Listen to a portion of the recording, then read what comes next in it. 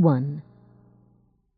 In the city of Kugisko in Namorn, Tamora Pierce, 12 and sometimes too helpful in Daja Kisubo's opinion, gripped Daja's left hand and elbow. They stood on one edge of a broad circle of ice where the Pierces docked their household boats in the summer. Now, in the month of snow moon, 8 weeks before the solstice holiday called Long Night, it was a place to skate, with benches and heaped banks of snow at the sides, to protect those less able to stop than experts like Nia. For all her 14 years, Daja was as much a beginner at this as any 3-year-old. She wouldn't have agreed to these lessons, wanting to protect her dignity, but after 3 weeks of watching the Namornese zip up and down the city's frozen canals, she had realized it was time to learn how to skate, dignity or no.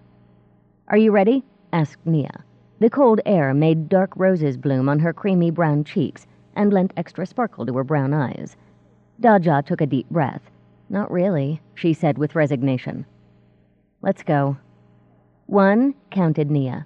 2, 3. On 3, Nia and Daja thrust with their left legs against ice smoothed each night by convict crews who performed that service for the entire city. Daja glided forward, knees wobbling, ankles wobbling, belly wobbling. "Right, push," cried Nia, gripping Daja's arm. 2 right skates thrust against the ice. Left and right, they maneuvered across the length of the boat basin. Daja fought to stay upright. She knew her body was set wrong. While she didn't skate, years of training in staff combat told her that she was not at all centered. It was like trying to balance on a pair of knife blades. Who thought of this mad form of travel in the first place? And why had no one locked them up before they passed their dangerous ideas on to others? She didn't want to think of the picture she made, though she'd bet it was hilarious. 5 feet 8 inches tall, she towered over Nia by 4 inches. Where Nia was slender, Daja was big-shouldered and blocky, muscled from years of work as a metalsmith. She was a much darker brown than Nia and the other Pierce children, whose mother was light brown and whose father was white. Daja's face and mouth were broad. Her large brown eyes, when she was not trying to learn to skate, were steady. She wore her springy black hair in a multitude of long, thin braids. Today she had pulled them into a horsetail tied with an orange scarf. She wore no fur-lined hat as Nia did, because she had her own way to keep her head warm. Her clothes were in the style worn by Namornese men. A long-skirted coat of heavy wool over a slightly shorter indoor coat, a full-sleeved and high-collared shirt, baggy trousers, and calf-high boots to which the skates were strapped. "See, this isn't so bad," Nia said as they reached the entrance of the boat basin. "Soon it will be as easy as breathing. Now turn." She swept Daja around until they faced the stair to the rear courtyard, across the small basin. "Ready, left, push," Nia coaxed. Daja obeyed. Left, right, they slowly made their way across the ice. Servants coming and going from the house and outbuildings watched and hid grins. Like Nia, they had spent their lives here on the southeastern edge of the Sith. For those who could not afford horses and sleighs in winter, ice skates were necessary. They were a quick way around a city sprawled over various islands in waters that were frozen solid from mid-blood moon to late seed moon. By the time Nia turned Daja again, the older girl was starting to get the idea. The trick was to rock as she stroked, using alternate legs to push. If she brought her legs together, sooner or later she would stop moving. Skates, when not in motion, had an ugly tendency to make the wearer fall over. Nia guided her back to the end of the boat basin, where it passed under a street bridge to enter the canal beyond. Without stopping, she moved Daja onto a course that circled the ice instead of having it. 3 times they went around, Daja feeling stronger and more confident with each turn. It was not so different from being aboard a ship, in a cold way. She enjoyed it so much that she didn't realize that Nia had let go of her. She skated 2 yards alone before she noticed. Then she made the mistake of looking for her partner. Her knees and ankles wobbled. She frantically tried to recapture the rhythm, managing 3 strokes of the skates before her feet hit the basin's edge. Daja went face first into heaped snow. She sank a foot before Nia pulled her out. Laughing, the girl apologized. "I thought you were doing so well that you'd just keep—" Daja straightened, bobbling. Nia had gone abruptly silent. A moment later, Daja realized the servants had also stopped moving. Everyone stared at the place where she had fallen. Daja sighed. Her Namornese hosts had told her that she had adjusted wonderfully to their northern winter. She had not mentioned that her mage talents included the ability to control her body warmth by drawing heat from other sources. As a result, her very warm body had melted her precise shape into the snow, down to each finger on her gloves. The snow that had iced her face when she fell was melting down the front of her coat. "Can Frostpine do that?" asked Nia, putting her own gloved hand into the hand shape Daja had burned into the snow. Daja's teacher, a great mage dedicated to the service of the fire gods, was the reason they were spending the winter in Bencanor House. Nia's parents were old friends from the time before Frostpine took his vows. "No," Daja replied. "Even if you have the same magic as someone else, it shows in different ways." It would require too much explanation, or she would have added that she wouldn't have this ability if she had not spent months with her magic intertwined with that of 3 other young mages. Though Daja and her foster siblings had finally straightened their powers out, they still carried traces of what the others could do. Daja's ability to draw warmth and see magic came to her courtesy of a weather mage. "Well," Nia said, determinedly cheerful, "let's try again." The lesson went forward. Daja caught the rhythm and managed 2 circuits of the basin before they decided to stop. Back into the house they went, shedding their winter gear and skates in the long enclosed area called the slush room. Afterward, they followed the halls that made the outbuildings part of the house to reach the kitchen. Daja accepted a mug of hot cider from one of the maids. She sat near one of the small hearths, where her jeweler's tools and a task that she could handle awaited her. No servant would ask a great mage like Frostpine to mend their bits of jewelry. Daja was fair game. They thought she was a student, willing and skilled. The whispers that she too might be a great mage had not come as far north as Namorn. Daja enjoyed the work. She liked to sit here doing small repairs, breathing the scents of pines and cooking meat, and listening to servants and vendors chatter in Namornese. Before she had mastered the strange tongue, her travels with Frostpine in the Empire of Namorn had been lonely. It was wonderful to know what people actually said. She touched the necklace the cook, Anyusa, had given her. Daja's left hand bore a kind of brass half-mitt that covered the palm and the back.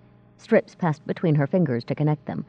As flexible as her body, the brass shone bright against her dark skin. The magic in the living metal told Daja that the necklace was gilt on silver. Expensive for a servant, even one so well paid as Matazi Bencanor's head cook, but Matazi herself would turn up her nose at it. Daja laid the gilt metal rope straight on the table. She didn't touch her pliers. Gilt was tricky stuff on which to apply any force. Badly worked, it would flake off to expose the metal underneath. She needed to warm it a bit. Turning, Daja reached toward the hearth and called a seed of fire to her. It swerved around the 2 cooks who worked there. Anyusa was watching Nia's identical twin Joraliti, or Jori, stir a green sauce. Jori saw the fire seed go by and grinned at Daja, then shifted nervously from foot to foot as Anyusa inspected her work. "Now look, you rushed. It's gone lumpy," the woman said, lifting a few green clumps in a spoon. "That's the ruin of any sauce. If you don't stir enough or let your attention wander or add flour too fast, it lumps and it's ruined." Anyusa turned to chide a footman who had dropped a basket of kindling.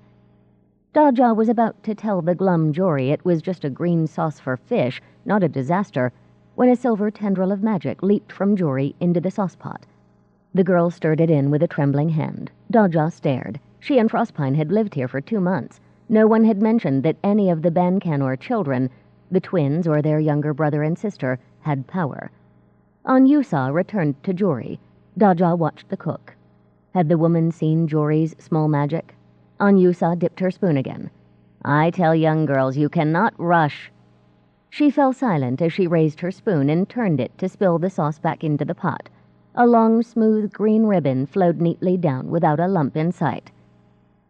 "But I was sure—" As Daja repaired the necklace and mended cracks in the gilt, Anyusa drew out smooth spoonful after smooth spoonful. She tasted the sauce and poured it into a dish. No lumps. When a baker's apprentice came to argue with Anyusa over a bill, Daja slid over the bench to sit close to Jori. The girl regarded the bowl with a puzzled frown. "You know," Daja said quietly, "if you can find a way to fix that spell to a powder or liquid, you could sell it. Cooks everywhere will sing your praises." Jori blinked at her. She had Nia's large brown eyes and slender nose, set in a face the color of brown honey, a shade lighter than her southern mother's. She was lively, smile-mouthed, and a handful. Her twin Nia was the quiet one. Her chief beauty, and Nia's, was the masses of gold-brown crinkled hair that fell to her waist. "What spell?" she asked Daja.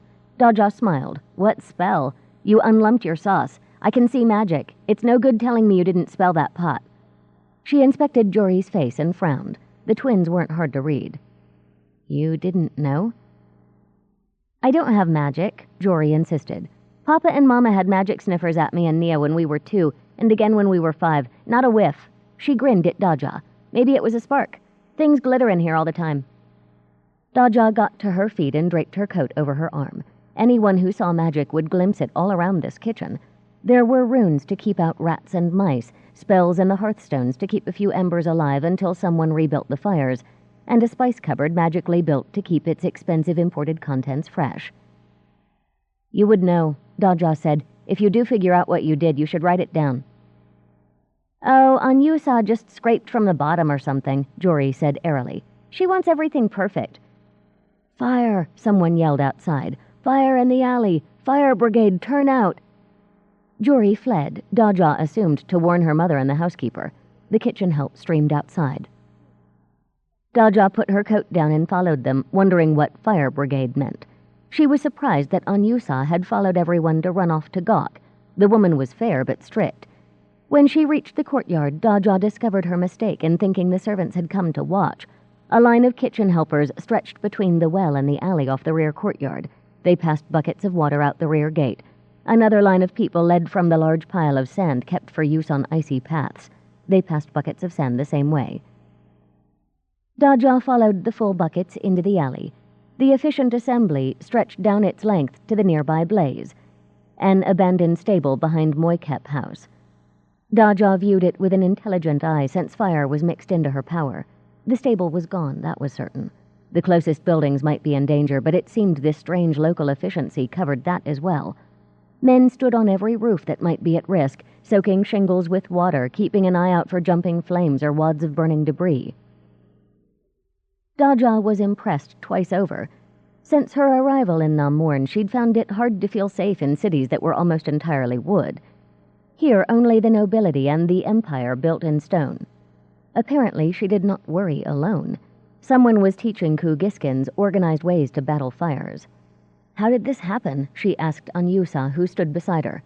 "Most places they have sloppy lines and hardly anyone ever thinks of the neighbors' roofs but the neighbors." "We got lucky," Anyusa replied. She was a 40-ish white woman with brown eyes, sharp cheekbones, and a full, passionate mouth. Unlike many northern women, she left her hair brown rather than dye it fashionably blonde, and wore it pinned in a coil. "Ben not Ladraden, the man who trained us to fight fires, studied with the fire mage, Pawel Godsforge." Daja whistled.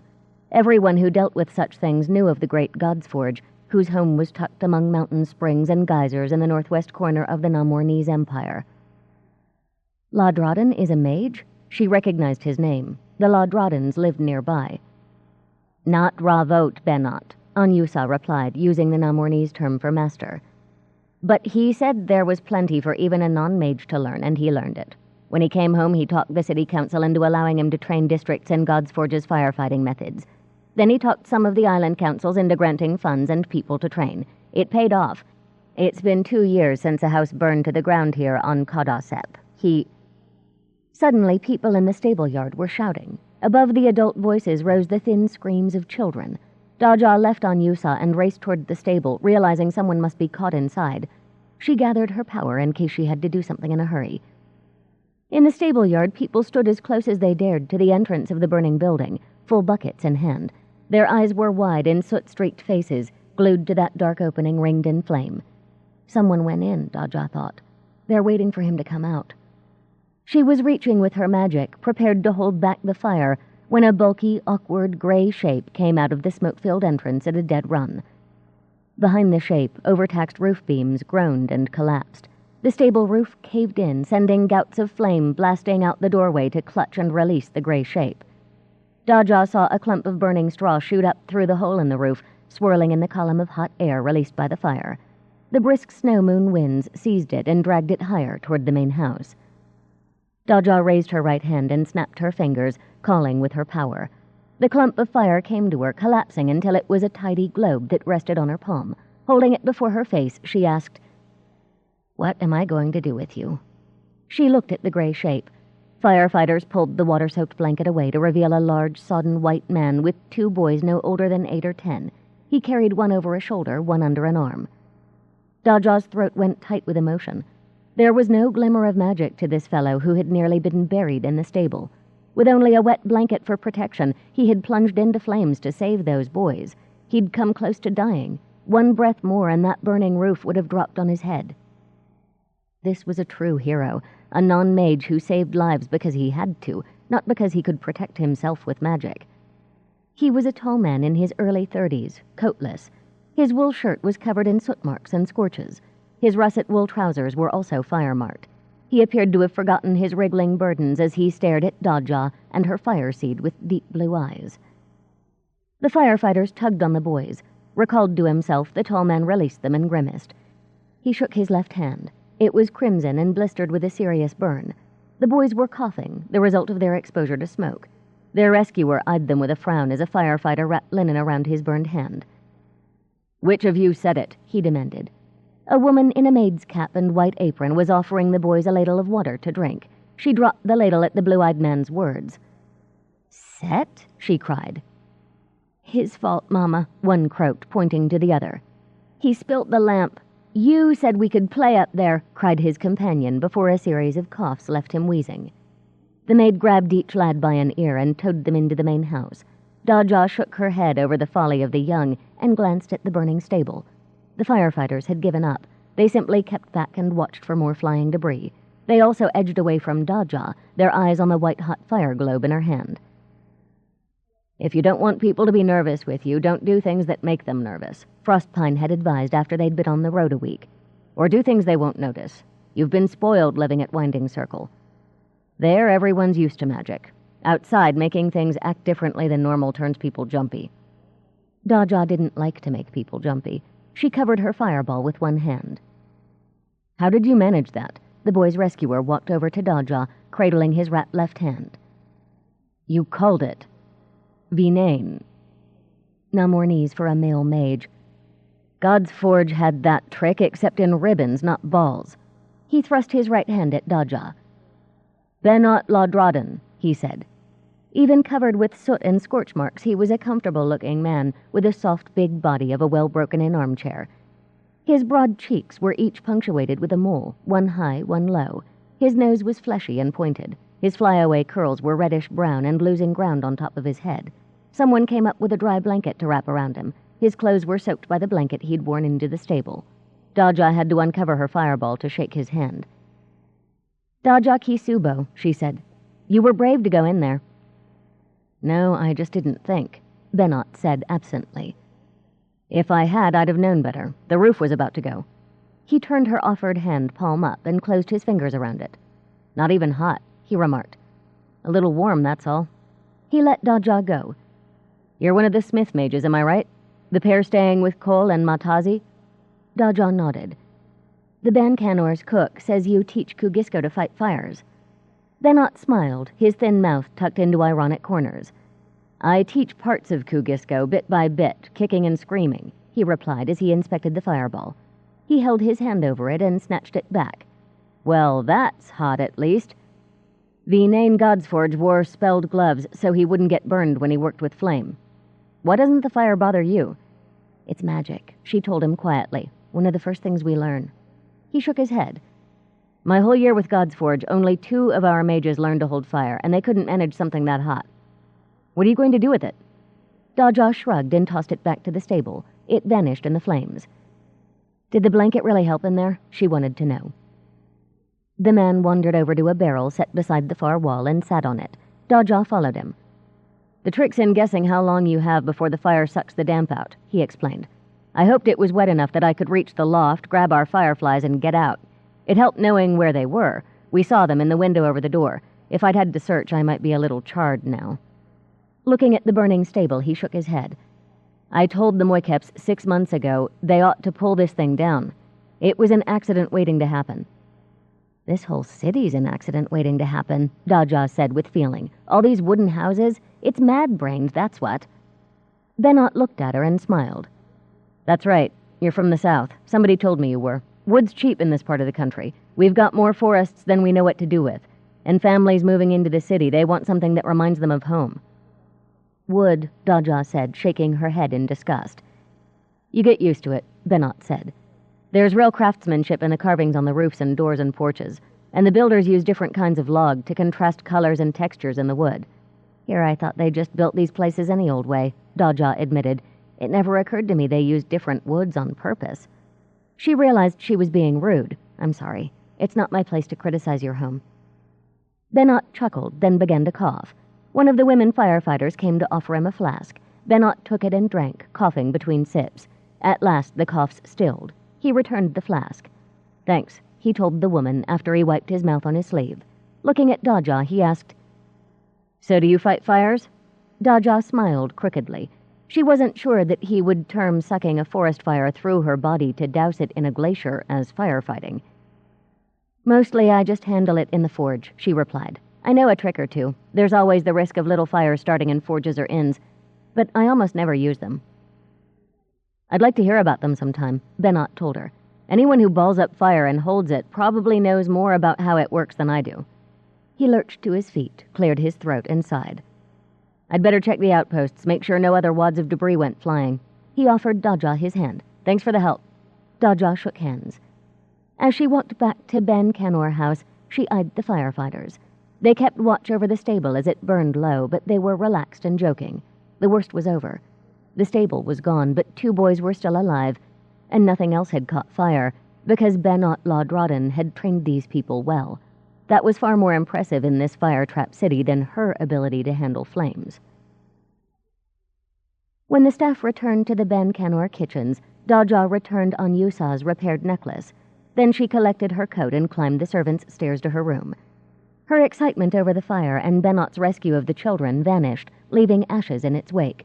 Homesickness swept over Daja as she walked into her Namornese room with its ornately carved mantel, its high bed heaped with feather-stuffed comforters, its heavily shuttered windows, and the riot of colors in its thick carpet and drapes. All these things reminded her that she was not at home in Emelon, at Winding Circle Temple with its stucco buildings, simple furniture, and many gardens. She was far from the pebbled sea, and she couldn't expect to meet her 3 foster siblings or their teachers around the next corner. There was plenty to see and do as she traveled, plenty of occasions for excitement, activity, even fun. But every time strong emotions faded, she longed for her foster family. No one else would talk to her of fashions, constellations, diseases, skin creams, staff fighting, or the art of miniature trees. She even missed their dog Little Bear, big, galumping, drooling animal that he was. Even if she went back now, the others weren't there. Sandri lived with her great-uncle, Duke Vedris of Emelon, in Summersea. She had given her room away, she'd written to Daja, to a terrified novice thread mage. The last time Daja had heard from Briar, their lone foster brother, he and his teacher Rosethorn were on their way east. They might not return for 2 years. Triss and her teacher Nico had gone so far south that Daja fully expected them to return from the north. It was Frostpine's idea to travel as well, to show Daja the ways of other smiths. She knew it was in part to take her mind off the absence of Briar and Triss. It was also true that she had learned a great deal in smithies that ranged from tiny crossroad places where the specialty was horseshoes to elegant goldsmiths' forges where she learned to put designs composed of tiny gold balls on metal. Here in Kugisko, she studied with Terode Voskajo, who Frostpine called the greatest ironsmith he knew. It seemed unfair that she had to go so far to learn so much. At least they had settled for now in a comfortable place. They were not wander mages here. They were honored guests of the head of Kugisko's Goldsmiths Guild, which controlled the city's banks. She wished she could have this learning and her Emelon family. A break from her foster siblings had been a fine thing at first. After mingling their powers, they had kept a magical bond that allowed them to know what the others thought and felt. When they'd left Emelon, Daja had thought she could go months, perhaps a year, without knowing 3 other people inside and out as they knew her. She had lasted 2 whole weeks, she thought ruefully. One thought brightened her mood. She'd had a nice talk with Benot Lodrodden. A sensible talk about useful things. Smiling at this simple pleasure, Daja hung up her indoor coat. Benot had mentioned something that tweaked her imagination. gloves spelled so the wearer might handle fire. Could she make gloves that someone with no magic might use? If such gloves could be made, what about an entire suit? With a fireproof suit, someone like Bennett wouldn't have to rely on the scant protection of a water-soaked blanket. She thought until she realized that she daydreamed with no purpose. She set the ideas for gloves and suit to heat in the back of her mind and turned to her current project. Matching jewelry sets for each of the Bancanor women, even 8-year-old Peggy. For Cole and his 5-year-old son Idart, she had already created matching gold neck rings and wrist cuffs, jewelry favored by Namornese men. They were her long night presents, her thanks to this open-hearted family. Daja labored over her gifts, shaping the women's jewelry to be as fine and ornate as lace. The cost of the gold was nothing. The strange, unique pieces she made with the excess living metal she took off her hand daily, if she let it go unchecked, she would be coated in it by now, had made Daja wealthy. She was shaping a sign of health when someone rapped on her door. "It's open," she called, twitching a nearby piece of cloth over her work to hide it. Jory danced in, followed by her twin. Nia sat beside Daja while Jory wandered the room, chattering. "Anyusa says cook mages study from books. They put spells on sauces and draw symbols on pots and pans. They shape magic signs in bread and strengthen herbs and spices to use in spells. They can make people fall in love with a cup of tea, except they'd get caught and arrested for magicking people without permission." She said Olenika Potcracker, who used to be the Empress's personal cook, was so powerful that if someone put poison in the Empress's food, it all turned green. Daja crossed her arms and waited for Jory to get to her point. It was a tactic Daja had learned over the last 2 months. "And Anyusa says cook mages are found by magic sniffers, and they all get a license from the Mages Society here, or a medallion from Lightsbridge University or Winding Circle that says they're proper mages and have read all the right books, just like Olenika Potcracker." Jory plumped herself down on a footstool. "So I couldn't be a mage like that. The magic sniffers said we weren't mages. Twice. It's in Papa's family, but not in us." Daja touched the medallion she wore under her clothes. Frostpine had made one for each of the 4 at Discipline Cottage 18 months before, and given them out at a supper attended by them and their teachers. The front of each pendant had the student's name and that of her or his chief teacher inscribed on the outer edges. A symbol for that student's magic was at the center. Daja's was a hammer over flames. On the other side of the medallion was the spiral symbol for Winding Circle, where they had studied. The medallions were spelled so that usually the wearers forgot them unless someone asked them to prove they were accredited mages. Winding Circle's Mage Council had granted the medallions the 4 had earned only after Frostpine promised to ensure they didn't brag about a credential that most mages studied for years to get. He didn't tell the council that the 4 weren't likely to brag. The council would not have believed it. Sandry wore her medallion like her nobility. It was so much a part of her that she rarely thought about it. Briar might once have used it to boast, but no longer. Triss wanted the world to forget how powerful her magic was. For Daja, the forgetting spell was useless.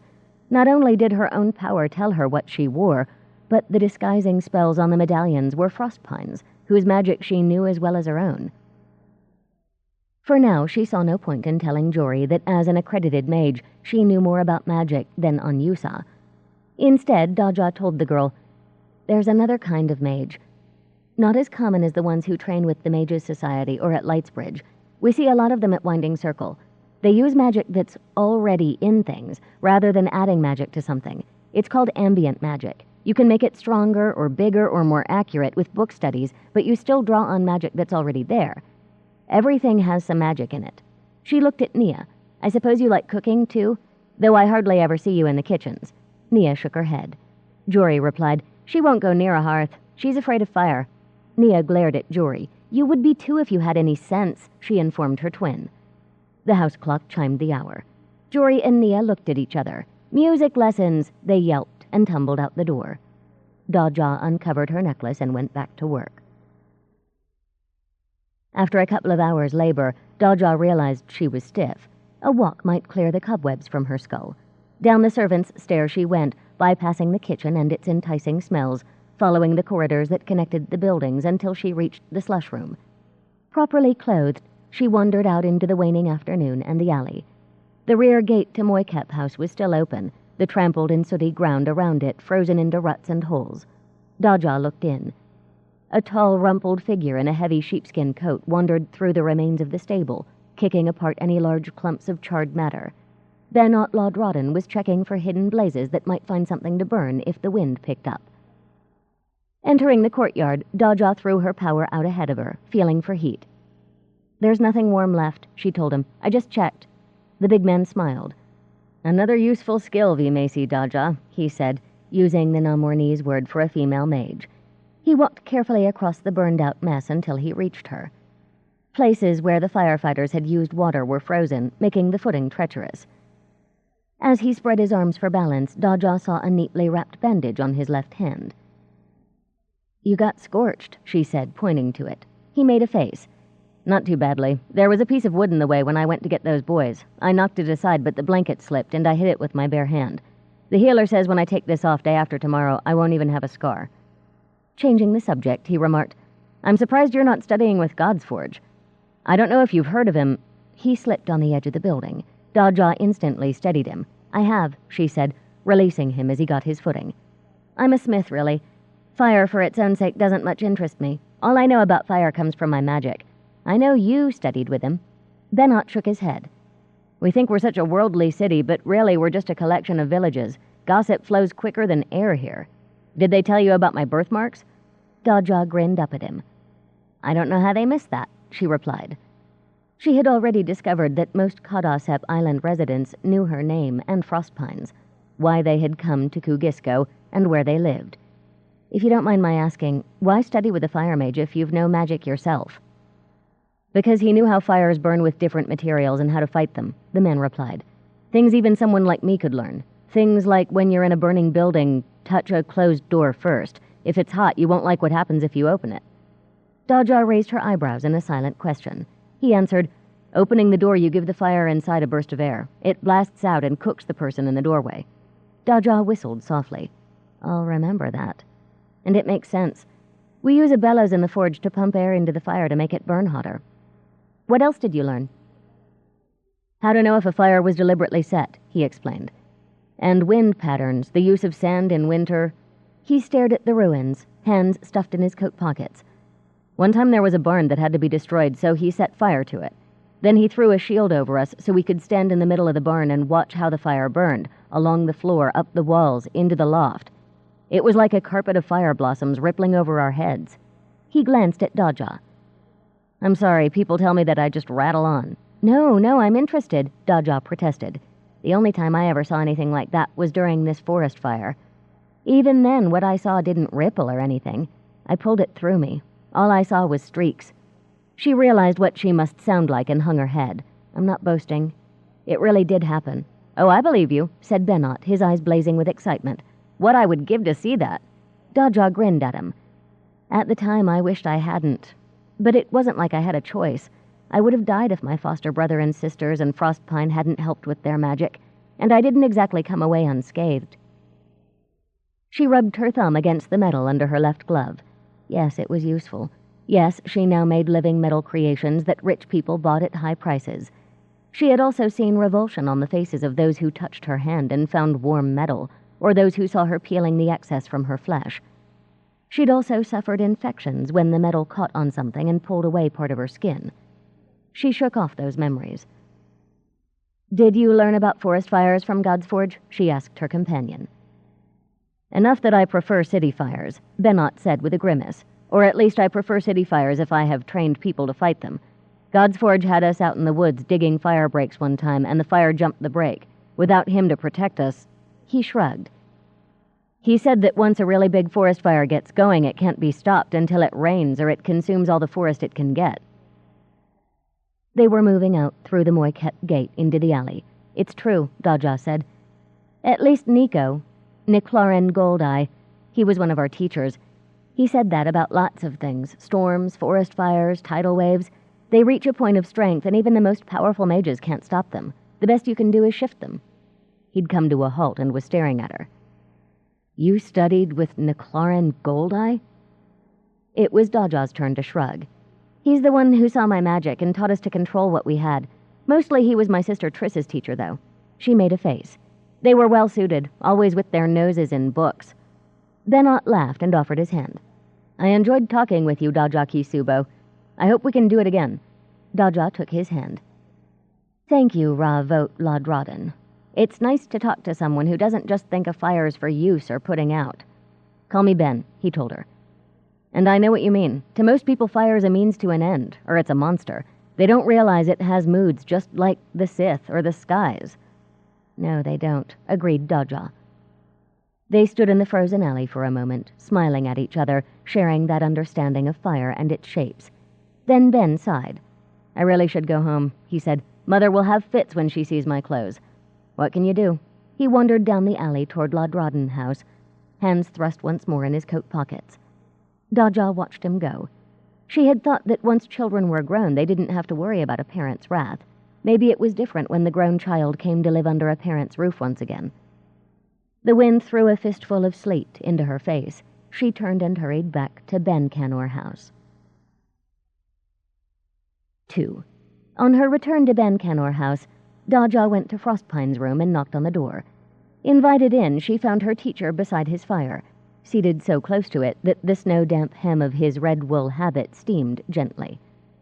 He was a tall black man in his late 40s, lean and ropey with muscle, full-lipped and eagle-nosed.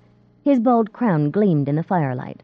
Daja often thought that it was sheer defiance of his baldness that made Frostpine grow long, wild, bushy hair on the sides of his head. Today he had pulled it back and tied it with a thong. The discipline he'd forced onto this hair emphasized his equally wild and bushy beard. Frostpine had gold coins in each hand when she came in. He walked them through his long fingers, turning them over as they traveled. Close the door, you're letting in a draft, he ordered, tossing a coin to Daja. I just got back from riding and I'm cold. You'll set yourself on fire if you move any closer to the hearth, she informed him as she took the chair beside his. Then I'll die warm, Frostpine said, glum-faced. What do you think of that? He pointed to the coin Daja held. What must I think? She asked, holding it in her palm. It's an argib. She named the standard coin of the Empire. A gold argib with that awful portrait of the Empress on the front. It's a fake, he said. Daja was indignant. And wouldn't I tell, she began to say. Frostpine leaned over and traced a sign on the coin she held. Daja immediately knew she held a brass counterfeit. You never taught me how to do that, she accused him. How could I not know it was false? Because you weren't thinking about the possibility of a counterfeit and because it's the best such spell I've ever seen, he said. Thank Hakoi of the Fire and the Forge that the chief of the magistrate's mages guessed something was wrong and asked me to take a closer look. It took me 2 hours to sort through the illusions on it.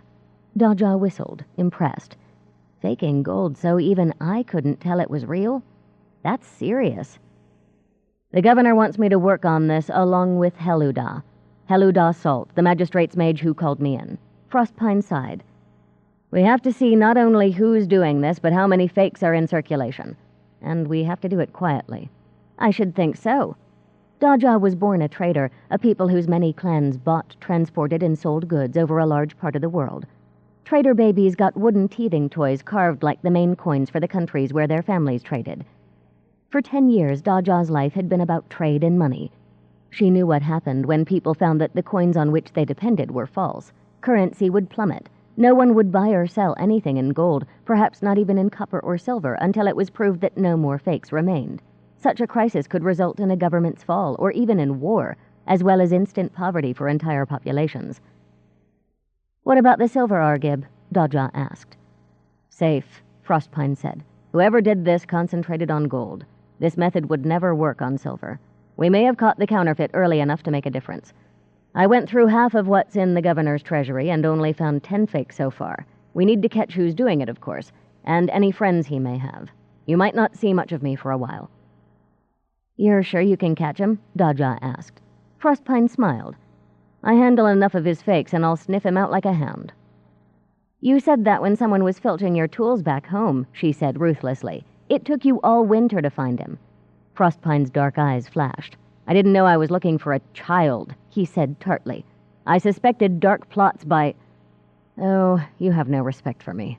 Daja grinned. I have plenty of respect for you. Truly. I swear it. Frostpine slouched in his chair. Time was when students didn't mock their teachers. They did as they were told and said yes, sir, and no, sir. That nobleman in Olart who wanted you as his teacher, he was respectful, Daja said innocently. He sirred you across the realm and back. You called him a cake-mouthed ninny dressed as a peahen. And you told him memorizing runes and chants did not make him a smith mage. We had to sleep in someone's barn that night. Is it my fault he disliked criticism? Frostpine wanted to know. He put another log on the fire. As he returned to his chair, Daja said, About students and teachers, I think Jory has cook magic. Frostpine raised heavy brows. You think? Daja shrugged. I was in the kitchen while she was making a sauce. Anyusa said it was lumpy. When she got distracted, Jory did some... Daja twiddled her fingers to indicate magic on it, and the next time Anyusa checked, no lumps.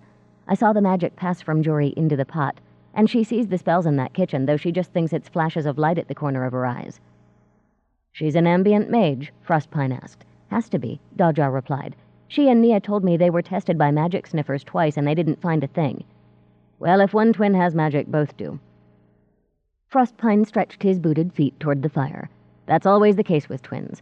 The power takes different paths. It seems to be shaped by their personalities and what happens in their lives. Have you a sense for what Nia's magic might be? Daja shook her head. I have no idea. Frostpine smoothed his beard. Then you need a testing device, something to help you find out the kind and strength of magic a person might have, he said. There are all varieties, mirrors, globes, crystals. I knew a paint mage who spelled a clear oil so that when the one she tested put his hand to canvas, a picture of his power or her power grew out of it. Beautiful work, he remarked and sighed. I was consumed with envy. So let Cole and Matazi just take Nia to a magic sniffer and tell him to look harder, Daja replied. I have projects of my own to do. Living metal gloves for a hero, one who didn't have magic to shield him, she thought, but didn't say. Frostpine inspected his nails. I suppose we could get a magic finder and explain things. His voice was suspiciously mild. Things like the Ben Canors heard Nia has powers, but the discovering mage couldn't tell them what it is. Daja glared at him. You're needling me, she accused. What'll be worse is when the magic finder works out the magic Nia has and sends her back to you for instruction. Frostpine seemed to need to ensure that each of his fingernails was clean. I doubt it would help her confidence in you to know you needed someone else to explain what to teach her. Daja sat bolt upright. I'm not teaching anybody, and I'm not letting a strange mage tell me anything. That much is my fault, Frostpine said, putting yet another log on the fire. He held out his hand and raised it an inch in the air. Flames spread over the fresh wood in a leap, making it burn quickly. I didn't think we'd have to deal with this for years, but the gods like to make a man feel unprepared, so the wise women say. Daja drummed her fingers on the arm of her chair. Stop dancing around it, she said. I hate it when you take a year to walk a mile. As the discoverer of their magic, you have to teach them, Frostpine explained. I did mention the rules when you got the medallion. Part of the price you pay for it, he pointed to the spot on her chest where it lay under her clothes, is that when you find a new mage, you serve in a teacher's place until a proper one of the same kind of power is found. Sandry wrote you, didn't she, to say she had a student? Daja nodded slowly. I thought she was being silly, telling me she had to make spells up for this Pakone, or however he calls himself, because there aren't any other lone dance mages. And I'm as bad off as she is. I don't know anything about cooking for Jory or whatever Nia has. I can't do it. Don't panic, Frostpine said firmly. Cook mages, at least, are as common as salt. Magic sniffers who can see and identify ambient magic aren't common, but the Mages Society keeps a list of those who can do it. Chances are, once you know what kind of magic Nia has, you'll be able to find a teacher with her magic as easily as you'll be able to find a cook mage for Jory. In the meantime, start teaching them to meditate. If Jory's magic is popping out without her knowledge, Nia's can't be far behind. They need to learn to control it sooner rather than later. The hall clock chimed. It was time to change clothes for supper. Daja levered herself out of her chair. I have to do all this? She asked, pleading with him. Run all over the city for magic sniffers and teachers and all? Since you don't want to make a testing device of your own to tell you what Nia has, I suppose you do, Frostpine replied. And you must tell Cole and Matazi. They'll be pleased. Would you be? Daja asked, shoving her hands into her breeches pockets. Now there's an odd question, Frostpine said. He had returned to walking the false coins over and under his fingers. Aren't you happy you're a mage? Sometimes, Daja said as she went to the door. In her mind's eye, she saw herself, adrift in a wash of ship wreckage, straining to reach a floating box filled with life-giving supplies. And then remember that I learned about my power after my entire family drowned and I got declared an outcast. I wonder sometimes if magic really is a good thing. Frostpine looked up at her with a smile. Well, it was a good thing for me that you came along, he said. That should count for something. Daja went back to her room, feeling decidedly grumpy. For one thing, changing clothes for the evening meal was the kind of folly practiced by people who had too many clothes they didn't have to wash. Since it was the custom in wealthy houses, Daja changed her garments, but it chafed her spirit. More than the clothes, though, Frostpine's information irked her. It was bad enough that she must teach. She was busy, after all. Just going to a mage she didn't know to find out what exactly she must teach was somehow worse. She felt as if she had been challenged to do something and had failed. The magical testing methods Frostpine had mentioned involved seeing. She had studied something of the kind a couple of years ago. Triss's teacher, Nico, whose specialty was seeing magic of all kinds, and who taught the 4 general magic, decided they ought to know how to scry, or to see things that took place in the past, the present, and sometimes the future. Those mages with any talent for it easily saw the present in their scrying devices. Some even glimpsed the past. Occasionally they saw bits of the future, but because the future changed from moment to moment as the present did, those bits were rarely useful. So Nico had given the 4 of them a choice of crystals, mirrors, even bowls, which showed images when filled with water or oil. He then tried to teach them different ways to call visions to their chosen devices. Triss was the only one who could do it every time, but she had trouble seeing anything that interested her. Scrying was such a will-o'-the-wisp magic that Briar and Sandry had given up in disgust. The best luck that Daja ever had with it was when she looked for things in a small bowl of her living metal. That was how she had discovered that a kitchen boy was taking Frostpine's tools. It wasn't reliable. One bump of the bowl and the image was gone, never to be recaptured. In the end, she had discarded the metal she'd used in the bowl. It continued to flicker with images long after she gave up scrying, and she couldn't use the metal for anything else. Daja stopped changing into supper clothes halfway and sat at her work table, pulling a slate and a piece of chalk toward her. What if she created a living metal mirror? That would be more stable than a bowl. She could use it over and over. She could take what Nico had taught them and shape the mirror to reflect a precise image of someone's magic. She scribbled hurried notes. If she remembered everything properly, she had all she would need in this room. Excited, she would show Frostpine. She opened the trunk at the foot of her bed. It was covered in leather and secured with leather straps, with the emblem of Daja's own house, Kisubo, burned into every side. This was a suraku, a survival box that seafarers packed with food and water against the possibility of shipwreck. The contents of this one had kept Daja alive until Nico had found her. It was her chief treasure and all that remained of her drowned family, so it was only natural that she turn it into her mage's kit. Inside the copper-lined box, she kept magical tools, herbs, oils, and metal samples in small bottles and jars, corked, sealed, and tucked into padded trays. Daja selected tiny vials of mercury and of saffron oil, a slender hollow glass tube, a silver disc as wide as her hand was long, and an engraving tool. These she placed on her work table. Next, she opened the big jar that took up half of the suraku's interior. Its contents gleamed the bright silvery gold of brass. She had started filling it with excess pieces of the metal that continued to grow on her left hand. Later, as she found uses for it, she added brass scraps and drops of her own blood to the jar's contents. Within a day, the scraps would soften and blend, giving her a good-sized container of living metal whenever she needed it. Living metal creations had made her rich at 14. It was good she'd found a way to create more without having to wait for it to grow out of her flesh. Now she took a bowl and dipped it full, then set it on the table. Beside the door was her trader's staff. The wood was 5 feet of solid ebony, capped in brass on the top end and iron on the butt. On the cap, she had engraved or inlaid signs in wire, telling her story to anyone who read trader symbols. Here was her survival of the sinking of her family's ship, her time as an outcast, her rescue of a trader caravan during a forest fire, the end of her outcast status, and her present life as a mage with whom traders could buy and sell in honor. It was also very useful for defending herself, as traders had done for centuries, and for creating circles of protection. Extending her power through the ebony, Daja drew a circle around her work table, leaving herself plenty of room. Once done, she leaned her staff against her chair and closed her eyes, sliding into the core of her power. She raised a barrier until she was enclosed in a silvery bubble that would allow no scrap of her power to leak out. In her second year as a mage, she had learned the hard way that an incomplete circle resulted in the most interesting kinds of damage wherever her power met someone else's magic. Her protective globe completed, she opened her eyes and smiled. She liked to be enveloped by her magic. As a very young girl, she'd had a favorite blanket that made her feel warm and safe. Her protections seemed much like the blanket, though she had never told anyone that. Now she was ready. Daja sat down and reached for her silver disc. Leaving her room with her completed mirror in hand, Daja heard her belly complain. Passing the hall clock downstairs, she saw why. It was 2 hours after supper. The family and Frostpine would be in the book room. When she walked in, everyone turned to stare at her.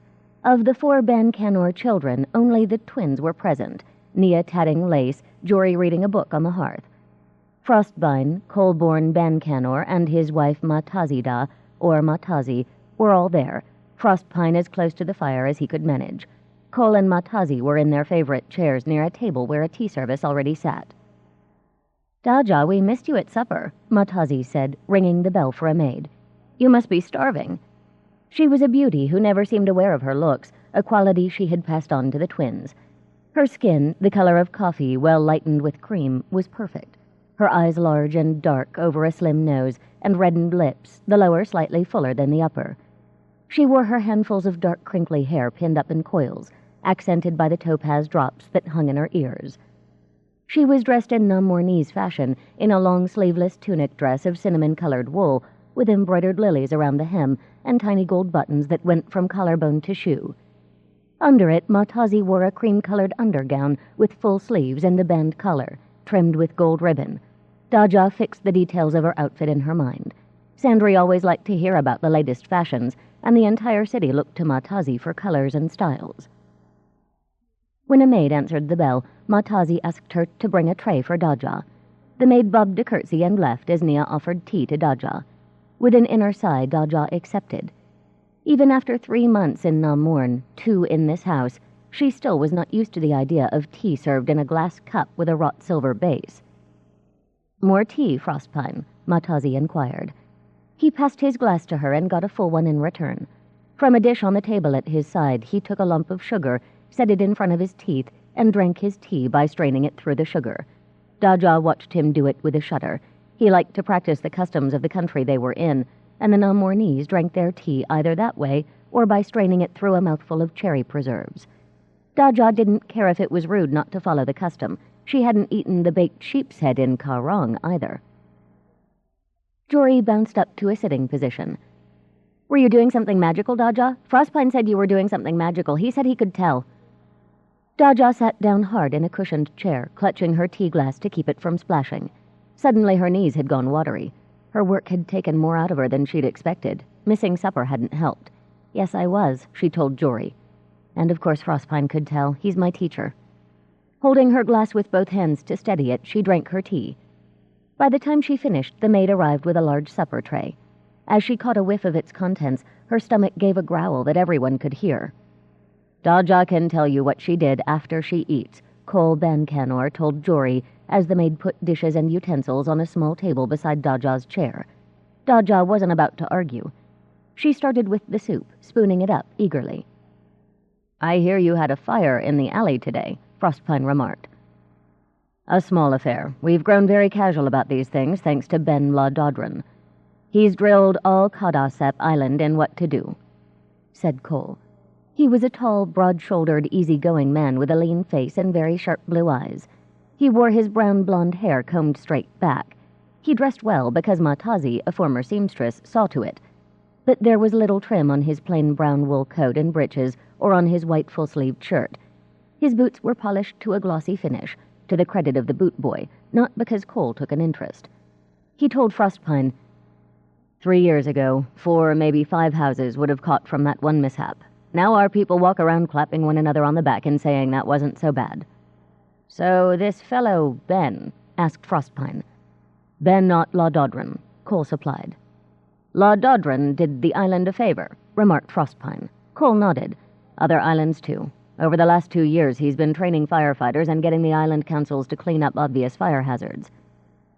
It was a wonderful thing to draw out of such devastation, Matazi said, sipping her tea. Daja had been relieved to see that the mistress of Bancanor House drank tea like a normal person, without sweet stuff smeared all over her teeth. Only think, he lost his home, his wife, and his children. They feared for his sanity. He was absolutely shattered. And then off he goes to God's Forge. Frostpine raised his heavy brows. The fire mage? Cole nodded. Ben studied with him for 2 years. Then he came back to La Dodron House like a man on fire, if you'll excuse the expression. He talked, wheedled, bullied, all to get funds and firefighters to train. He's changing how we approach fires. Other Namornese cities send people here to study his methods. He shook his head, awe-inspiring. Heroic, even without the people he's saved with his own 2 hands. If he sees smoke, he's there as fast as he can move. Daja listened as she ate. For the 1000th time, she wondered what these 3 were like when they had first become friends. Cole and Frostpine had roomed together for 3 years in the capital of Bihan, studying the goldsmith's craft. They had met the beautiful seamstress at the same time, and Cole had courted and married her after her affair with Frostpine ended. Only on their arrival in Namorn did Matazi learn that the copper-counting student she had married was the heir to one of the wealthiest merchant families in Namorn. Through that, and the years that followed, they had stayed in touch with Frostpine and convinced him and his student to stay with them over their winter in the north. Daja looked at the plates and bowl before her. She had cleaned them all. When she sat back with a sigh, all eyes turned to her. "Now, will you say what you were doing?" Jory demanded. "Jora Liti, manners," warned Matazi. Jory rolled her eyes. "Please say what you were doing?" Cole frowned at her. "I believe your mother meant that you should give Daja a moment to take a breath." Daja looked at Frostpine. "You could start," she offered. Frostpine shook his head. "No halfways," he informed her. "Talking to the family is part of the responsibility." Daja scowled at Frostpine, who dipped up a spoonful of jam. Before she actually saw him drink tea through it, she turned to Cole and Matazi. "Jory used magic today." Since she couldn't think of a delicate way to deliver the tidings, Daja chose to just say it. Not a charm or a chant, something she'd buy from a street seller or a shop. This was her own, coming from her. She took the lumps out of a green sauce she was making. And Frostpine says if one twin has magic, so has the other. "But I told you," Jory began. "We've had magic sniffers at both of them, twice," Matazi protested. She refilled Daja's empty tea glass. "Thank you," Daja told her. "Jory's what we call an ambient mage," said Cole with a nod, "taking the magic that's already in things and turning them to her own use." He grinned at Daja. "You don't live with a mage for 3 years without learning a thing or two." "Ambient magic isn't always easy to see," Daja explained to Matazi. "You have to look for it in a particular way. Since I can't tell what Nia's got, I made a mirror to use as a scrying device. That's why I missed supper." "Excuse me," Nia asked as Daja took a swallow from her fresh glass of tea. "But scrying?" "Seeing," Frostpine told her. "Mirrors, crystal balls, bowls of water. It depends on the mage, but all of them work for most people." "Here's the mirror I made to test for magic." Daja fished it out of her belt pouch and held it up for them to see. The disc was edged in living metal and covered with it on the back. Runes for seeing and magic were carefully etched into the rim. The mercury she'd used to wake the silver to its magical potential was covered over with her power and made solid, making it safe for those who were not metal mages to touch it. Frostpine extended a hand. Daja put her mirror in it. When he looked at the surface, white light blazed out, startling everyone. "Very good," Frostpine said with approval. "A nice, neat, thorough job." "May I?" asked Matazi, holding out her hand for the mirror. Daja nodded, and Frostpine handed the mirror over. As Matazi looked at it, Daja went behind her to watch over her shoulder.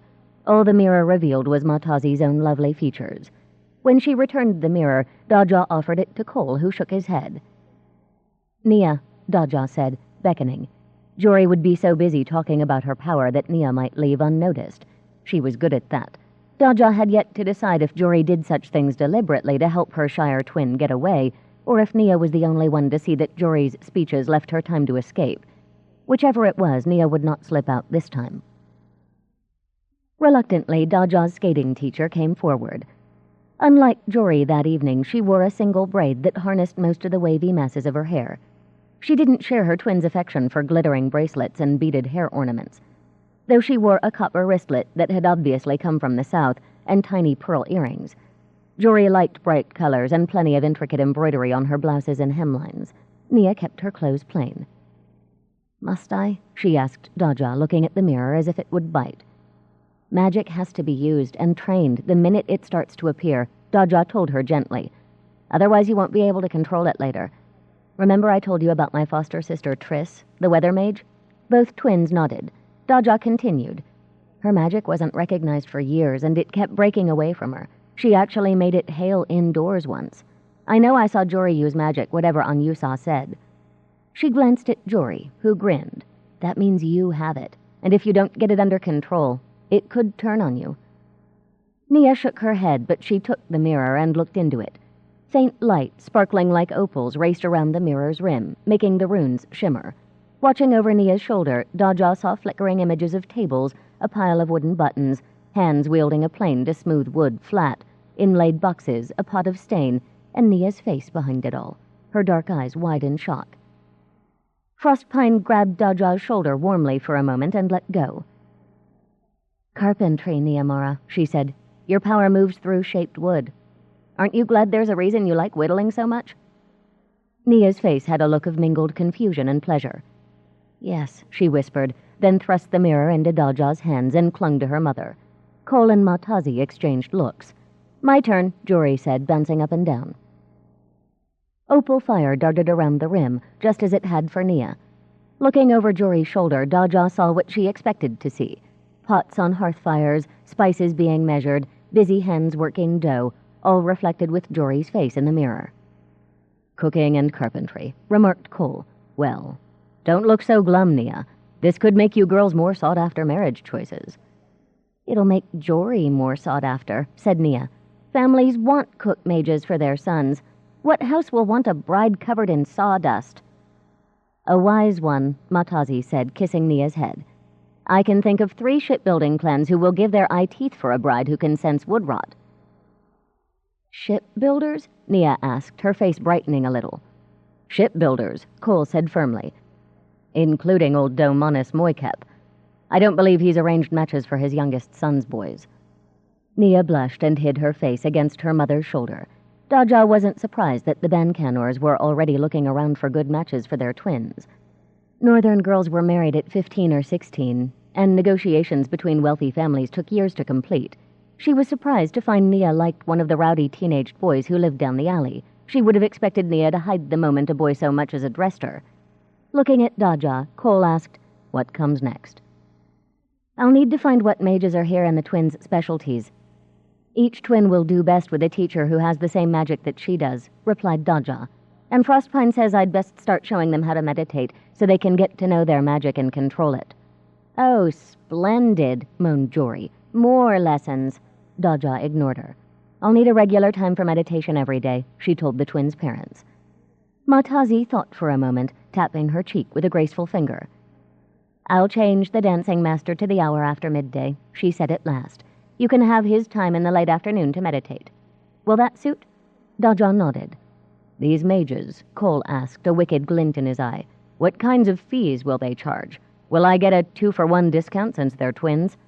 "Papa," cried the girls, rolling their eyes in exasperation. "Just like a banker always thinking about money," said Frostpine with a grin. "Just keep in mind how much bigger a bride price you'll get for mage wives. The lessons are an investment."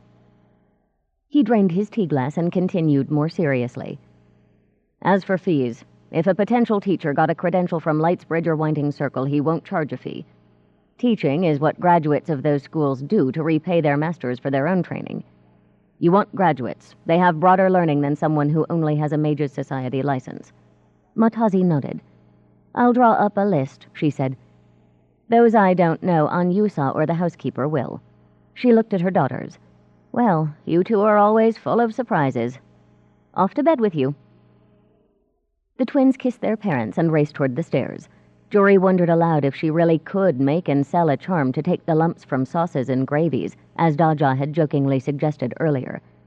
Daja shook her head, thinking merchants' daughters to the bone. Cole, Matazi, Frostpine, and Daja sat once more. Daja ran her finger around the mirror's rim. She was trying to decide if it could be used for other things than magic seeing when Matazi said, "This isn't from my side of the family." Daja looked up to see Matazi shake her head, her smile half amused, half rueful. "No, it's mine," Cole said tiredly as he poured himself a fresh glass of tea. "That's why we called in magic sniffers twice," he explained to Frostpine and Daja.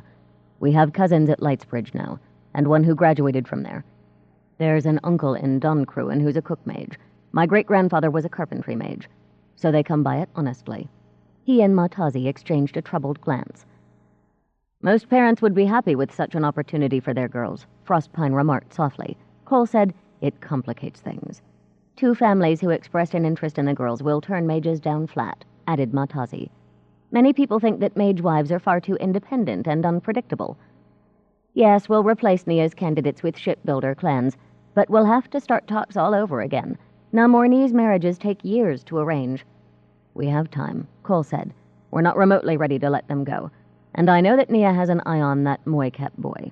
We'll need to see how she feels in a couple of years before we finalize anything. The Moikeps will reduce what they want as her dowry since she does have carpentry magic." "All of this is nothing you have to worry about, though," Matazi told Daja with a smile. "I feel like we're imposing on you, asking you to choose their teachers, but I'd feel better leaving that to a mage." Daja covered a yawn. She was exhausted. "I have a responsibility to them," she told Matazi. "To them, I suppose, and my own teachers.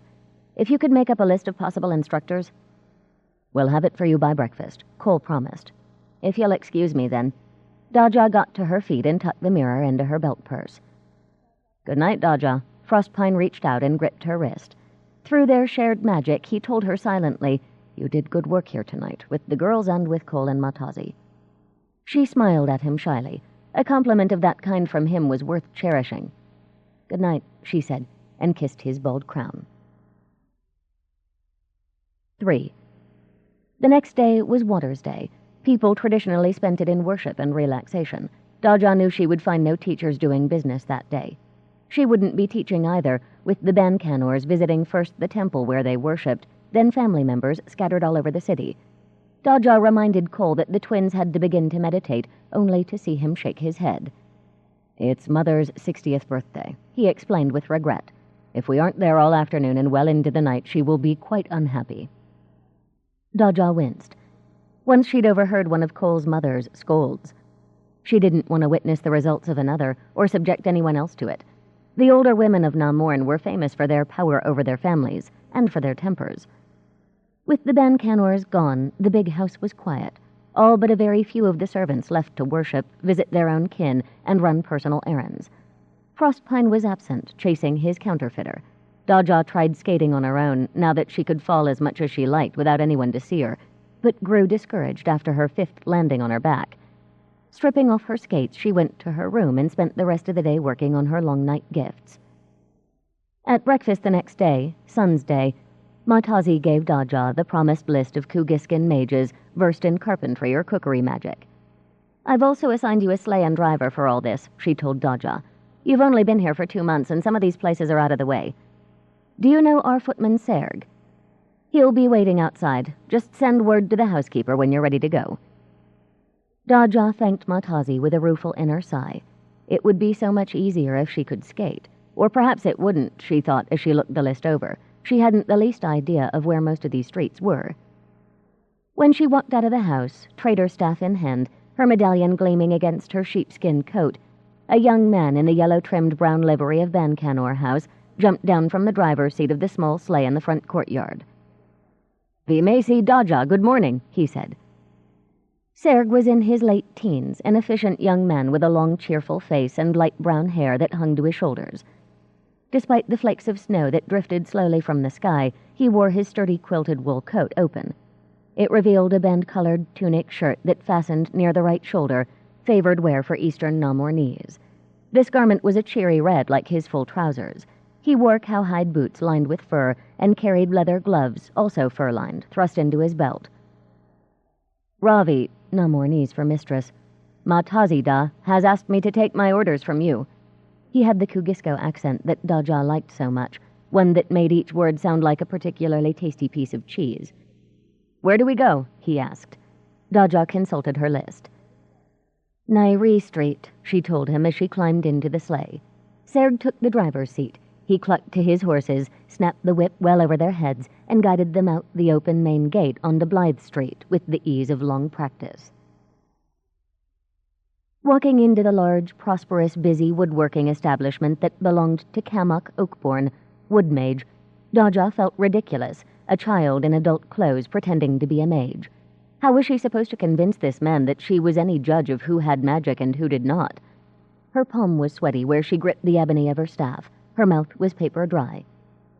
Standing inside the door, she eyed her surroundings. This was no single mage operation, or even the average carpenter's workshop. This was a major business, employing dozens of men and women. They smoothed wood with planes, made and repaired barrels, wagons, sleds, sledges, and even small boats for the canals in summer. From the nearby stairwell, Daja heard the sounds of hammers and saws. More carpentry was done on the upper stories. She was gathering her courage to ask one of the busy workers where she might find the master when someone called, "You, mage." She looked toward the source of the voice. A tall, raw-boned white man with curly hair turning from red to gray advanced on her. His bushy eyebrows formed caves in which pale blue eyes fixed on her. He wore a full-sleeved shirt under his leather apron and baggy trousers covered with wood dust and shavings. "Nobody's ever come through this door so grained with magic as you," he informed Daja in a rough voice. He stopped in front of her and leaned down to squint at the medallion on her coat front. "Well, that makes sense at least. Forgive me, but—" He touched Daja's medallion with a finger tipped in the silvery light that was magic in the working. Daja, also used to this, closed her eyes just in time as her medallion flared hot white. All around her she heard the exclamations of the others in the shop. Master Cammock had used his own power to make sure Daja's medallion was genuine, with the usual results. "It's real," the mage said gruffly. "You're very young for it, you know." Daja opened her eyes and looked up into his. "I do know," she said quietly. Was he going to be one of the mages who resented her because she had achieved a status most student mages gained only in their 20s? He was not. He extended his bony hand. "Cammock Oakbourne, wood and carpentry mage." Daja gave the answer courtesy demanded as she shook hands. "Daja Kisubo, smith mage. Might I have a moment, Vinane Oakbourne? I promise I won't keep you from your work long." "Over here," he said, and led her to a quiet corner of the shop. Seeing that the other people in the room were staring, he barked, "Isn't there work to be done?" Everyone immediately turned back to their tasks. Cammock leaned against the wall in the corner. "How may I be of service, Daja Kisubo?" Daja took a breath. "At the present time, my teacher, Dedicate Frostpine of Winding Circle Temple, and I are guests in Bancanor House. I recently discovered that Colborn and Matazi Bancanor's twin daughters have ambient magic. Niamara's is with carpentry. I am talking to the best wood mages in the city to see if they are taking on students. If they are agreeable, I would bring Nia another day to choose who she would study with." Cammock rubbed his chin. "Well, you can see I've students and apprentices both, mage and non-mage. Another won't disrupt things. Will the chit work?" Daja frowned, not sure what he meant. "Nia's loved wood all her life, as I understand it. She wants to learn." Cammock sighed. "She wants to learn now," he said. "If an older mage might give you some advice." "Of course, sir," Daja replied, confused. "Colborn Bancanor's oldest daughter. One of them. Lived in luxury all her life. Has tutors that come and go with the fashions. Young Daja, I've seen dozens of these children of the rich. They putter and learn just enough to amuse themselves, but they haven't the taste for real work. Not like you, and I know it." He nodded at her staff. "Now, if she were trader get, I wouldn't even question it. Not that traders let their mage children study with outsiders, but traders understand the value of time and teaching.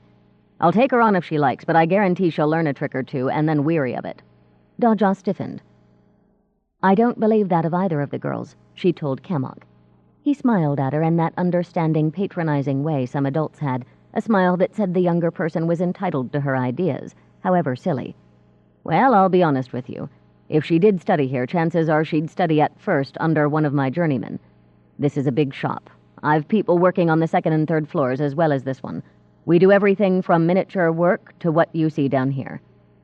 All of my journeymen who are mages know the basics, and most of them have taught, so she wouldn't be learning from me, though I'd keep an eye on things. That's how the bigger shops do it." Daja nodded. The smith who was teaching her the fine points of cast and wrought iron, though he was no mage, worked in much the same way, placing new apprentices with journeymen for their basic instruction. "The final decision would be Nia's in any case," she replied. "Bring her around if you like," he said, pushing himself away from the wall. "If she's so inclined, I'll take her on. You can find me here any day but Water's Day, unless I'm called out by someone who can afford my time." "Do you attend any of the Mages' Society gatherings?" he asked. "Not yet," Daja replied. "Frostpines mentioned it once or twice. We only meet in the winter. Too much to do the rest of the year. You and your teacher should stop by sometime. We're always interested in the work that's being done in the South." He offered Daja his hand in farewell and returned her grip with his own firm one. "May I see your list of possible teachers?" he asked. Daja drew it out of her coat pocket and handed it to him. He read it over, humming softly. "Forget Ashstaff," he counseled Daja. "Since that third heart attack, she's barely working magic enough to whittle with. She won't be taking any more students on in this life.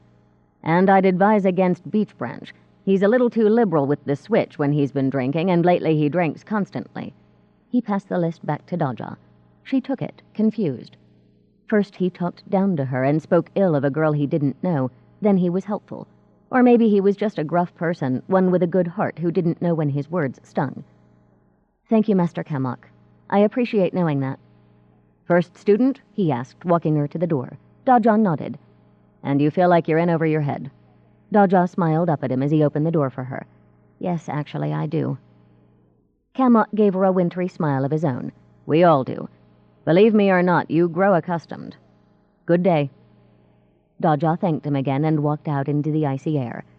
Serg, chatting with a girl who carried a tray of hot buns, immediately came to help Daja into the sleigh. She settled back, still a little dazed by Kamok's brisk, but in the end kind treatment. The question was, of course, would he be as kind to Nia, given his prejudice against the rich? Well, Nia might not even like the man as a teacher. "The Macy Daja?" asked Serg from the driver's seat. "Where shall we go next?" Daja checked the list and called out their destination.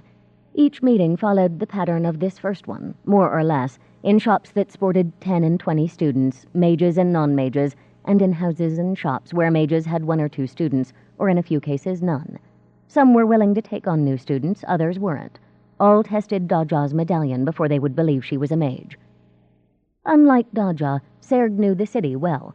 Not only was he expert at dodging horses and other sleighs, but he also knew small side streets that cut weary minutes from their travels over Kadasep, Ergi, Bosnias, Odaga, and First Fortress Island. He also seemed to know most of the young women who worked in the houses and shops along the way. The sky was turning indigo as they turned back toward Bancanor House on Kadasep Island. Nights came early this far north, so late in the year, and Daja had to be there in time for the girls' first meditation lesson. The city's lamplighters were already out, going from lamp to lamp along the main streets and bridges. In another week, Serg told Daja as they drove across Bosnia's island, the city would hold the ceremony when the great lights, giant oil lamps backed by polished metal reflectors, were set aflame for the first time that winter. They would be needed as the city entered a night that would last until the month of Carp Moon. End of Side 1. Side 2, Cold Fire, The Circle Opens Book 3, by Tamora Pierce. Continuing on page 60. "Is that one of them?" Daja asked Serg, pointing to an orange bloom up ahead. They were driving west on Velvet Street on their way to the bridge over Prospect Canal. Serg muttered what Daja suspected was a curse. "It's a fire, V. Macy Daja. This is Shop Girl District. Boarding houses for girls and women mostly. We'll pass it." He was right about the fire, though not their ability to pass. The fire was just off Velvet Street, which was blocked with sleighs and those on foot who'd come to watch. Serg halted the sleigh. Daja, concerned, got out and walked through the crowd, using shoulders and elbows to make room. When she came into the open, she found herself just to one side of a line of well-trained firefighters who passed buckets of water to the fire and back from the nearest well. Ahead, she saw Ben Laudodran emerge from the house, a sodden blanket over his head and around the woman he carried in his arms. He handed her to waiting friends, then turned to direct the bucket brigade to douse a flaming chunk of shingles that had dropped into the street. As he stripped off his blanket, he bellowed orders for those assigned to keep watch over the crowd, directing them to back up and force the crowd farther back from the building. People came to him for orders and left him at a brisk trot, no sign of fear in their faces, only determination and tension. They get that feeling from him, Daja realized, awed by Ben's command of the situation. He's not frightened, so they aren't. One woman near Daja, her hair falling into her eyes, nearly dropped a water bucket. Serg, who had followed Daja, took her place in the line as Daja helped the woman to pin her coils of hair out of her face. "All our things," the woman told Daja, trying not to weep. "I hope everyone got out. If I hadn't been sick, I would still be at the shop." A shriek split the air, yanking all eyes to the third floor of the narrow building. A girl, framed in an open window, waved frantic hands. Daja saw the problem instantly. Most of the first floor was on fire. Ben had escaped just before the blaze covered the front door. He and his fire brigade would know the house was finished. Now they spent all their efforts to protect the nearby buildings. A handful of women and possessions on the icy street testified that the firefighters had carried a great deal out of this place before they'd given up. "Your Giri, save us, that's Gruja," cried Daja's companion, clinging to her arm. "She's blind. She can't get out alone." Daja looked at Ben. He stared up at the third floor of the house, his lips moving. In prayer or in calculation, Daja wasn't sure. He's going to try it, Daja realized. He's going to go in there after her.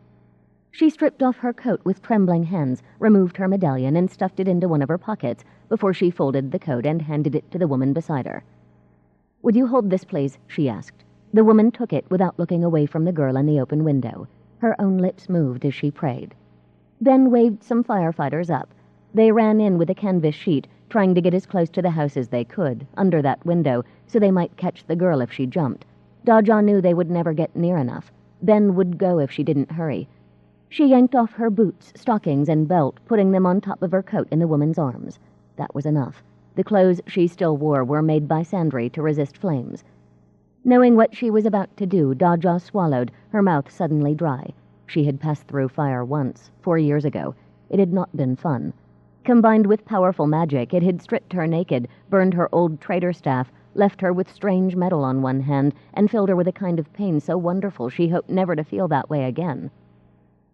Pain should be one thing, she knew, exhilaration another.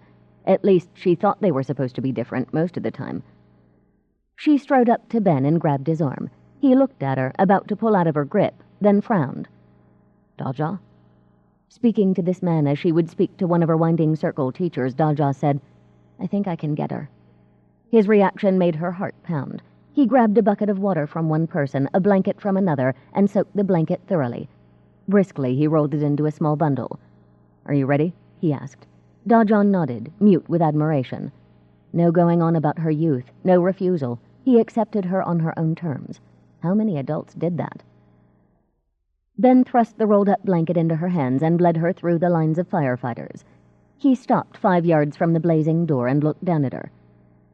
"I imagine you can be killed like anyone else if the roof or floors collapse." Daja nodded. He continued briskly, "Don't be a fool. If you hear beams groan, get out of there. Understand?" Daja nodded and ran through the front door, which hung off its hinges. The firefighters had hacked it to pieces to get inside. A quick look around told her that the hall floors and the stairs were still intact, a minor miracle. Instead, the fire busily gobbled the contents of the rooms on either side and reached for those side rooms on the upper floors. Someone, or several someones, had spelled the halls and stairs with charms against fire, so people could still escape when the house burned. Those charms shone pale silver in Daja's magical vision as they fought to hold their ground against the eager flames. Soon the fire would get so big that it would overwhelm these spells as avalanches did snowballs. The fire puzzled Daja as she ran to the stairs and began to climb. Why hadn't the blaze consumed this entire ground floor, not just the rooms on either side? The spells were no match for it. Had it come up from the cellar? If so, it should have worked its way forward or back from its starting point, sweeping along to burn everything in its path. Upstairs, she saw the rooms on either side were burning, but again the hall floor was barely touched. It was as if the fire had begun on each side of the house, which made it no accident.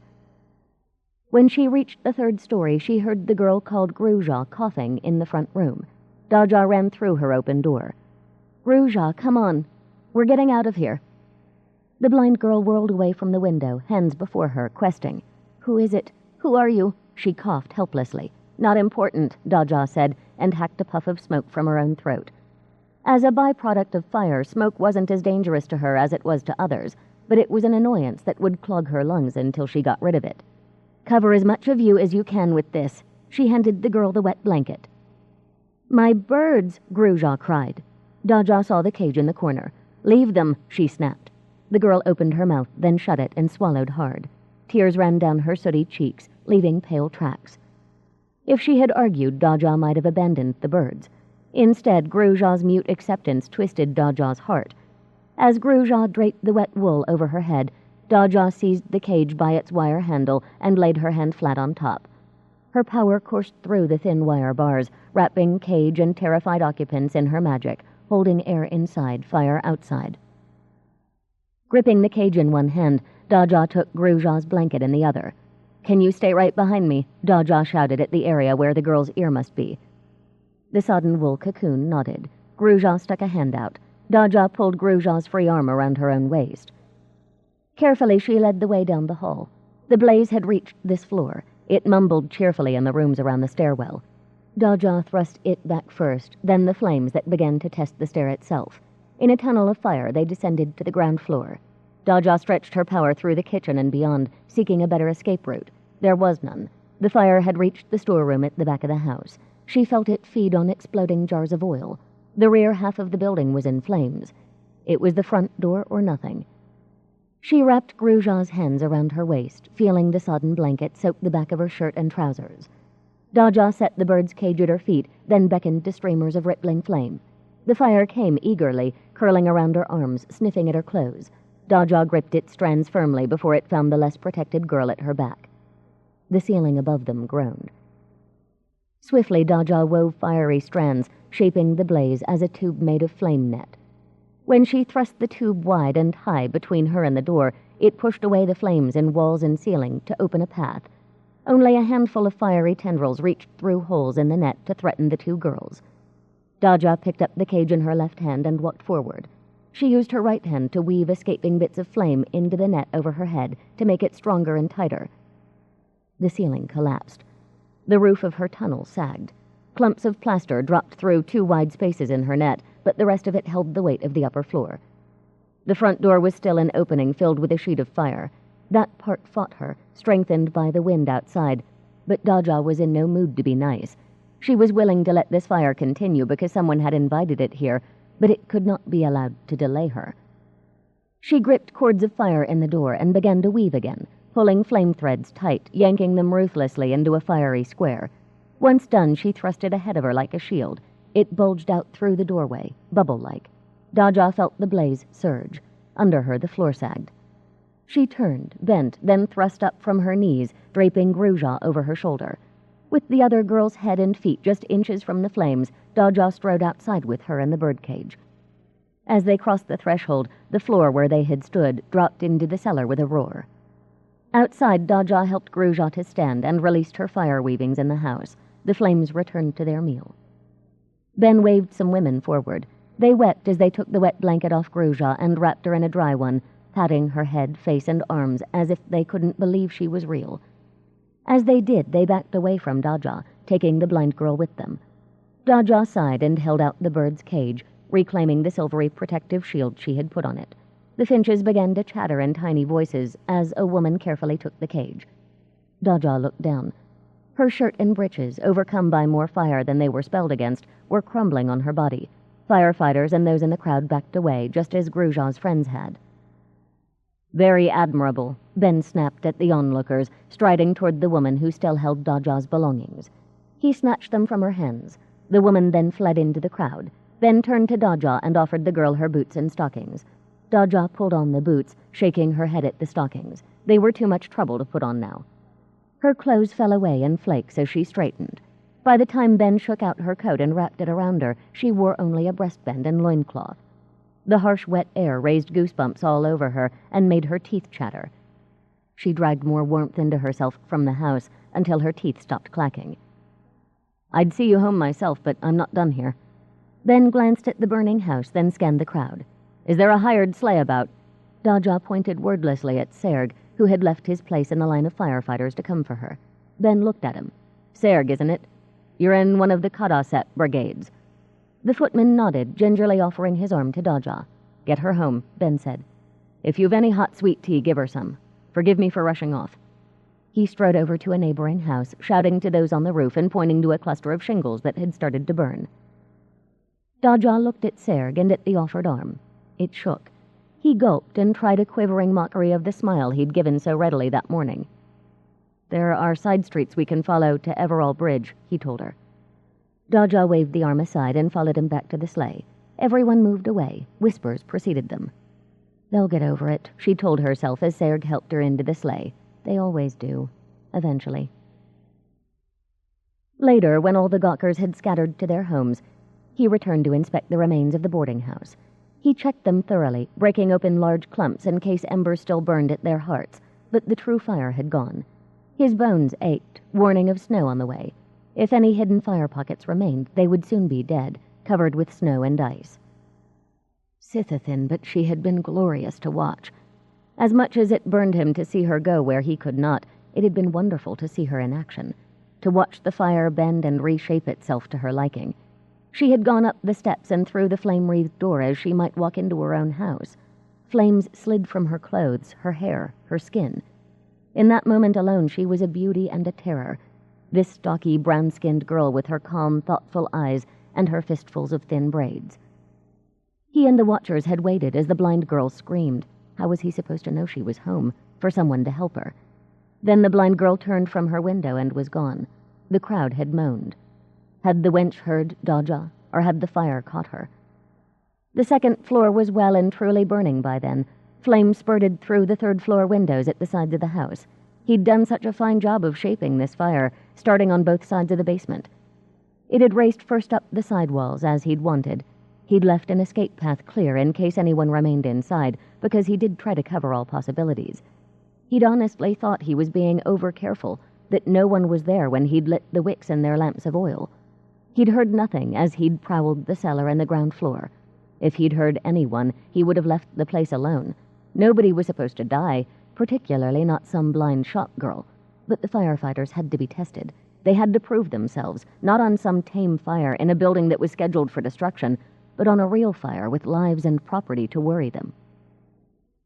Somewhere inside the house as it burned, after Daja had gone in, he'd heard the crash of wood and plaster. Ceilings had started to drop. Then, a miracle. The flames around the front door bulged out, away from the house, like a sail in a strong wind. Suddenly the bubble they formed popped, tearing the sheet of fire into long streamers. At the center of the streamers stood Daja Kisubo, a blanket-muffled body over one shoulder, a cage in her hand. A cage? Daja walked out of the building. The body was the blind girl, still very much alive. And Daja carried a cage full of finches, of all things. The sight of the birds made his heart twist. He hadn't wanted to kill any animals, especially none so harmless as finches. Daja put the girl on her feet.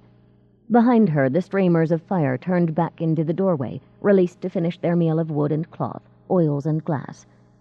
The idiots in the crowd shrank away from Daja. They ought to flinch from a goddess like her. They weren't fit to kiss her bare feet as she stood there in the icy mud, offering the birdcage to anyone who would take it. Why was she here in Kugisko now? Had she come for him, to make him her servant or her priest? He would have to see. He would have to find out if she was worth his service. She might not even be a goddess, just another self-satisfied mage. And wasn't it funny at his age to fall in a kind of love with a teenaged girl barefoot in the mud, her clothes blackened and crumbling, her dark skin gleaming with sweat? Whatever she was, he would love her until they died. 4. Muffled giggles and whispers woke Daja in the morning when she would have liked more sleep. She sat up in bed. Nia and Jory, halfway across her floor, jumped back a step. They were dressed to go outdoors. "What do you think you're doing?" Daja asked in her most forbidding tone. "You're only supposed to come in when I'm here." She always put work materials away after an early mishap in which the youngest Bancanor, inspecting her things, had turned his hand bright yellow, but there was always a chance the children could find trouble with items she couldn't put away. But you are here, Nia replied. I was asleep. That's not here. Even to a tired Daja, that didn't sound rational. What do you want? There's the teacher thing today, yes? Asked Jory reasonably. And meditation after you get back, even if it's still light. You'll never learn how to skate this way. Daja looked at them with horror. Skate? Now? Before breakfast? It's a good time, Nia assured her. We'll have the basin to ourselves, and you have to practice till you're used to it. Daja glowered, though she knew they were right. Who's teaching who here? She demanded. When she saw the twins were about to reply, she hastily put up a hand. Never mind.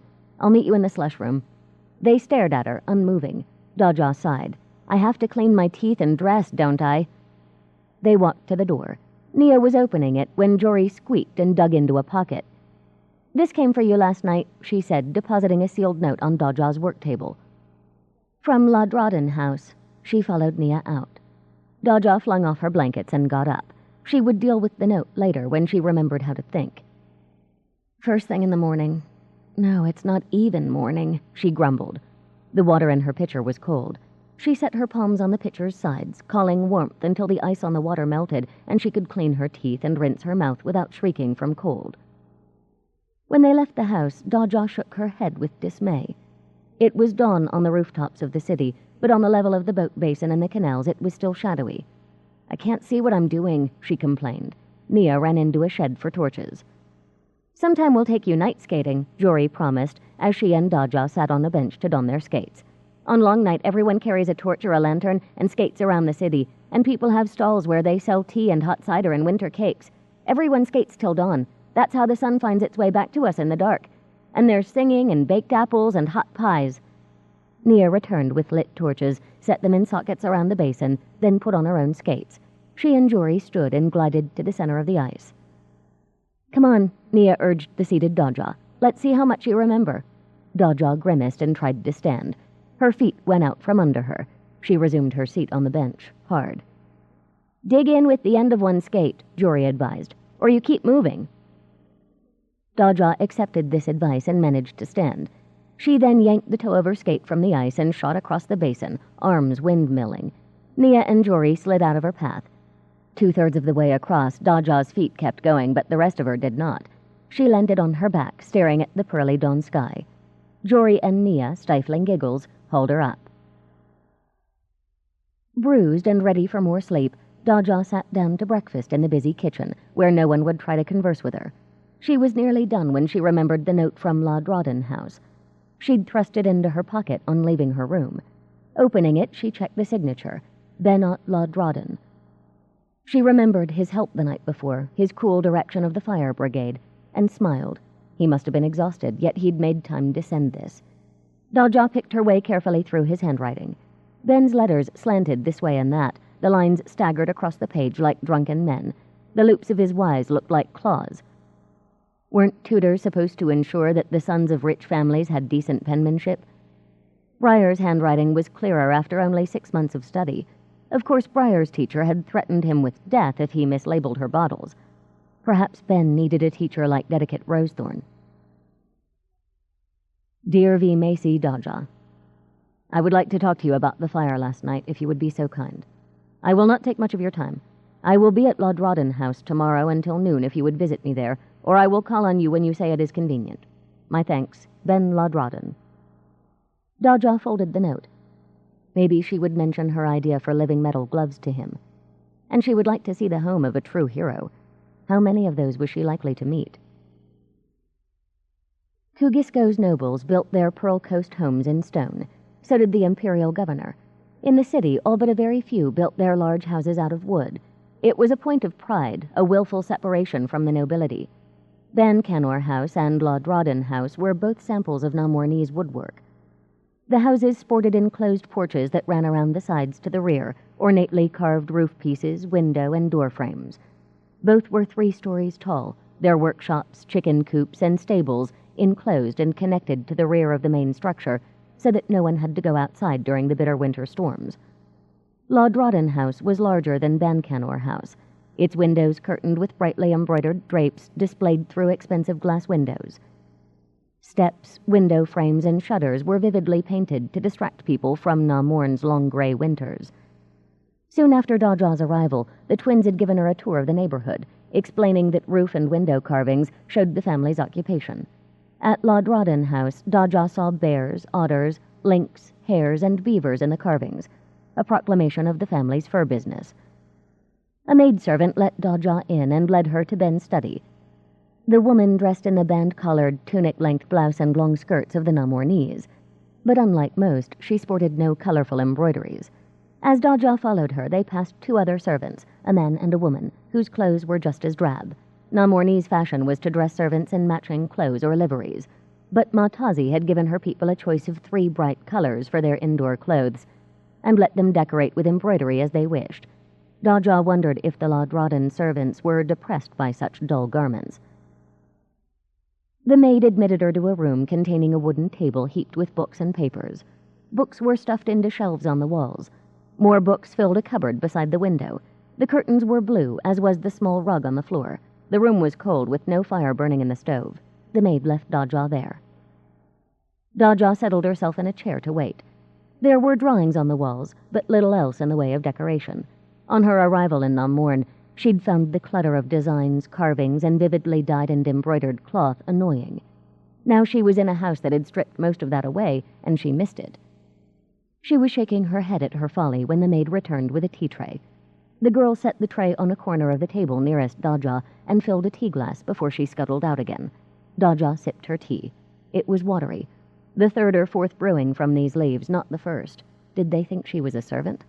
If she were here as a trader to do business, she would have left. Pebbled Sea hospitality dictated food, tea, and a comfortable setting, articles as important as the business discussed. Tea like this was a slap in the face. Daja, hello. Ben La Drodden walked in, making the room feel cramped. He seemed taller indoors than he had out. You're good to come, and so quickly. I thought you might be exhausted. We can really talk another time. No, I'm fine, Daja said. Truly, I am Ravot La Drodden. Ben, remember, Ravot La Drodden is who I am to the people at my business. I prefer to think about business as little as possible. He poured himself tea, put a sugar lump in his teeth, and tried to swallow. He made a face and went to the door. Leaning out, he called, I want my tea, Yulani. He turned back to Daja, running a big hand over the unruly curls on top of his head. She didn't realize that you're an important guest. They get in trouble if they brew fresh tea for someone who isn't merchant class. Where are you from exactly? I don't think anyone mentioned it. I lived 4 years at Winding Circle Temple in Emelon, where Frostpine's a etiquette, said Daja, looking up at him. She wished he would sit. Before that, I was a trader on the Pebbled Sea. To her relief, her neck was getting sore, he crouched to start a fire in his stove. As I understand it, if you're a trader, you're one for life. People can leave, Daja said. Some do, usually for love. I was made Trengshi, outcast, when my family's ship sank and I was the only one who lived. And now you're a smith mage. He added wood until a healthy blaze was going. Daja nodded, then realized he couldn't see it. So they tell me, she replied. I keep thinking I haven't learned nearly enough. He asked her other things, about her travels, about the metals she had studied. Once the maid brought fresh tea, Ben poured for Daja and himself. Settling into his chair, he cradled his steaming glass in his hands. His left hand was unbandaged now, with newly healed skin bright pink on its back. How do you do it? He wanted to know. I told you Godsforge couldn't handle fire, though he could shape it. He made creatures for the local children on holidays. They loved his fire butterflies and dragons. But he could never have walked into a burning building like you did and come out unscathed. I don't know how I can do it and others can't, Daja replied, though Frostpine can too. And you can see, even inside the flames, Ben asked. Daja nodded. Just as clear as you see me. Ben set his glass down, turning the metal base in his fingers. He took a deep breath, like a man about to dive into the sea, then asked, Did you see anything odd inside the boarding house? Anything unusual? Daja thought, of course. He's probably seen hundreds of fires. He'd noticed this one was not typical. I think the fire was set, she told him. He frowned. I was afraid of that, he commented softly. I'd hoped I was wrong. He coughed and sipped his tea. Why do you think it was set? Daja stared at the hearth fire, picturing the burning house in her mind. On the ground floor, everything to the right of the hall and everything to the left was burning. The hall and stairs were spelled against fire, but the spells weren't that good. She drank her tea, registering the stronger taste. Accident fires run outward from one place. By the time this one reached those spells, it should have been big enough to roll over them. Ben nodded. She continued, "That hall should have been on fire too. I think it was started, maybe in the cellar, along each side of the house. That's why the hall and stairs weren't burning. The fire hadn't reached them yet." Ben sighed. "I think you're right. I noticed each side was going up first, along the length of the building. It just looked wrong." "Have there been other suspicious fires lately?" Daja asked. Ben smiled crookedly. "No, we lost a warehouse a couple of months ago, but that wasn't suspicious. And there weren't any big fires all summer, which is our worst season." He shook his head. "I've heard some broth brains claim we've made the city so safe that the fire spirits have left us." Daja made a face. "People aren't all that clever mostly, are they?" "Someone's clever," Ben reminded her. "Someone arranged that fire like artists arrange paints." "Have you any idea who?" Daja wanted to know. What kind of monster would burn a girl to death? Ben actually flinched. "Please don't say that," he asked. "We came too close there. If you hadn't arrived—" "You would have found a way," Daja interrupted. "I know you would have." "I'm honored, but you overestimate me," Ben told her. "Did you see anyone odd watching the fire?" It was Daja's turn to smile crookedly. "I haven't been here long enough to know what's normal and what isn't," she admitted. "So, should I take this to the magistrates? Tell them the fire was set?" "I'll go," Ben replied. "They may call it Bancanor House to ask you for details, though I doubt it. Magistrates' mages tend to rely on their spells more than the words and ideas of mere human beings." He sighed. "I'll nose around and ask some questions of my own. Luckily, I know Bosnia's island well. My family and I lived there." Daja looked down. She wanted to say something proper, something that wouldn't stir up painful feelings for this man she admired. In the end, she could only think of the commonplace. "I am sorry for your loss. I heard how you came to study all this in the first place." Ben picked up a small oval painting on the work table and held it out for Daja to examine. "Kofrina, my wife," he explained as Daja accepted it. It showed a blandly pretty young woman with dark eyes and a timid smile. "Not a day goes by that I don't miss her and our children." He looked away. "I'm sorry," Daja said, putting the portrait on his desk. "I didn't mean to—" "Actually, I'm glad you mentioned her," he said. "No one talks to me about her or the little ones. The door opened without a preceding knock. Daja turned to see the newcomer, a hard-faced woman about 5 feet 5 inches tall. She wore a plain undergown of cream-colored wool without a speck of embroidery. Her overgown was brown wool with black braid trim around the hem, collar, and sleeve openings, secured down the front by plain black buttons. Her head veil was cream-colored linen, the round hat pinned on top of her veil as brown and unremarkable as her dress. They covered hair that had been dyed blonde in a Namornese style so often it looked like straw. Hers was a hard, tight face, with lines that bracketed a broad, unsmiling mouth and short nose. Tiny pupils that never expanded were at the center of her pale gray-green eyes. The eager, intense Ben Daja had been talking to was gone. In his place was a large, awkward man whose body was as stiff as his voice when he said, "Mother, allow me to introduce Vimesi Daja Kisubo. Daja, this is my mother, Ravi Mora Chain Ladradan." Mora Chain looked at Daja and sniffed as if she didn't believe Daja had a proper claim to a mage's title. "Good morning, Vimesi. I would like to speak to my son." She turned to go, then hesitated and looked at Daja again. "You are the one who stays with the Bancanors." Daja, who did not like the way that Mora Chain had sniffed at her, gave only a tiny bow of agreement. Mora Chain's lips moved. The corners turned up. The wrinkles on either side of her mouth deepened. It took Daja a moment to realize that Mora Chain was smiling. It took another moment to wonder at the kind of person Mora Chain was, that a smile looked so alien on her face. "You are staying with my young friends Niamara and Jara Liti, then. Pray give them my greetings." Daja gave another bow in reply. It spoke well of the woman that she liked Daja's friends, but not well enough to make Daja forget the change her arrival had worked on Ben. "Would you be so good as to tell them I found that book of lace patterns I told them about?" asked Ben's mother. They had asked to see it. Yes, of course, Daja replied.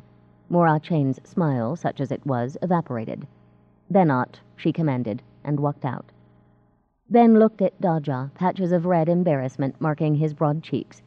Please excuse me, he said, and followed his mother, pulling the door shut behind him. It slid open an inch, enough that Daja could hear their conversation. Ben said quietly, Mother, that was rude. Why are you here? Mora Chain demanded. She didn't seem to care if anyone heard. You've frittered nearly 3 days away on this nonsense. No doubt our clerks are robbing us blind while you chat with this southern wench. Mother, Daja is a mage and deserves respect. Ben still kept his voice low. Only by dint of betting with that teacher of hers, I'm sure. Those with magic have no morals. I would never expose my daughters to such people as Cole and Matazi have done, and you shouldn't be lolling about with her.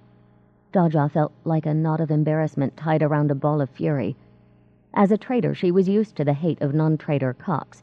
In those days, like every trader, she told herself that this was the jealousy of the inferior. She didn't think that about non-traders anymore, though for Mora Chain Ladradan she would make an exception. She went to the window to put distance between herself and the door as Mora Chain continued to scold Ben. Half the city thinks he's the most wonderful thing since window glass, Daja thought, and this dried-up codfish of a woman treats him like an idiot. How can she not see how good he is? She noticed something in the corner, tucked between the window and a bookcase. It was a 6-foot-tall section of shelves, nearly invisible to the rest of the room. Each shelf held an assortment of objects, all scented faintly with smoke. Here was a metal soldier, top half perfect, the bottom half melted smooth. She touched it with her brass-gloved hand and saw a room with toys scattered everywhere, the carpet and hangings in flames. Women in nightdresses ran out with screaming children in their arms. Daja jerked her hand away. Here was a half-burned book, there a molten piece of glass. There were nearly 50 things, all marked by fire. The one that made the hair stand on Daja's arms was the skeleton of a hand, each bone threaded on wire to keep its original position, a molten glob of gold around the wedding ring finger. She did not touch the gold. Mementos, Ben said. Daja spun. She hadn't heard him return. Every fire where I managed to make a difference, keep it from being a complete disaster. I like a reminder, he continued, in case I get to thinking I'm not worth much. Daja looked at him. He was still red with humiliation. I apologize for my mother, he added hesitantly. She's very strong-minded. She made us rich after my father lost our fortune. Anyway, she sometimes forgets what she says or does isn't polite. Every business deal is a crisis for her. He looked worn down. He half killed himself on that fire last night, making sure everyone did as they should, even worrying about me, Daja thought angrily. He should be in bed resting, and she orders him out to look at account books and shipping bills. Daja couldn't give him any rest, but she could help him avoid more burns like the one that scarred his left hand. She had meant to think about the project some more before she spoke, but she wanted to cheer him up now. Would you like a pair of gloves? Well, gauntlets, ending about here, she tapped her elbow, to shield your hands from flames? His eyes widened. He rubbed his left hand. Are you joking? You can do that? I work with a kind of living metal. She rubbed her own left hand. His eyes went to it. I did an artificial leg with it once. Well, me, Frostpine, and my foster brother and sisters. I've been working with it since. The living metal, not artificial legs. I mean, maybe I could do a leg now. I haven't tried. Ben's mouth twitched. There was humor in his eyes. For the first time since we've met, you sound like a 14-year-old, he pointed out. I can't make head nor tail of what you're saying. Daja smiled and went back to her chair. She sipped her tea. It was cold. Never mind the leg. The important thing is I can make gloves for you. She didn't want to mention the suit yet. That was more complicated than gloves and would require a great deal of planning, if it could be done at all. Have you paper or a slate? She asked. I need to know how long your arms are. A tracing will do. Daja left Ladradan house with the paper in a roll under her arm as Serg brought the sleigh around from the Ladradan stable. After tucking the paper under the front seat where it would be safe, Daja glanced up at the house. Mora Chain's unwelcoming face watched her from a window. The woman grimaced and turned away.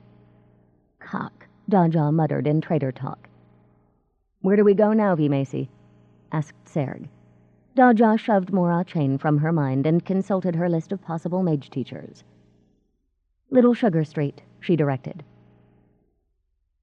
Once she had spoken to the last mages on her list, Daja and Serg returned to Bencanor House just before the hour when Daja was to teach meditation. Daja didn't want to leave that for another day. The last of Sandry's letters to arrive before winter closed the roads south had described the mess her student made because she hadn't pressed him to learn to control his power. Daja thought no one at Bencanor House would appreciate being left to hang in midair, or worse. She found Nia in Cole's study, inspecting her father's set of ebony and cherry chessmen one by one.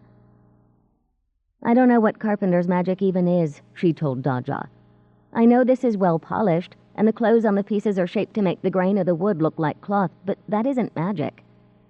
After thinking about her own studies and those of her friends, Daja said, "A lot of magic is just everyday practical.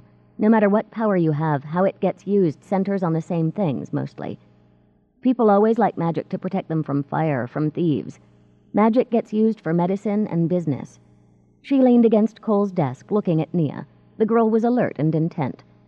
She wants this, Daja thought. Even if it's not what people expect of wealthy girls, she wants it. Daja fiddled with her trader's staff, her constant companion. Odd that she'd always thought of the brass cap and what it said about her, never about the ebony that ran between the metal-covered ends. "What kind of wood is this?" she asked Nia, though she knew the answer. "Ebony," Nia replied instantly. "Expensive and hard, used for furniture, inlays. It's imported from the south. When traders give their children their first staff, they tell us ebony's magical use is for protection." "Well, what do carpenters make for protection?" Daja asked. "You can spell ebony inlays on a baby's cradle to keep it from harm. You could place spells against fire in ebony thresholds in one of your father's banks. It would have to be very powerful because some things, like a really big fire..." She stopped, thinking of the boarding house fire and the spells that battled the flames. She blinked, shook off the memory, and continued, "Some things have more power than you. Still, you can keep the bank from catching fire because someone knocked over a candle." Nia's eyes were wide. "Really?" "In time," Daja said. "It depends on the strength of your power and on your education. You need practice and a teacher and control, which means meditation. Let's start on that. Do you know where Jory is?" Nia closed her eyes for a moment. Then she opened them. "Bookroom," she said, leading the way. "Why did you do that?" Daja asked, curious. "Why close your eyes?" "Oh, it's because we're twins," Nia said. "It's not magical, though. We know some other twins, and they do it, too. Usually Jory and I know where the other one is. If something big happens, we can tell.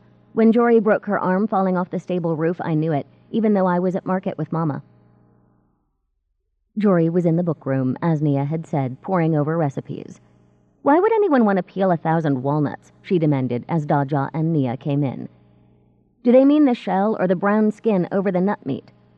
Where could you even get 1,000 walnuts?" "I don't know, and I'm not interested," replied Daja. "Come on, you won't learn to meditate reading walnut recipes." "Oh, that," Jory said, closing her book.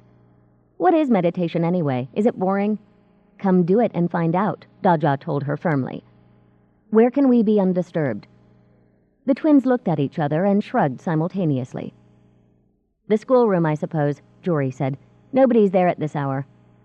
Daja followed them up to the schoolroom, on the 3rd floor with the twins' bedrooms and the nursery, where Peggy and Idart slept. The floor was silent. The younger Bencanors were no doubt out somewhere with their nursemaids. Inside the schoolroom, the twins watched as Daja used her staff to draw a protective circle big enough for the 3 of them. Leaving a foot of it open, she beckoned for them to come through and sit. "I'll get my dress dirty," they chorused, looking at the floor with disdain. They looked at each other and grinned. They often echoed each other. Daja leaned on her staff and waited. The twins pointed out the silvery magic of the flat circle to one another. That answered something for Daja. She knew Jory had glimpsed the kitchen spells, and now she also knew that Nia could see magic. It wasn't a common gift, though it made life easier for those who had it. When the novelty of the circle wore off, Jory sighed. "Do we have to do this? It's late. I've been at lessons forever. Can't I have time to myself? I'll get splinters on the floor, and I'm hungry." Daja waited. She didn't expect Nia to be a problem, but Jory would be, given a chance. She had to learn now that she couldn't get around Daja as she did others. Their situation was only temporary, but if Daja had to teach at all, she would teach as if it mattered. Nia sat first, her skirts tucked neatly around her. Jory continued to stare at Daja. Finally, Nia tugged Jory's orange skirt. "Stop it," she told her twin. "I don't think she's interested." Once Jory settled, Daja said, "I'm not." She closed the circle, then sat on the floor and raised her protections until they were enclosed inside a perfect magical bubble. Next, she told the girls, "Meditation teaches you to control your power. To control it, you have to find it, so that's where we'll start. First step, take a long, deep breath. Count to 7 as you do it. Then," she continued instructions on proper breathing, words she could repeat in her sleep. As she spoke, she watched their faces. What was going on behind those similar yet different eyes? "Let's try it. Sit up straight." The girls' backs were straighter than Daja's, the result of hours with etiquette teachers. "Breathe as I count. Breathe in." She counted as automatically as she'd described the breathing, letting them get familiar with this easiest part of the exercise. After about 10 minutes, she let her voice grow quieter until she finally counted only in her own mind. The twins kept pace even without hearing her. "Very good," Daja told them softly. "As you breathe, empty your mind of thoughts. Forget everything. This might take time, but try. As I count, let your thoughts flow away as if you empty them from a pitcher. Ready? 1. She knew once she told them to empty their minds, they would think of anything and everything. Each time they lost track of the count, Daja corrected them and started over. She had restarted 5 times when Jory complained, "This is boring." "Quiet. Listen inside your mind," Daja said firmly. 1, 2, 3. "I can't help it. I keep thinking about things." It was Jory again. "There's a crick in my neck." "Shake it out and start over." "Be quiet inside, Raviki Joraliti," Daja ordered, using the Namornese word for miss, knowing she sounded as dry as the twins' other teachers. The girls responded instinctively to the schoolteacher voice, straightening backs and shoulders, composing their faces. Daja counted through another 3 rounds of in, hold, out, hold, before Jory scrambled to her feet.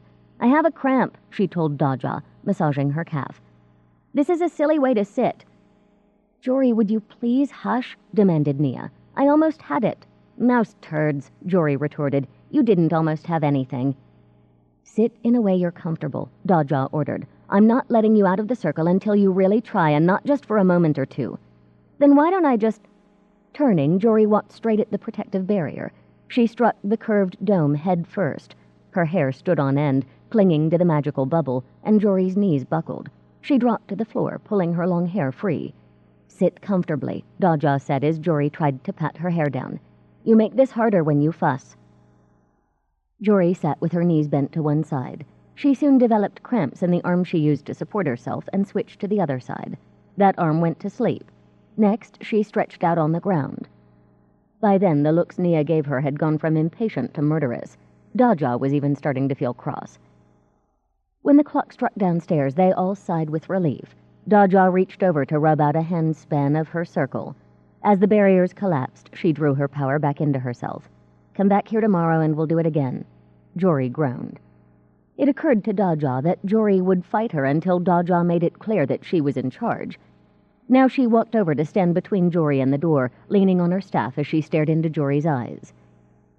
"Maybe you could go all your life with magic just making a little trouble for you because you never got the discipline," she said, her voice so quiet that the twins had to lean closer to hear. "Maybe," Daja told them. "And maybe your magic will break loose and cause a disaster. It happens. Will you behave, or do I speak with your parents?" Jory pouted. "I'll behave," she said at last. "Here, tomorrow, same time." Daja stood aside, letting the twins dash away to change clothes. To the empty room, she murmured, "That could have gone better." She rubbed her head. The trouble with meditation was that it was harder to talk about it than it was to do, and she was not the best talker. Why couldn't Briar or Triss teach the twins? The thought made her smile. Briar would end by tacking Jory to the floor with thorny vines. Triss would have the girl so terrified that Jory would be able to think of nothing, including the control of her power. Yawning, she descended the stairs to wash up for supper. If only she could show them that cool, bright place she went to when she meditated. Then she wouldn't have to worry, unless the places the twins carried within themselves looked and felt completely different. She had to match them up with proper teachers. Then Jory would be someone else's headache. In the hope that Frostpine could advise her, she checked his room. It was dark and chilly. In all likelihood, he was out on his investigation. Daja sighed, then fed warmth to the hearthstones. They would hold it for hours, heating the room until the servants came to build the night's fire. Then she went to change. When the supper bell chimed, Daja opened her door to find the twins. They wore supper clothes. Their masses of hair were neatly combed, Nia's braided, Jory's tied back with a broad ribbon. "What about teachers?" Jory asked. "Did you find one?" Daja looked down to hide her smile. So Jory at least hadn't enjoyed her teaching either. "I found several," she replied when she could keep her face straight. She followed them to the stairs. "Now we have to meet those who will take a student. You have to pick the one who seems right for you." "But Mama picks our teachers," Jory argued as she rattled down the stairs. "Well, this is different," Daja told her, bouncing back. "If Daja says you are to choose, you are to choose," Matazi informed her daughters when they asked about it over supper. Cole nodded agreement. "Around here we leave mage things to mages." "When can you start taking them to these teachers?" he asked. Daja looked at the twins. "Tomorrow." "You'll have Serg to drive you for the day," said Matazi. "You two pay attention, and think before you choose. You can't just go changing teachers whenever you like. Jora Liti, are you listening?" Jory exhaled a tremendous sigh. "Mama," she complained. "Your mother is right," Cole added firmly. "No trying this one or that one and deciding you want someone else in a month. These are busy people. They're good enough to offer to teach you, and you will be good enough to treat it seriously." Jory stuck out her chin and met her father's level gaze. Immediately the chin retreated. She looked down. Very quietly she replied, "I will, Papa." 5. The following morning, Daja was awake when she heard giggles and the click of the door latch. She was rarely caught by surprise the same way twice. She sat up and glared at the twins when they came in. "Do you find this amusing?" she inquired. "But we're doing it for you," said Jory at her most innocent. "If this is revenge for my revealing you have magic, it's working," Daja informed them. She tossed her covers aside and tried to get out of bed.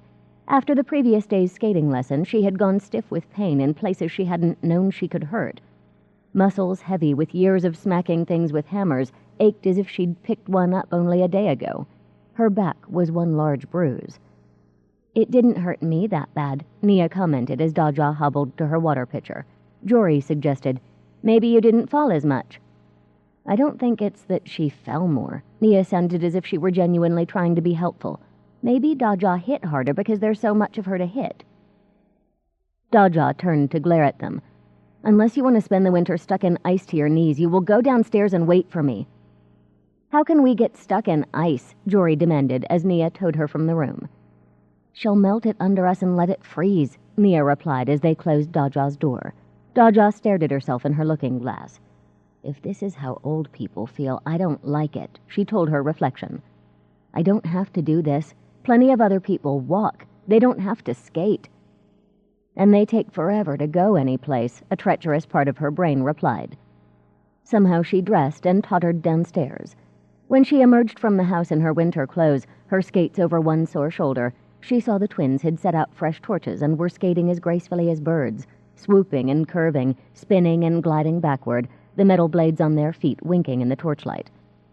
"Oh," thought Daja with a sigh of longing. "That's why I want to learn." She was a big, strong girl, not graceful like her foster mother Lark, not elegant like Matazi Bankanor. Usually she liked to be big and strong. It helped her to handle iron, brass, and bronze. Still, now and then she wanted a little elegance, like the day she found that most boys preferred smaller, more delicate girls, or the day Tarot had shown her iron worked like lace. The skaters on Kugisko's canals made her think that perhaps she could be elegant for a time with her own body. She wanted to try, at least. She got down to the bench and put her skates on. As the twins glided to a halt to watch, Daja stood. This time she dug in with the toe of one skate until she felt steady. Then she pushed off, freeing the dug-in toe at the same moment. She stroked down with that skate next, gliding into the center of the ice, feeling the smoothness of her motion, its grace. Daja got excited. Her next stroke was a little too enthusiastic. She flew across the basin and slammed into a frozen snowbank, face first. "Ow," she said. Her nose was mashed flat. The twins pulled her to her feet. "I want to learn this," Daja told herself grimly. She pushed off again, gliding to the center of the basin. After breakfast, Nia and Jory rushed out of the house and clambered into Serg's waiting sleigh. Once the girls were in place, Daja used her staff to climb in. "You walk like an old woman," Serg remarked, confused. "But you were fine yesterday." "It's the ice skating," Jory informed him. "She's trying really hard." "And you are really trying," Daja said, trying to get comfortable on the padded seat. She glanced up at the sky. Fat snowflakes drifted down in a slow dance. "I hope this doesn't get too bad." "It won't," Nia replied. "The weather mage's crier comes every morning. Today's supposed to be just snowfall like this. It'll build up, but not too badly." "At least it won't if the weather mage is right. Most of the time they are," Jory contributed. "Do not borrow trouble, Raviki," Serg told Jory. "Vimesi Daja, I await orders." "Kamok Oakborn," began Daja. "Nairi Street," replied Serg. He clucked to the horses and drove out the main gates with easy grace. Once they arrived, an apprentice ushered Daja and the girls into Kamok Oakborn's large shop, then went to find the master. They didn't have long to wait before Kamok joined them. "Vimesi Daja," he said with a nod. He looked at Nia. "This is the girl you spoke of." "Niamara Bankanor. This is Vinain Kamok Oakborn," Daja said, giving him the Namornese title for a mage. As Nia curtsied, Daja added, "And this is her sister, Joraliti." Jory curtsied as well. "Jory doesn't share Nia's magic, Vinain Kamok." "I see that," he said. "Come along then, Raviki Niamara. I'll give you the tour." He led Daja and the twins around the shop, identifying for Nia what was being made. He took a moment to inspect each of his people's work before he moved on. Nia looked at everything with wide and shining eyes, breathing the scents of paint and wood shavings as if they were perfume. By the time they reached the second floor, her dark and practical gown had acquired a coat of sawdust and a variety of wood shavings. Her creamy brown cheeks were flushed. "She belongs here," Daja realized. Remembering her misgivings when she'd met Kamok, she added, "or someplace like it." On the next floor, carpenters toiled over everything from tables to beds. Jory was bored by them. Daja sent her out to buy hot cider and wait with Serg at the sleigh. Daja toiled up more steps behind Kamok and Nia, who remained spellbound by her surroundings. The third floor was for delicate work, inlays on fancy boxes, end tables, and cupboards, parts for looms and spinning wheels, even a dollhouse in the East Namornese style. "Most places are smaller," Kamok explained to Nia. "I don't specialize, so instead of running from shop to shop all day, I put it all under one roof and climb stairs to keep my figure." He smiled ruefully at Daja. To the girl, he said, "About half my people are woodcraft mages, as I told Vimesi Daja. All are specialists. If you choose to study here, one of the senior mage students will teach you at first. I don't really handle beginners. Arnen would be your tutor." He pointed out a bespectacled young man of medium height and neatly trimmed brown hair and beard. He was intent on shaping a wooden tree that flattened on top to become a table. Daja saw magic follow his hands in glowing silver ropes, his power sinking into the wood. It was carved and stained to make it resemble a century tree from the south, twisted and gnarled from long, very slow growth. "Arnen's good with beginners," Kamok said.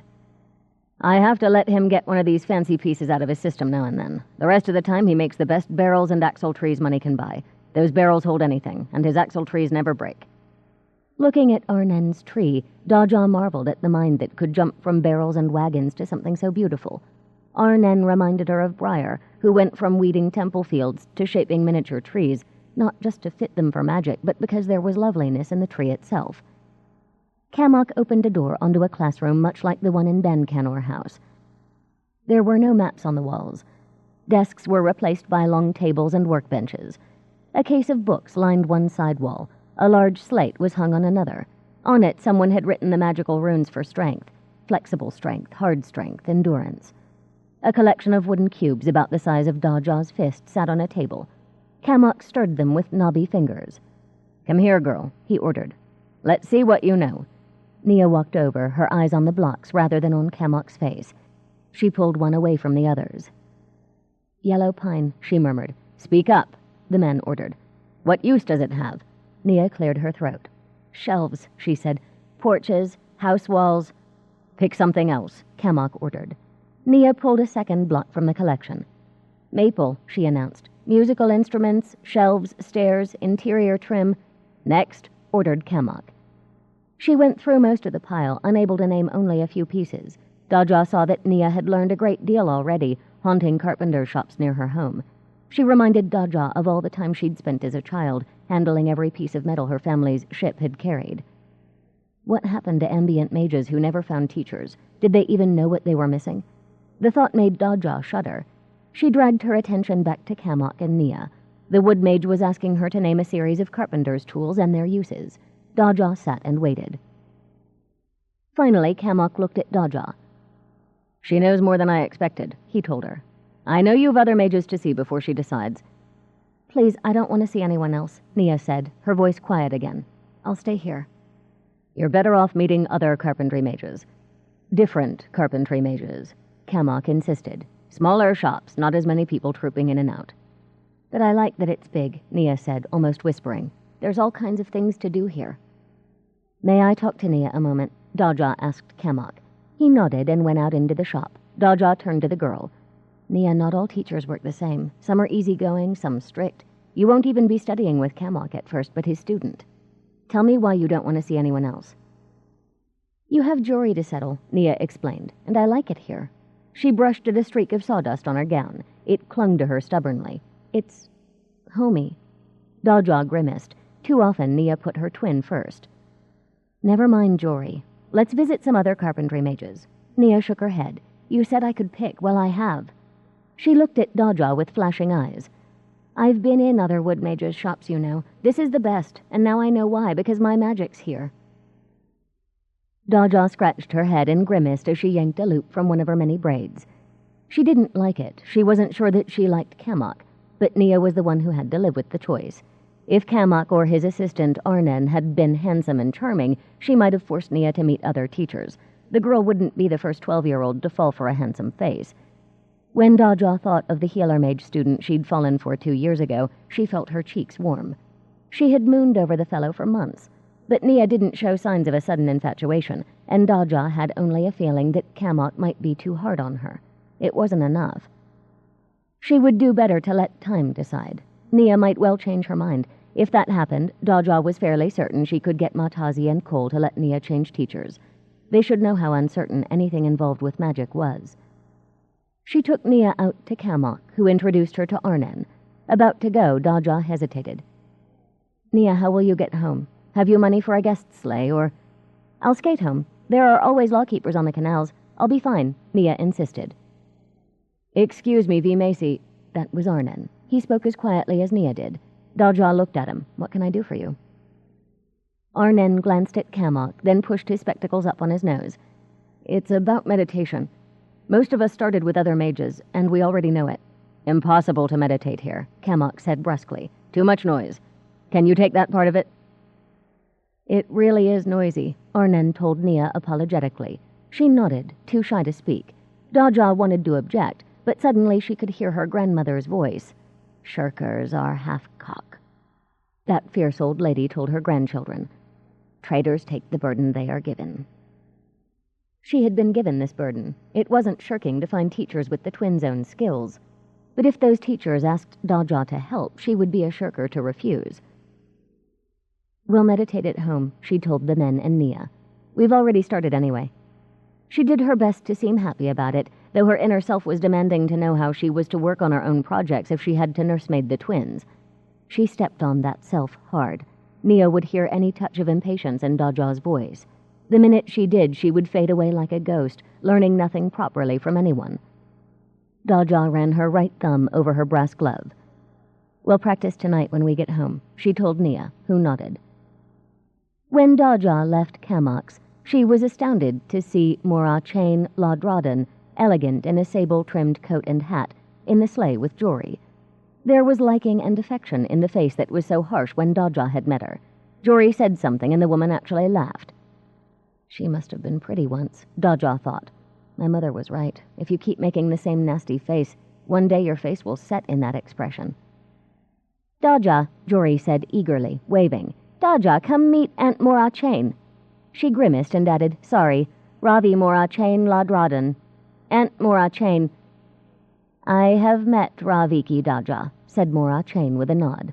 "I understand you have brought the twins wonderful news. You are to be a cook mage," she said with a smile, cupping Jory's cheek in one gloved hand. "Houses will scramble to offer marriages for you and my little Nia." "But where is she?" Mora Chain asked Daja. "Jory said she was inside with you." Daja ran her fingers over the living metal on her left hand and silently listed the various coins used in Bihan. Normally she disliked the title Vimesi. She felt nothing like the acknowledged mage it proclaimed, yet it irked her that Mora Chain would not use it. Jory was unaware of Daja's tension and Mora Chain's snub. "She won't keep us waiting forever, will she?" asked Nia's twin. "We've other boring carpenters to see." "Actually, Nia wants to stay here," Daja told Jory. "She does?" Jory asked, surprised. "But she hasn't met any of the others." "One moment," said Mora Chain with a frown that looked easier for her face than smiles. "Nia chose. Isn't it fun?" Jory asked eagerly. "We never get to pick our teachers, but Daja says we have to." Mora Chain patted Jory's arm, but her pale green eyes with their tiny pupils were fixed on Daja. "I know you like the freedom, dear one, but adults—" Was Daja imagining it, or had Mora Chain emphasized the word? "Know more of the world. Surely it is up to your parents to decide." "Nia's mad to pick the first place she sees," Jory added. "Is she serious? She doesn't rush into things. She's not like me." "She says she's certain," replied Daja, speaking to Jory. "Vinane Oakborn said she ought to meet others too, but her mind's made up." "She likes it here, then," Jory said firmly, smoothing the robe over her lap. "Good. No more boring carpenters." "I cannot believe Matazi Bankanor consented to this," Mora Chain said flatly. "Someone like Vinane Breach Branch with his selective shop would be far more appropriate for a well-bred girl than this hurly-burly place." Daja was not temperamental. She certainly wasn't like her foster sister Triss, who went up like explosive boom dust if anyone disagreed with her, or even like Sandry, who sprang to battle the moment she thought someone was treated badly. There was something about Mora Chain that swiftly got under Daja's skin, stirring her to unexpected surges of temper. She toyed with melting the woman's gold coat buttons and her elegant ruby and gold earrings, but knew such a petty revenge was beneath her. She imagined it briefly as she considered and discarded a number of sharp replies. Finally, she said, "I thank you for your interest, but I have discussed these matters with Ravot and Ravi Bankanor, and with my own teacher, the great mage Frostpine. This is how it is done." "Then it is done foolishly, without thought for the student's good," Mora Chain said flatly. "What order is there when children are not guided by the advice of their parents? Family is sacred. To encourage young people to ignore the family's needs—" "But we aren't, Aunt Mora Chain, really." Jory laid a placating hand on the older woman's arm. "It's just this one thing, and Mama and Papa worked out the list of teachers. They have medallions and things that say they teach as well as work magic, and it's so much fun to decide something for ourselves." "There," snapped Mora Chain. "You see? Already it begins." Daja's knuckles were creaking, so tightly were her hands clenched in her coat pockets. The living metal bit into her flesh, squeezed by her working muscles. In the end, she did something she had always sworn she would never try. She could almost hear Dedicate Crane, the most snobbish mage at Winding Circle, talking as she spoke. "Forgive me, Ravi Ladradan," she said, gathering an invisible robe of arrogance around herself as she stood straighter. "But we speak of things magical, which may only be understood by adepts. Nia has discovered something within these walls which calls to the source of her power. It cannot be safely ignored. However incredible it seems to those without magic, it is a thing that any mage will know." She turned to Serg, who was pretending not to eavesdrop. "Let us seek out a teacher for Raviki Joraliti." To Mora Chain, she added, "Will you excuse us? The moment power is revealed, a teacher must be found quickly, or tragedy may result." Mora Chain sighed. Her face was briefly wistful as she kissed Jory's cheek. "Tell your sister I am sorry I did not get to say hello." Jory kissed Mora Chain's cheek in return. "She'll be sorry too, Aunt Mora Chain." The older woman climbed out of the sleigh. Her nod to Daja was barely polite. "Good day to you." Daja nodded, then climbed into the sleigh. In her normal voice, she said, "Little Sugar Street, please, Serg." As he set the horses forward, Daja looked back. A sleigh with the Ladradan insignia was drawing up before Mora Chain. Jory, who had remained straight-faced through Daja's speech, collapsed into giggles. "I'm sorry," she said when she caught her breath, "but you should have heard yourself. What was that? Is it really so drastic to find us teachers?" "That was what Briar calls snooty mage jabber," Daja replied with a rueful smile. After 2 months, the Bancanors were all familiar with Daja's foster family. "I shouldn't have done it, really." "Oh, that's all right," Jory said. "Aunt Mora Chain's sweet to me and Nia, and to Idart and Pagine when she sees them, but she isn't very nice to other people." "Is she really your aunt?" Daja asked. She couldn't imagine the Bancanor family tree sprouting any fruit like Mora Chain. "No," Jory replied, flouncing to get comfortable, "but we call her that. I think she misses Ben's children, so she adopted us. She likes it when we call her aunt. She says it makes her feel like we're really family." "And that is a good thing?" Daja wondered as Serg wove the sleigh through crowded streets. "I'd as soon be related to a shark. Sooner." Daja had planned to stop for midday at some point, but she had reckoned without the cook mages they visited. Each offered Daja and Jory tea and refreshments. Namornese hospitality meant that Serg, too, was fed. By the time the sun dipped below the western roofs, they had visited all of the cooking mages on Daja's list. Jory had chosen none of them. "What about Inagru?" Daja asked. "Only has 2 other students, bakes for the governor's castle, does the goldsmith's guild suppers." Jory shook her head. "The Macy Valyrian," Serg suggested wearily. "Nobles' banquets only. Jars of summer vegetables with magic for strength, health, peace, love. I should eat at his table." Jory shook her head. "We've met the best cook mages in Kugisko," Daja reminded her. "You saw this list. Your mother approved every name on it. I don't—" "There's one I didn't mention," Jory said without meeting Daja's eyes. "Mother didn't list her because she said not to take students. But we don't know till we ask, right?" Daja labored against a feeling of ill usage. Jory had arranged things so that by the time she mentioned this person, Daja would be too exhausted to object. Worse, her maneuver worked. Daja just wanted to see this mage and get it over with. "Who?" she demanded. "Olenika Potcracker," Jory whispered. "In Blackfly Bog." "I am doomed," announced Serg, shoulders drooping. "Ravot Colborn will use my blood to strengthen his gold and make my skull into a chalice." "Papa won't put blood in gold," said Jory. "It wouldn't be good for it." "Don't reason with him," Daja thought wearily to herself. "You'll just make the fit last longer." "Or I will be killed in Blackfly Bog by dangerous men for my clothes and the pretty horses," Serg moaned. Daja sighed. "Blackfly Bog?" she asked Jory. "Not in Blackfly Bog," Jory said, glaring at Serg. "On the river, across Kirsty Bridge, beside the Yorgiri Hospital. It's patrolled by lawkeepers, Serg. It's perfectly safe." Serg straightened his shoulders and back. "If we die, I blame you," he replied with dignity. He set the horses forward. Daja turned to Jory. "You could have mentioned this earlier," she pointed out. "I thought maybe I'd want one of the others," Jory mumbled.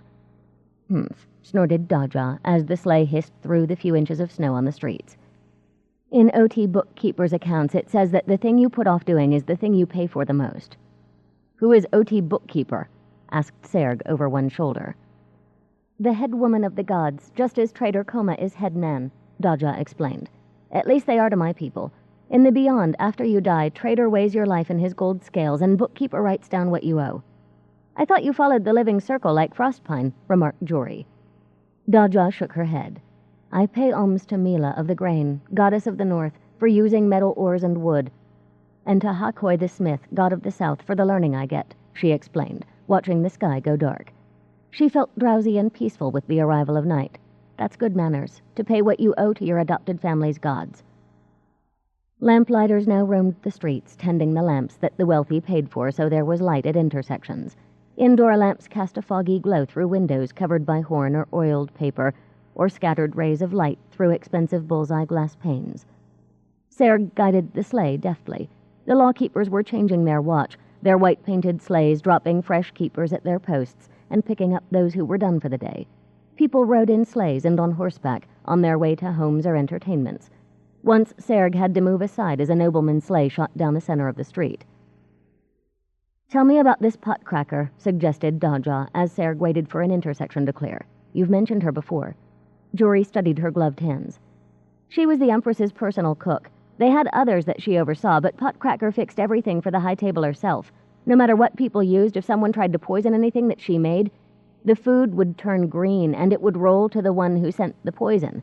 Anybody the Empress sent Potcracker's food to, enemies, nations she wanted to make alliances with, most times they'd do what she wanted. She fell silent as they turned onto Cashbox Street, the route to Kirsty Bridge. "I don't believe the palace is in Blackfly Bog," Daja said when it seemed as if Jory had forgotten her and her consideration of Potcracker's achievements. Oh no, somebody pushed her into the Sith so these nobles who meant to poison the Empress could do it. The Sith in Wolfmoon, can you imagine? Except she lived." Jory sighed with admiration. She had a vision. She said the goddess Yorgiri came to her and said there were more important things to do than cook veal with truffles and thyme for people too ignorant to like the taste. "She did?" asked Daja, startled. She supposed that gods could do as they wished, but visiting their worshippers seemed very irregular. "She did," insisted Jory. "Well, she does in that play, The Cook's Vision. The Scoretti girls told me the story when they visited last. Anyway, Potcracker gave up being the Empress's cook." The sleigh glided into Kirsty Bridge, which arched high over the river canal they called North Upatka. Before them shone the sullen lights of a truly poor district. To their right lay the frozen section that in warmer months was called the Whirligig, where the Upatka River split to surround the islands and feed their canals. A small beacon tower stood on an island of rocks at the Whirligig's heart, lighting the ice for skaters. To the southeast of the Whirligig was the river's main stem, flowing past the governor's palace on Dorn Point.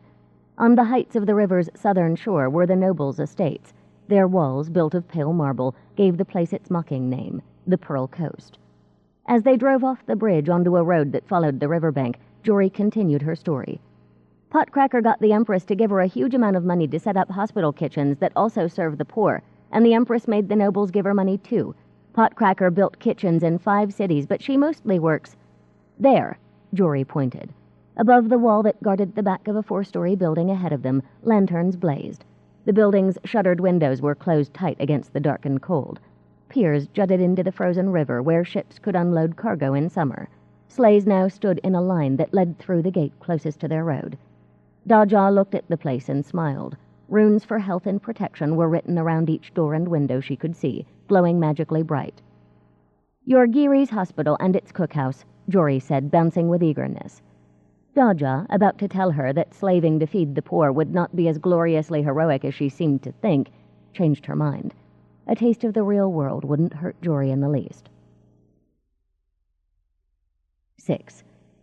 Together, Daja and Jory walked around a line of people carrying fresh loads of supplies into the hospital's immense cookhouse. Once inside, a billow of mixed scents, fresh bread, steamed barley, stewing meat, enfolded the 2 girls. Daja could also see that Jory noticed the silver gleam of runes and protective spells against uncontrolled fire, rats, mice, and mold. They were inscribed on the ceiling, every set of doors, the walls, even the floor. Somewhere to their right, Daja heard the regular thump of bread being kneaded. Closing her eyes, she thought she could be at Winding Circle's great kitchens, where a cook mage named Gorse ruled, and no one came away hungry. Someone cursed in Namornese. Daja's illusion evaporated. Gorse also never fixed millet and bacon soup, a Kugisco favorite with a distinctive smell. Even with those differences between kitchens, something edgy inside her relaxed. She was not a cook mage, but she knew the feel of a kitchen mage's realm. This was a good place to be. "Don't stand there, steam-struck," a sharp voice said. A bag of flour came at Daja's chest. She caught it. "Take it to the cellar." Daja looked into black, snapping eyes. They were set in an olive-skinned white face, crowned with masses of carelessly pinned hair as soft and as shadowy as dark wool. The woman's face was square-jawed and straight-mouthed, divided at the center by a strong nose. Under a full white apron, she dressed like a respectable housekeeper in brown wool with a plain band collar. The sleeves were rolled away from forearms nearly as muscular as Daja's own. "If you leave it on the floor down there, I'll put you in a soup," the woman called, as Daja followed the other laden workers through a door at the kitchen's rear. "I could feed a whole ward on you."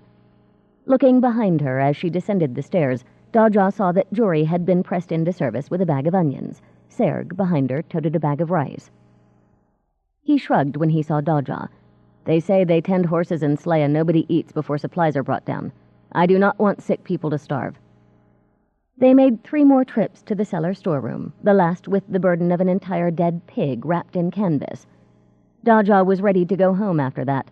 Instead, she found herself seated at a long table, a roll in one hand, thick stew in a bowl in front of her, a plate with parsnips and beef broth beside that. Someone passed her a cup of milk. She had believed she was stuffed on cook mage's treats, but this food smelled so good. And of course she ought to taste what they'd given her to be polite. By the time she had finished tasting, her bowl and plate were empty, her roll crumbs.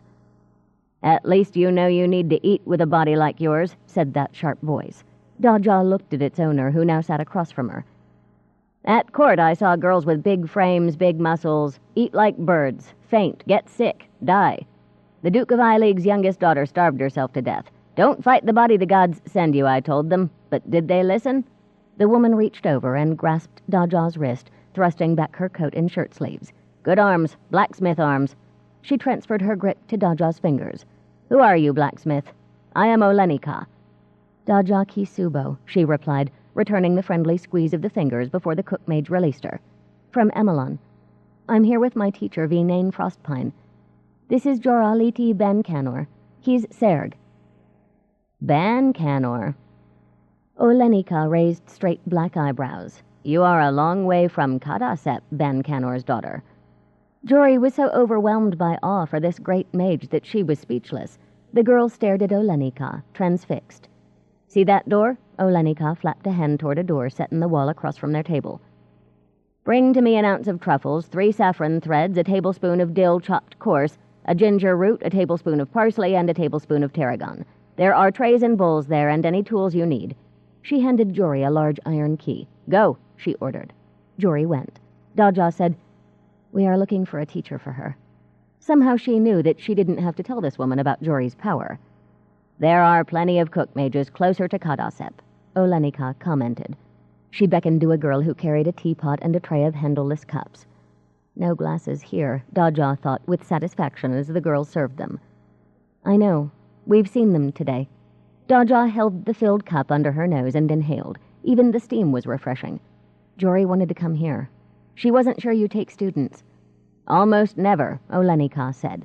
"That is my personal workroom where I have sent her. No labels. If she is serious, she will know the things I have requested. I do not think the master of the Goldsmiths Guild will let his daughter study in Blackfly Bog. We do fine cooking maybe 4 times a year when the hospital feeds the rich to get money from them. The rest of the time we cook for the sick and the poor. Quantity, no fancy spices or elaborate creations. She ought to study with Valerian." "Raviki Jory doesn't want him," Serg said gloomily. Olenika looked Daja over. "What is your interest, Kisubo?" she asked. "How is it a southern mage takes Bancanor's daughter to see teachers?" "You know I'm a mage?" Daja asked. Then she winced at the folly of her question. Olenika had already shown that she recognized Jory's power. Olenika smiled one-sidedly. "I have a nose, girl," she replied. "The Raviki is a spearmint plant, crushed in the hand. You are a bed of it, 1/2 an acre at least, rolled on by a herd of horses. Why are you here?" Daja explained. By the time she finished, Jory had returned with a tray full of tiny dishes and plates. Each had something in them. She set the tray down, wiped her hands on her skirts, grimaced, and brushed the places where she'd wiped her hands. "Don't fidget," Olenika ordered, poking a finger through the contents of the dishes. Jory froze. "Put everything back as you found it." As Jory left, Olenika faced Daja. "I suppose she is not to be all day with one teacher. I suppose she studies music and dancing and books." Daja nodded. She was impressed by Olenika's brisk handling of Jory. It would be good for the girl to study here. The soft-spoken Inogru hadn't seemed up to Jory's bouts of enthusiasm. "She can stay as long as you wish for a week," Daja explained. "But then it's mornings. As she advances, I think her family can be persuaded to let her stay longer. They're sensible people." "If you say so." Olenika got to her feet. "Time to start cooking for the morning," she said. She looked tired. When Jory returned, Olenika told her, "We will have a trial. Come tomorrow ready to work." Jory squeaked and flung her arms around Olenika's neck. She gulped, released the woman, then spun giddily for a moment. Taking a deep breath to get herself under control, she ran to fetch their coats. Olenika watched her. "She will be my student in a week, or she will be happy to study with Inogru or Valerian," she said with a firm nod. "We shall see." She turned to Daja and smiled ruefully. "There is one thing," she began. Someone dropped several pots on the floor. Everyone flinched at the clatter. Daja's heart sank, but she could see the problem. "Meditation?" she asked. Olenika nodded. "Even in my workroom there is no quiet. People come and go in the cellar and the attics from the hospital. Will you—" It was Daja's turn to smile ruefully. She knew what she had to say. She just didn't like it. "Yes, of course." "It will be best if she meditates before she comes here," Olenika said as Jory returned with the coats. "She will be good for nothing but sleep when she gets home. Be here by the 2nd hour of the morning," she told Jory, then turned to answer an undercook's question. At Ben Canor House, rather than leave the girls at the front door, Serg drove the sleigh into the courtyard next to the boat basin. A stable hen took charge of it and the horses as Daja, Jory, and Serg trudged into the house. Inside they found that supper had been served and cleared away. Daja and Jory went on to the book room, where Cole, Matazi, and Nia sat and read. Jory told them about Olenika. Matazi and Cole took the news well, though they exchanged a glance when Jory announced where her new lessons would be held. End of Side 2. Side 3. Cold Fire. The Circle Opens, Book 3, by Tamora Pierce. Continuing on page 124. Daja looked at the yawning Nia, then at the clock. "We need to do meditation," she said. "Now?" Jory whined. She glanced at her mother. Matazi raised both elegant eyebrows, a look that dared Jory to continue as she had started. Jory looked down. "Now," Daja said. She asked the twins' parents, "It's just an hour. Will you be awake?" "Certainly," Cole said. "I want to finish this book, and my womenfolk keep interrupting."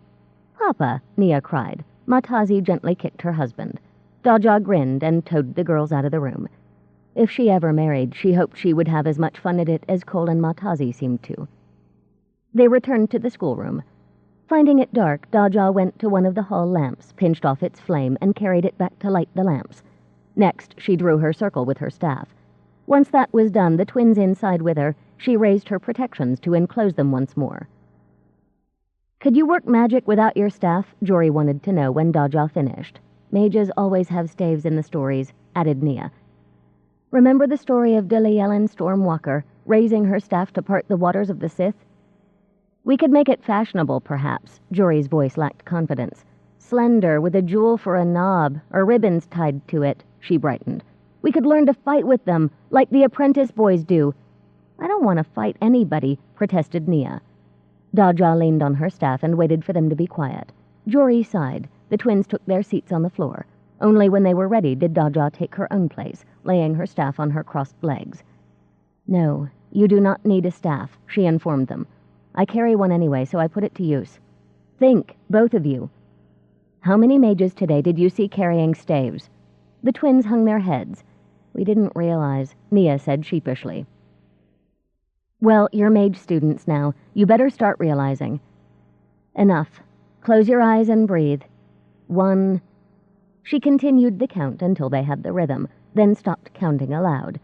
Inside the heart of her own power, she saw the ragged silver flares that shot away from each of the twins. They flickered more than they had the day before. Even yesterday's spotty meditation had strengthened their uncontrolled power. The moment Jory first shifted and opened her mouth, Daja poked her with a staff. Jory inhaled to speak again. Daja raised her brows.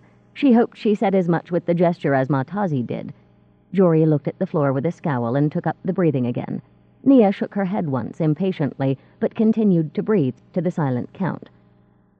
When Jory inched an ankle out from under the opposite leg, Daja poked her. Jory scowled and bounced one knee impatiently. Daja poked her again.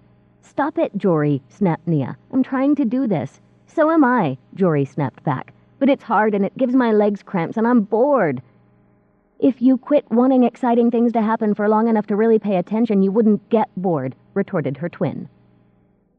Daja watched with interest. Only around outsiders did Nia huddle down like a mouse.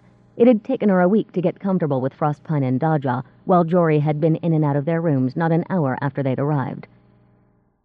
"I suppose you aren't bored?" demanded Jory of Nia. "No, I'm not," replied Nia. "Or I'm almost not, but I thought I felt something and you ruined it."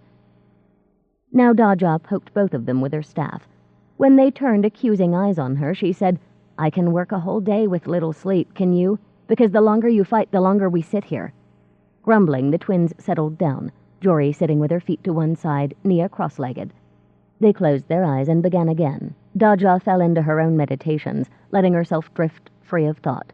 She set about housekeeping, collecting strands of magic that slipped from her central store, tidying up as she would tidy a forge at day's end. Suddenly a light snore brought her to full attention. Both twins had gone to sleep. Their day had been hard. Daja thought they all had done as well as they could. She nudged them awake with her staff and rubbed out part of her circle, gathering its magic back into her. "Meet me here tomorrow morning, half an hour past dawn," she said, "before breakfast." "But if we did it tonight," protested Nia, interrupting herself with a yawn. "No," Daja said firmly. "Tonight was fiddling and fussing. We didn't get anything important done, not the way we need to do it. Here, tomorrow." "But skating," Jory protested wearily. Daja sighed. For a moment, just that morning, she'd felt as if she flew. "Meditation is more important right now," she informed the twins. "You need to control your power. Meditation is the only way. Good night." She watched them stumble out of the schoolroom, frowning as she rubbed her brass mitt. She had more problems than just the cancellation of skating. This form of meditation wouldn't serve for Jory. She was too active, too used to movement. "You have 2 ways to make the deal," Daja's father had taught his children. Lessons in trader ways were held on deck. They all worked at ship's chores, mending fish nets, sewing canvas, winding rope, polishing brass, as they listened. "You can make it your way, proving to the customer you are wonderful, wise, powerful, and right. Then the customer either buys once and never again, or he doesn't buy.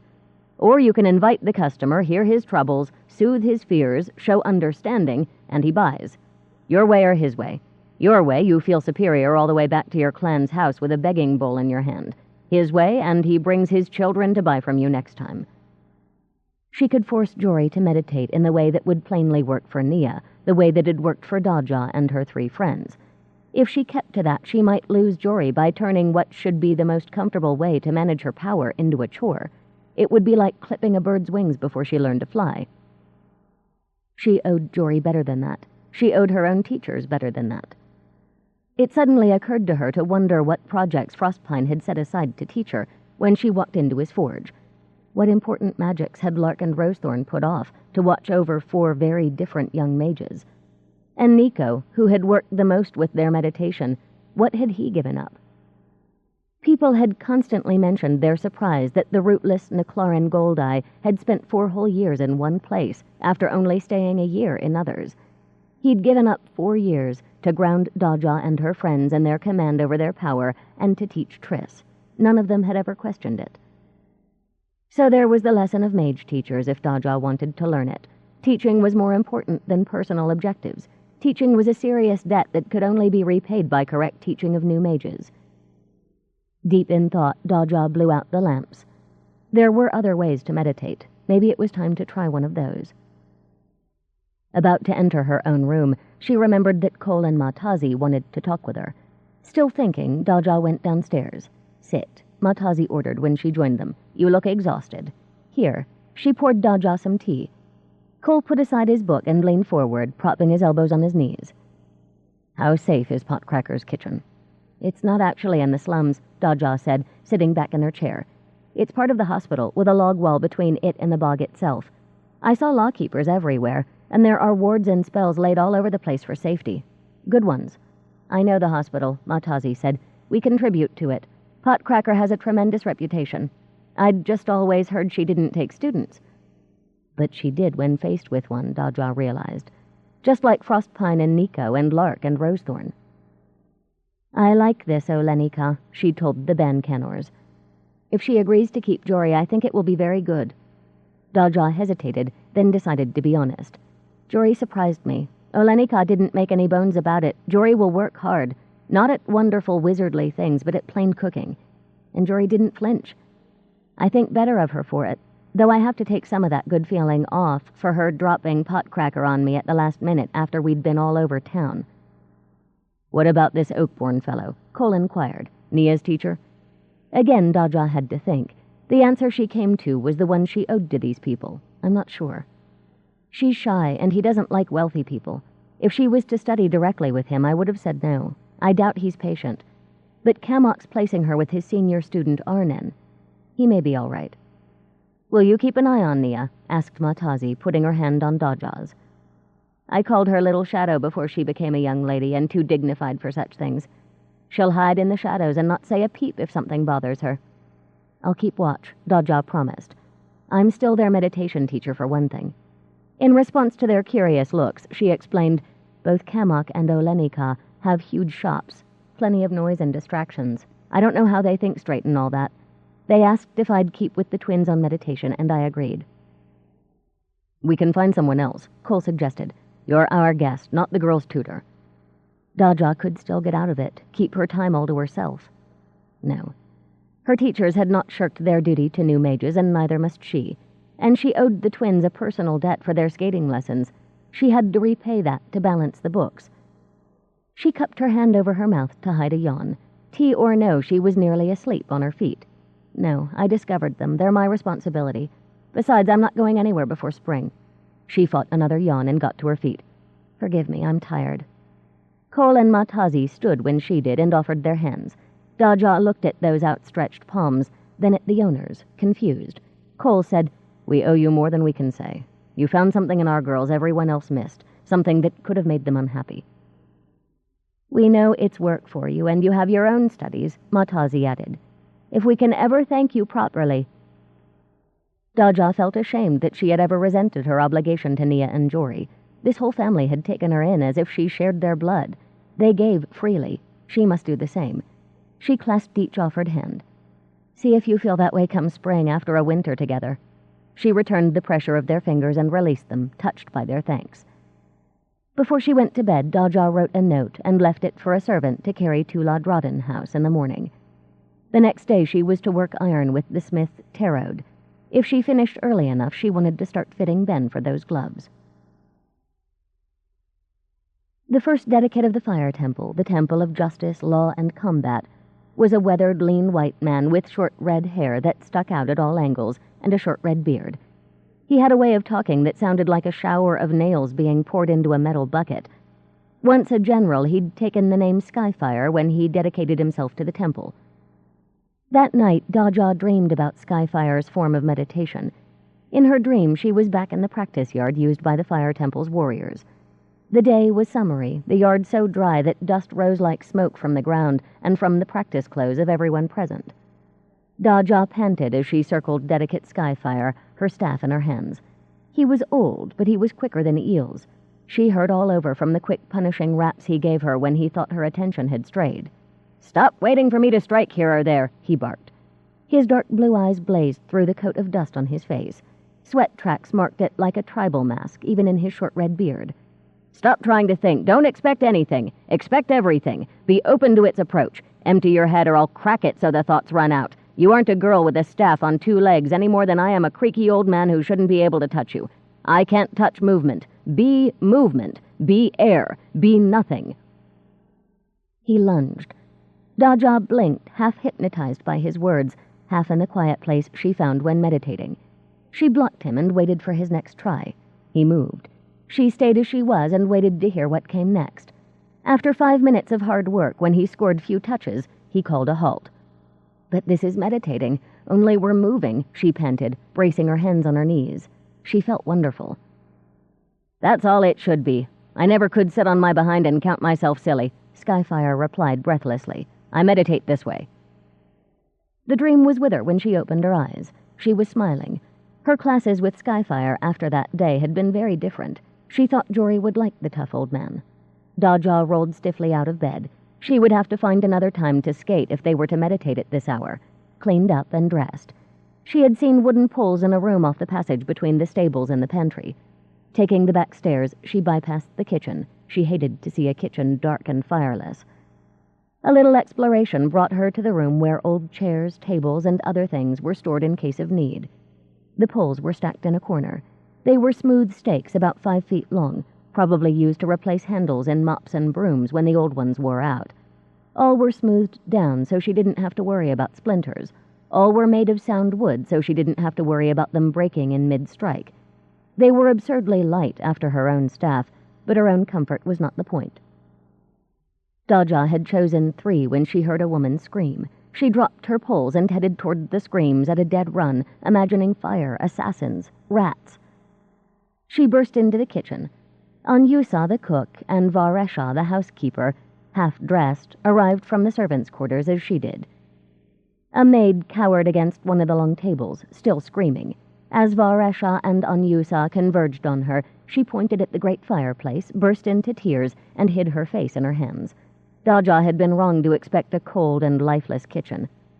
The sheer size of the fire that roared in the hearth told her it had burned long enough to make the room deliciously warm.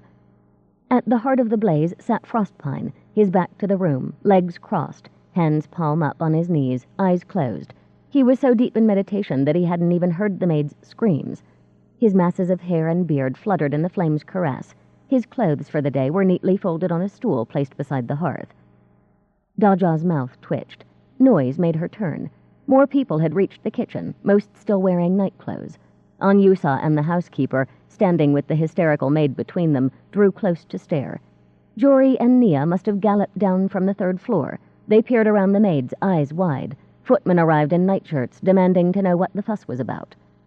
Daja's mouth twitched again. She sternly forbade herself to smile and walked over to the hearth. She wasn't sure if her shirt was one of Sandry's. To be safe, she thought one naked mage was all this household could stand. She put her hands palm to palm and pulled them apart. The flames between her and Frostpine split neatly. Leaning in, she laid her palm on his back. Through their common magic, she said, "Come back." Frostpine twisted to glare at her. "What?" he demanded. "Can't a man meditate?" "I thought you did that in your room," she said. "Frostpine, you're naked." "Naked and warm," he said with a scowl. He hitched himself around until he faced Daja, doing it so expertly that he hardly disturbed the wood stacked around him. "I can't get a decent fire going up there. The hearth's too small. I thought I'd do everyone a favor and start the fire here." "Did you tell anyone?" Daja inquired. "I meant to be gone by the time—" Frostpine looked past Daja to see his wide-eyed audience. "Hakoi and Shori," he grumbled. "I just wanted to get warm." "Why didn't you put up a folding screen, or let someone know?" Daja asked. "Then maybe the whole house would still be asleep right now." "You'd think they never saw a naked man before," Frostpine grumbled. He crouched, then stepped carefully out of the blaze without scattering wood or ashes. He then used a poker to shove the burning wood in until it covered the place where he'd sat. Once done, he set the poker aside and began to dress. The maid was still sobbing. Other servants were backing out of the kitchen. This wasn't the magecraft they knew, a matter of potions, signs, and charms. They were unnerved. Only Anyusa was unshaken. She looked Frostpine over, hands on hips, a crooked smile on her lips. "My cousin says mages are eunuchs. I wish he were here right now." "Do you want breakfast?" she asked Frostpine as he put on his habit. He grinned. "I'm ravenous," he admitted, "and for the first time since I came here, I feel warm." Daja shook her head and went back to collect her poles. In spite of the morning's disturbance and their reluctance the night before, Jory and Nia were in the schoolroom when Daja arrived. No fires were lit in the hearth. Wool dresses and stockings or no, the twins' breaths steamed on the chilly air. "I can't sit like this," Jory informed Daja. The twins were shivering. "We'll freeze." "You're not sitting," Daja said. She tossed a pole to Nia, who caught it easily, and another to Jory, who nearly dropped hers. She placed her own pole against the wall. "I thought you said we wouldn't have staffs," Nia said, running her hands over her pole. "You won't need a staff as a mage," Daja replied. "Does he always sit in fires naked?" asked Jory. "Are we going to learn how to do that? And why'd he pick the name Frostpine if he hates being cold?" Daja had asked him the same thing, as they huddled in a mountain traveler's hostel during a late summer blizzard. To Jory, she repeated his answer. "He said he hadn't thought cold got so very cold, and he thought frostpines must be pretty trees. Neither of you will be sitting naked in any fires." Nia shuddered. "Oh, please," she whispered. "I have nightmares about fire." Daja patted her shoulder. "Once your magic's under control, you'll feel less like you're actually made of wood," she said gently. "You'll be able to seal yourself off from your magic. The dreams will stop then." "Now," she said before they could interrupt again, "we'll start with some easy first moves with the staff." "But how—" Jory began. "Just do as I say," Daja told the girl sternly. Jory nodded, mute. She didn't mean to make fighters out of them, but if she was going to do this, she ought to do it properly. Otherwise, her next stream of Skyfire might end as he trounced her for slipshod teaching. She taught the girls how to properly grip the staff and how to stand to keep their balance. Then she showed them the high strike and its defense, the high block, the body strike and its defense, the body block, and the low strike and block. Next, she gave them a sequence, high, middle, low. Jory struck first as Nia blocked. After they had done 5 sets, Daja switched them so Nia struck Jory's blocks.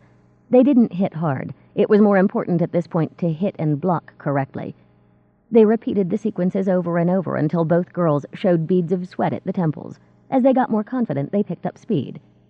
Jory began to hit too hard. Nia shrank a little at each blow. When it was her turn to strike, she tapped Jory just as she had it first. When Jory became striker again, she was impatient. She brought her high strike down with all her strength behind it. Nia cringed.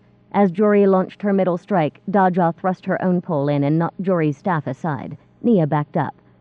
"Keep control of your feelings," Daja told Jory. "You can't get excited. You have to pull that in. And you can't shrink away," she told Nia. "Keep the rhythm going. Don't worry about anything but doing the same moves over and over." "But I hate to hit, and I hate being hit," protested Nia. "Why can't we meditate like before?" "I hated that," Jory told her. To Daja, she said, "I'll be good. Just do the things and hit nicely and not get excited." "Pay attention to the pattern and to the way your body works," Daja said. "That's all. Nobody's going to hurt you, Nia. This is just a pattern like the breathing, only with all of your body." "All right, you strike, Jory blocks, high, middle, low, then switch. Begin." They obeyed, striking and blocking slowly as they had it first. Little by little they relaxed. Daja watched carefully, noting when they began to speed up. Jory started to grin. Faster they went. Jory hit harder. Nia began to flinch. Then, as Nia struck high, Jory blocked and swung a middle strike at her sister's rib cage. Daja, expecting it, slid her own pole in, hooked Jory's, and sent it flying. After another lecture to Jory about emotions, Daja started the twins a 3rd time. It was no good. After a minute, she saw that Nia didn't believe her sister's promise to control herself. She flinched every time Jory struck her, even though she blocked Jory. When the breakfast bell rang, the twins looked at Daja. She held out her hand for their poles. Nia thrust hers at Daja and fled. Jory gave her pole up reluctantly. "I'd get better," she told Daja. "Only I suppose you'll want to go back to the boring way now." She ran out of the schoolroom. Daja chose not to eat with the family. A burned scent in the air told her that breakfast cooked by a half-terrified staff was something she could give up. Instead, she dressed for the outdoors, picked up her real staff and the satchel that held her tracings of Ben's hands, and set out for Tarod's smithy. Halfway down Tenney Street, an old woman made almost perfectly round by skirts and shawls sold dumplings from a cart. Daja bought herself breakfast there and strolled on, turning her problem over in her mind. Nia liked to sit and meditate. Jory concentrated best when she was moving. No matter how many times Daja put those fats into the forge to heat, they always came out in the same shape. "That's magic for you," she thought gloomily. 1 part glory, 1 part fun, and 1 part polishing the bright work till your back and your knees and your hands all ache. Then she chuckled. Sometimes her old seafaring life broke into her thoughts at the oddest moments. She also took the lesson. Bright work got ruined by rust without plenty of scrubbing. The twins would never get the best out of their power if Daja was a lazy teacher. Work was work. It had to be done right. 7. If Tarod Vascajo was not the ugliest white man Daja had ever met, she had mercifully forgotten the uglier man's appearance. Stringy brown hair barely covered his blocky head. Dark eyes peered out from under a shelf of brow. His nose was mashed. A slab of chin jutted out beneath a thin mouth. His arms were mallets of muscle and bone. He was 6.5 feet tall. Every child in the neighborhood knew the man who looked like a monster would do anything, from rescue kites to give coins for sweets. Girls told him their love troubles. Young men asked his advice on dealing with their fathers. He was a leader of the Smiths Guild in Namorn, and knew more of working iron than even Frostpine. He was not a mage. He had been delighted to give Daja forge time in exchange for her assistance with some of his projects. With him, she studied fine ironwork, shaping metal into lace-like forms. Between the Sith and the pebbled sea, Tarod was the best at it. As a successful master smith, Tarod supervised nearly 20 apprentices and journeymen in his massive Hammer Street forge. Before she entered Terod's, Daja took a moment to look at the canvas-covered sleigh in the courtyard. The sleigh belonged to Kugisko's governor. It was a glory of brasswork, enamel paint, and gilt moldings. All it required was runners. Those were nearly finished. Today she and Terod would harden the long metal pieces that would be shaped to create two silvery, elegant lengths of metal that would cut through ice and snow. If all went well, they could temper the steel the next day and fit the runners the day after. Once inside, she laid her trader's staff against the wall of the coat room, then hung her satchel and outer coat over it to hide the telltale brass head from view. While none of Terod's people had spoken against traders, it was silly to flaunt her people's best-known symbol.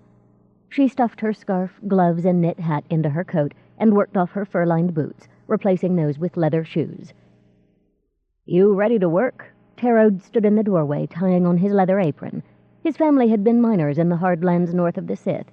He had still not shed the accent after 30 years on its southern shore. "Teaching didn't wear you out?" Daja grinned as she found her own leather apron. "How does anybody have a private life on this island the way servants gossip?" Terod chuckled as he led the way to his forge. "The whole city probably knows you teaching those girls by now," he teased. "Our servants are good at the gossip." Between stretches when the metal heated to the proper brownish-yellow shade for hardening, and Terod checked his apprentices and journeymen, Daja worked on the iron rods she used for so much of her own work. That morning she took extra care, shaping her rods with her power as much as her drawing tongs. These would be the foundation of Ben's gloves. The morning flew past. Daja was startled when Terod's wife called them to midday. She stowed her tools as the journeymen and apprentices headed for the dining room in a fast-moving herd. Once inside, apprentices at one long table and journeymen, Terod and Daja at another, everyone fell on their loaded plates. Unlike plenty of masters, Terod made sure his people were well fed. He'd once told Daja it was just self-interest. Happy workers meant better work. The meal was half over when a maid showed in a boy who carried a sealed sheet of parchment. She pointed Daja out. As he approached, Daja saw he wore the Ladradan insignia on the shoulder of his threadbare gray coat. He was trying not to stare at the laden table. Mutely he offered his message to her. She took it and signed for him to wait, digging in her pocket for a silver argib as a tip. He looked half-starved. She hoped he'd buy himself something to eat before he returned home. "Better read that careful. Make sure you don't need to send back no answer," Terod advised her. He speared a thick slice of roast pork with one hand as he scooped up 2 slabs of bread with the other. He dropped the meat onto one piece of bread, capped it with the other, and thrust the whole at the boy. "My wife cooks too much," he growled. "Eat before it goes bad." The boy didn't need encouragement. He clutched the offering with both hands and took a huge bite. Daja slowly cracked the seal and read the few lines of Ben's note. It was his answer to her request for a time to fit him for the gloves. If it wasn't too late when she finished at Terod's, he wrote, she could find him at the Ladradan warehouses on Bosnia's island, at the joining of Cashbox Street and Koval Way. She read it 3 times before the boy finished what he'd been given and accepted a second bread and meat slab from Terod. Then she gave the messenger her argib and said, "Tell Ravot Ladradan I will see him later this afternoon." The boy nodded, still chewing, and trotted away. Terod's wife Nu Shenya came over, shaking her head. "The way that woman stints on food, you'd think every grain of wheat was taken from her own children," she said to her husband. "She whips them, you know, the servants. The island council finds her. She doesn't care." She glared at the journeyman, openly eavesdropping. "Don't think any of you are too big for a whipping. I saw that vegetable plate. A vegetable plate goes back half empty at supper, and we serve what you turn away instead of meat tomorrow." Daja ducked her head to hide a smile as the diners, male and female alike, dug into eggplant and carrots. "Something's not right at that house," Terod commented as he sat back and dug at his teeth with a toothpick. "Mora Chain's half crazy." Daja put her fork down. "But what about Ben? He's all right, isn't he?" "He's a hero," insisted a young journeywoman. "That carriage shop on Ryder Street would have burned last winter." "The hat shop on Stiff Lace Lane," someone else put in. "Emperor Noodles," called a girl apprentice. "If you can talk, you can work," Terod said. Apprentices and journeymen left the tables to wash up and walk around a bit before they returned to their tasks. Only Daja remained with Terod at the table. His wife joined them with sturdy mugs of honeyed tea. She was from Kapchen, where tea was drunk in the way Daja expected it to be drunk. She, too, sat with her husband, willing to let the maids clear the tables. "Call me a grumpy old man with a nose full of soot and a copper-coated tongue," Terode said over his toothpick. "To hear the world tell it, Ben La Droden's de only good dat family ever gave Kugisco." He shook his blocky head. "Me? If something like a fire took my joy," he engulfed his wife's hand with one of his own, "I wouldn't go hunting the thing that took my sweetheart and my children." He sighed and looked into his mug, then drained it. Daja followed him back into the main forge. Ben's intense focus on fire didn't seem odd to her. She had seen Triss destroy part of a fleet because those who sailed with it had murdered her cousin. Sandry had battled her terror of the dark to keep her friends alive. Briar had plunged into death rather than let go of his beloved teacher. Dreadful events, in her experience, led people to do extraordinary things. It made sense to her that Ben would devote his life to a war on fire. Maybe Terode just didn't know the kind of people she did. It was mid-afternoon when Daja left Terode's forge, staff in hand, a bundle of slender iron rods and her rolled parchment tracings of Ben's hands in her satchel. Outside it seemed warmer than it had that morning. Despite there being 2 more hours until sunset, the light was going. Masses of clouds like fat gray moonstones slid by overhead, their edges fuzzy and soft. After weeks in the mountains and months in the north, Daja knew snow clouds. These looked serious. With her satchel over her shoulder, Daja strode briskly along Catagon Way, testing the ground with her staff where she suspected hard ice lay under the snow, and dodging sleighs and riders. She could risk her life to cross to Bosnia's on foot, or she could risk her life to hire a sleigh. They all seemed to be driven by madmen. "I have to practice skating," she thought, as a sleigh hurled slush on her boots and coat. "I don't care how much I ache, it will be worth it." She did take in the vividly painted storefronts and fences along the way. Color was a Namornese obsession. Roofs were trimmed in yellow, scarlet, emerald green. Outside walls were blue, red, pink, and orange. Doors were bright enough to startle. It was hard to believe that Sandry, whose taste in color was perfect, was half Namornese. By the time Daja stepped onto Bosnia's island, the lamplighters were out. As she walked down Sarah Street, shop girls and boys left their businesses for the walk home. When she turned north on Cashbox Street, fat snowflakes began to drift idly through the air, as if they toured the city. Reaching La Droden Furrier's, Daja halted. The property included most of the block on which it stood, expensive on the islands that made up half of Kugisco. The sprawling wooden complex of buildings marked with the La Droden emblem included a large warehouse, a furrier's shop, a workshop from which men and women dressed like common laborers streamed, a courtyard where men put covers on wagons against the snow, and the charred remains of a second warehouse. For a moment she had the fanciful idea that the fire gods were vexed to visit a man who dedicated his life to destroying their work. She made a face and shook the idea from her head. That was Triss's or Sandry's kind of addled imaginative thinking, not hers. The shop that fronted on Cashbox Street was a haunt for the rich. Luxuriant pelts were draped in its many-paned window, an invitation for buyers to come and touch. That polished cedar door, inlaid with ebony and white pine, was not for the likes of Daja. She walked around the corner. Beside the courtyard gate was an ordinary door and a sign. La Droden Furs, tradesmen only. She entered that way. Inside was a typical clerk's office, long tilted desks and benches for seats. Account books lined a wall. Lamps with brass reflectors supplied light for those who kept the company's records. A hearth on one wall was the only supply of heat. The amount it gave off was meager. Everyone, even the chief clerks, wore outdoor coats. The messenger who had come to Terode's sat by the door, whittling a stick into kindling. He jumped to his feet when he saw her. "Vi Macy Daja, Ravot La Droden's expecting you," he greeted her. "This way." A moment. Daja bent to tug at her boot as if it had twisted on her foot. She thrust deep into the ground with her power, passing through stone and watery mush, then granite, until she reached the earth's hot lifeblood of molten stone. Straightening her other boot, she called the heat up to her, letting it pass through the wooden floors sheathed in her magic to keep the boards from catching fire. Opening her right hand, she spread her fingers. Warmth streamed through her to settle into the metal in the clerk's office that could hold it. The heavy iron grate, the andirons and pokers of the hearth, the empty metal coal bucket, and the brass lamp reflectors. She gave the metal just enough heat to warm the air without changing the metal's color. The workers might not realize they were more comfortable, but she knew. It was her slap that Mora Chain's copper-clutching fingers. She cut the flow of heat and let the rest fall into the molten rock again. 1 second more she waited, to ensure the metal in the office would not burn the wood around it. She had done something here.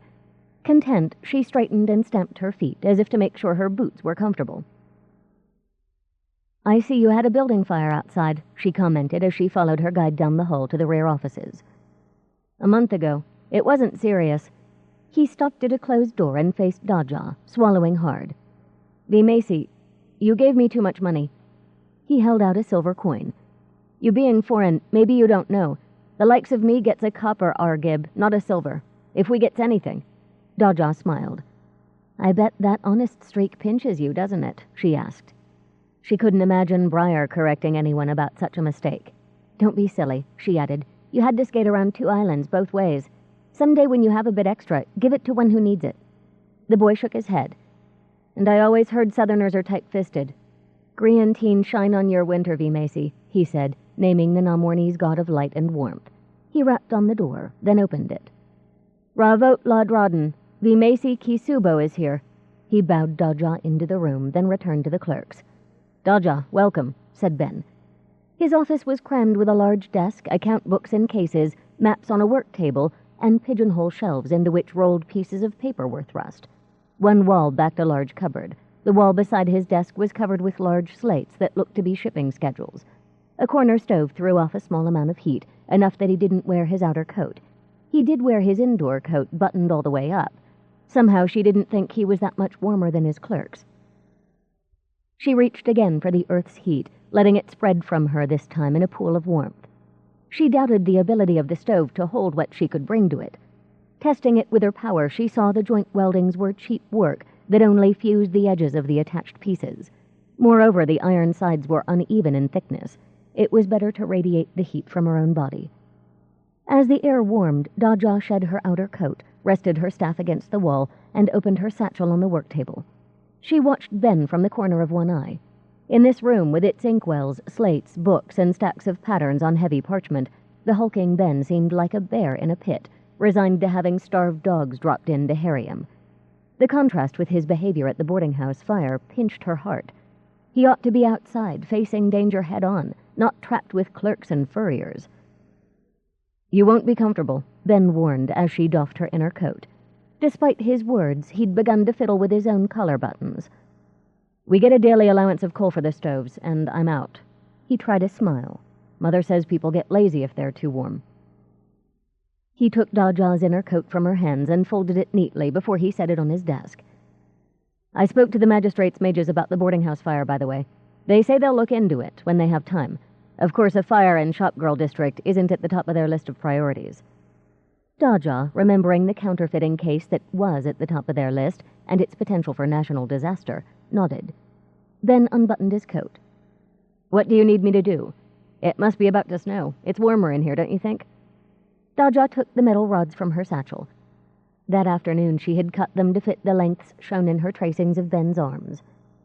"It is snowing," she told him. "Could you make a clear spot on your desk?" He shifted stacks of paper and accounting books. When he finished, Daja had him sit with his arms flat on the desk. "I thought you'd just mold them on me like clay, or maybe sew cloth gloves?" Ben asked. Daja shook her head. "I need to make a metal form like a dressmaker would use, only for gloves," she explained. "And I have to be sure of all the dimensions in your hands and arms. Otherwise you'll be fighting the gloves to hold things when all your mind should be on the fire." Ben commented, "So when I have to push burning material aside, I won't cook the back of my hand again." "Exactly," Daja replied. She positioned 2 rods on either side of his forearms, leaving room for him to wear the gloves over his outdoor coat. Taking the elbow and wrist rods, she channeled the earth's heat up through a sheath of magic to shield the wood around her. She used it to warm her rods to the point where she could handle them like clay. It was tricky work. She had to add enough heat to the elbow and wrist rings both to make them curve around his joints and to fuse them to the side rods, all without burning the man or his clothes. "Raise your forearms until they're straight up, palms facing out," she said quietly. Ben obeyed, lifting his hands. Now Daja closed the elbow and wrist rings, heating them until the ends merged without a seam. As Ben sat patiently, she added rod after rod to the forearm model. heating the ends and molding them around the rings. He remained silent and steady, a rare virtue. She'd had to stop using Briar as a model for this kind of thing because his ability to sit still was limited unless he worked his own magic. Then he had a tree's patience. "Do you need a rest?" she asked when the forearm and wrist segments were finished. "Move your arms?" "I'm fine," Ben said. "It's soothing in a way. You're much better than the maid who fits my clothes. She chatters about silly things until I want to scream. What happens next?" "I do the same thing, but with your hands. That's trickier," she explained, warming the shorter rods. "I have to work around the joints, so there are lots of little pieces to fit. Don't worry, this is just the boring part. The finished gloves will feel like your own skin." The short pieces for the palms were ready. As she began to attach them to each wrist ring, she said, "I saw that burned-out warehouse on my way in." "That," he replied contemptuously. "It happened a month ago. Losing it was a blessing. It just held old furnishings and nonsense. I would have cleaned it out years past, but Mother saves everything. Mind, this was the first fire we'd had in the city since spring." He smiled ruefully. "You'd think I'd be glad for a summer without fires, but—" He shook his head. "You keep waiting for the black ship to dock," suggested Daja, working away. "Black ship?" asked Ben. "Sorry, a trader thing. A ship with black sails carries bad news," she explained. "That's a vivid image. A black ship. I'll have to remember that. Yes, I suppose I was waiting for it. Expecting it, really, only it never came. And the longer we went between fires, the lazier the people I was training to fight them got. It was maddening." Daja nodded, most of her attention on her work. In a corner of her mind, not fixed on her creation, she thought it a pity that a man couldn't take up firefighting as employment. Ben's heart wasn't in trade. And Tarot was right, a little. It was odd that Ben had gotten entangled with the thing that had destroyed his early life. "May I ask something?" he inquired as she checked the gaps between her framework and his body. Living metal didn't stretch. If she didn't leave plenty of room for clothes, he'd have to remove his coat to use the gloves against some fire and risk freezing outdoors some bitter night. Daja nodded, then tapped one metal-framed arm against the brass on her left hand, making it clink. "How did that happen? Doesn't it hurt you?" "Oh, that," she murmured, stretching a thumb ring gently. "Remember the fire I told you I was in? I was holding my staff with that hand and the cap melted all over it. I guess it mixed with the magic my friends and I were using, and, well, there it is. Now that I'm accustomed to it, I don't mind. You should see my foster brother's hands. They're strange." He tried to tattoo them with plant dyes, and now ink plants bloom and grow all over his hands. She eased each form off, setting them on the desk while Ben rubbed his hands and arms. "My thanks. You were very patient." Ben smiled. "It's all to my benefit, after all. Surely my sitting for a short time isn't too high a price to pay." Daja stowed her materials and the iron sleeve forms in her satchel, pulled on her coats, and picked up her staff. "I'll send word when I have something to show you." Ben shrugged on his outdoor coat and lit a spill from his stove. In the outer hall, he used it to light a lantern by the door. He took it from its hook. "I'll walk you to the street." "Are you hiring a sleigh to go home?" Daja smiled. "I'd as soon jump off a bridge. Besides, I like walking in the snow." Ben frowned. "It's a long walk, Daja." Together they went into the courtyard. "Why don't you wait until Mother comes from shopping and ride with us?" The thought of sharing a sleigh with the sour-faced Mora Chain made Daja shudder. To change the subject without offending Ben, she glanced at the mess of the burned warehouse. "May I take a look?" Ben obligingly led the way through snow that fell in fat, steady flakes. "I could hardly believe it when it happened," Ben remarked. "The place went up like a torch. Usually most of the ground floor walls are left, but not this time." The wreckage inside the huge, cluttered rectangular pit that was the cellar of the old warehouse was nearly 2 feet deep in accumulated snow. Daja sighed and hunkered down with her staff against one shoulder. She was annoyed at having to deal yet again with Namornese winter. In civilized places, winter arrived as rains, obscuring the ground only if the water collected into a pond. She called a burst of heat up, jamming it through her outstretched, spread fingers to blanket the ruin. This heat wash was far quicker than those she'd used in the Ladrodden offices, and far hotter. She didn't hear Ben's soft gasp as the snow within the walls of the ruined building shrank, collapsed in on itself, and trickled away, melted completely. "That's better," Daja commented with satisfaction. She stood. "Now we can see. May I have your lantern a minute?" Ben handed it over. Daja opened it and took a pinch of flame, then closed the lantern and returned it to him. She let the pinch of fire roll into her palm, then called again on the earth's heat. Her fire seed bloomed to brighten the entire courtyard. She held her hand out before her to see the wreckage clearly now that she had cleared it of snow. The hole in the ground showed the remains of charred floors at its edges. Inside, fragments of the outer walls, she could decipher the way the upper floors had dropped through the lower ones, until everything came to a stop in the cellar. At the very rear of the pit, she discovered a gaping hole. "What's that?" she asked, pointing to it. Ben squinted to see what she meant.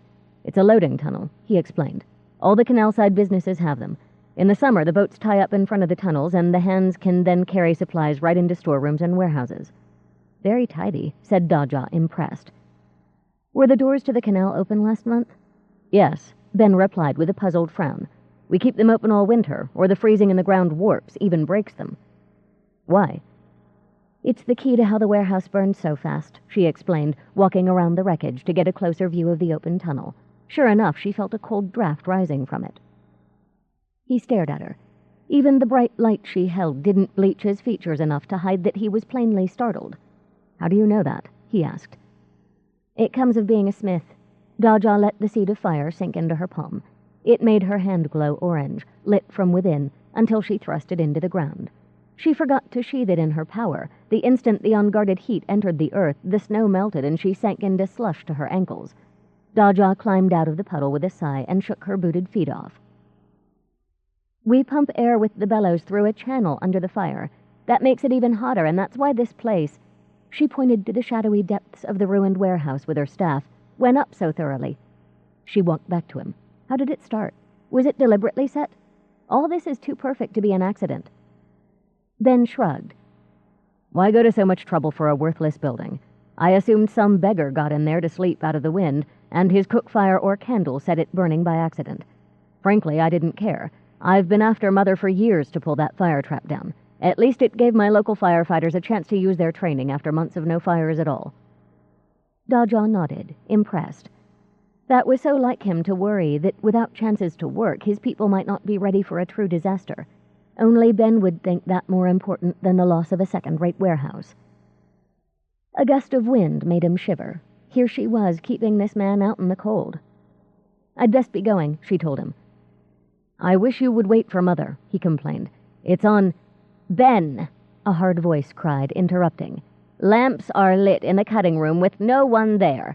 Mora Chain Ladraden walked out of Ben's office. Daja guessed she had entered through the store on Cashbox Street. "Where are the Dan Cruin accounts? And your office is far too warm." If Mora Chain had a mirror, thought Daja, it had to be metal. Silvered glass would break every time Ben's mother showed that face to it. As it was, Daja bet the metal had to be flattened at regular intervals. Continued exposure to Mora Chain's face would warp the best metal from time to time. Ben sighed faintly and went to his mother. Daja followed. "Who is with you?" demanded the older woman. She peered through the swirling snow at Daja. "Oh, Daja Kisubo." "Ravi Ladraden," Daja said with minimum politeness. Even that was for Ben, not for this unpleasant female who refused to call her by her mage title. "I was just going."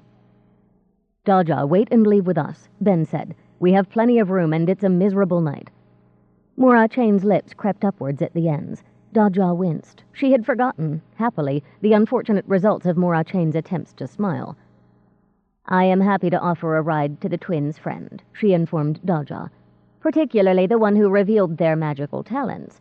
I always suspected it, of course, but having no familial ties, I couldn't very well get them examined by a better mage than those the Bancanors hired." Daja opened her mouth to reply to the implied insult to Cole and Matazi, then closed it again. The mark of a born traitor was to know when persuasion and discussion were useless. Instead, she bowed to Ben, then to Mora Chain. "I thank you, but I've been at the forge all day. I need the walk. Good night to you both." Rather than risk Ben arguing with her, she walked briskly to the gate on the street. In her wake, she heard Mora Chain tell her son, "It's just as well.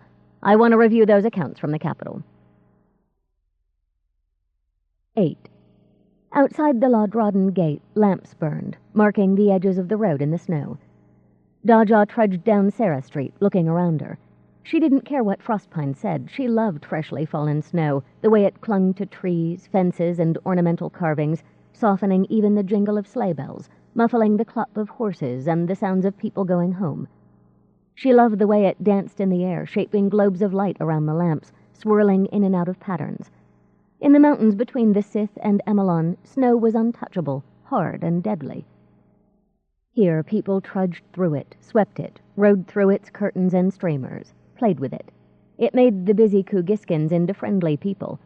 Everyone she passed wished her a good evening, or smiled and said things like, "A foot or two by morning at least." Daja answered them with smiles and nods. She didn't know enough about this white element to predict how much would come down before sunrise. She heard bells approach behind her and moved close to the lampposts to give the sleigh plenty of room to pass. She kept her head down, hoping the vehicle coming up on her wasn't the La Drawdens. "Vi Macy Daja," a familiar voice called. "Is that you?" She turned as the Ben Canor sleigh, Serg at the reins, drew up by her. Behind Serg, Daja saw a lump of quilts and furs that had to be Jory.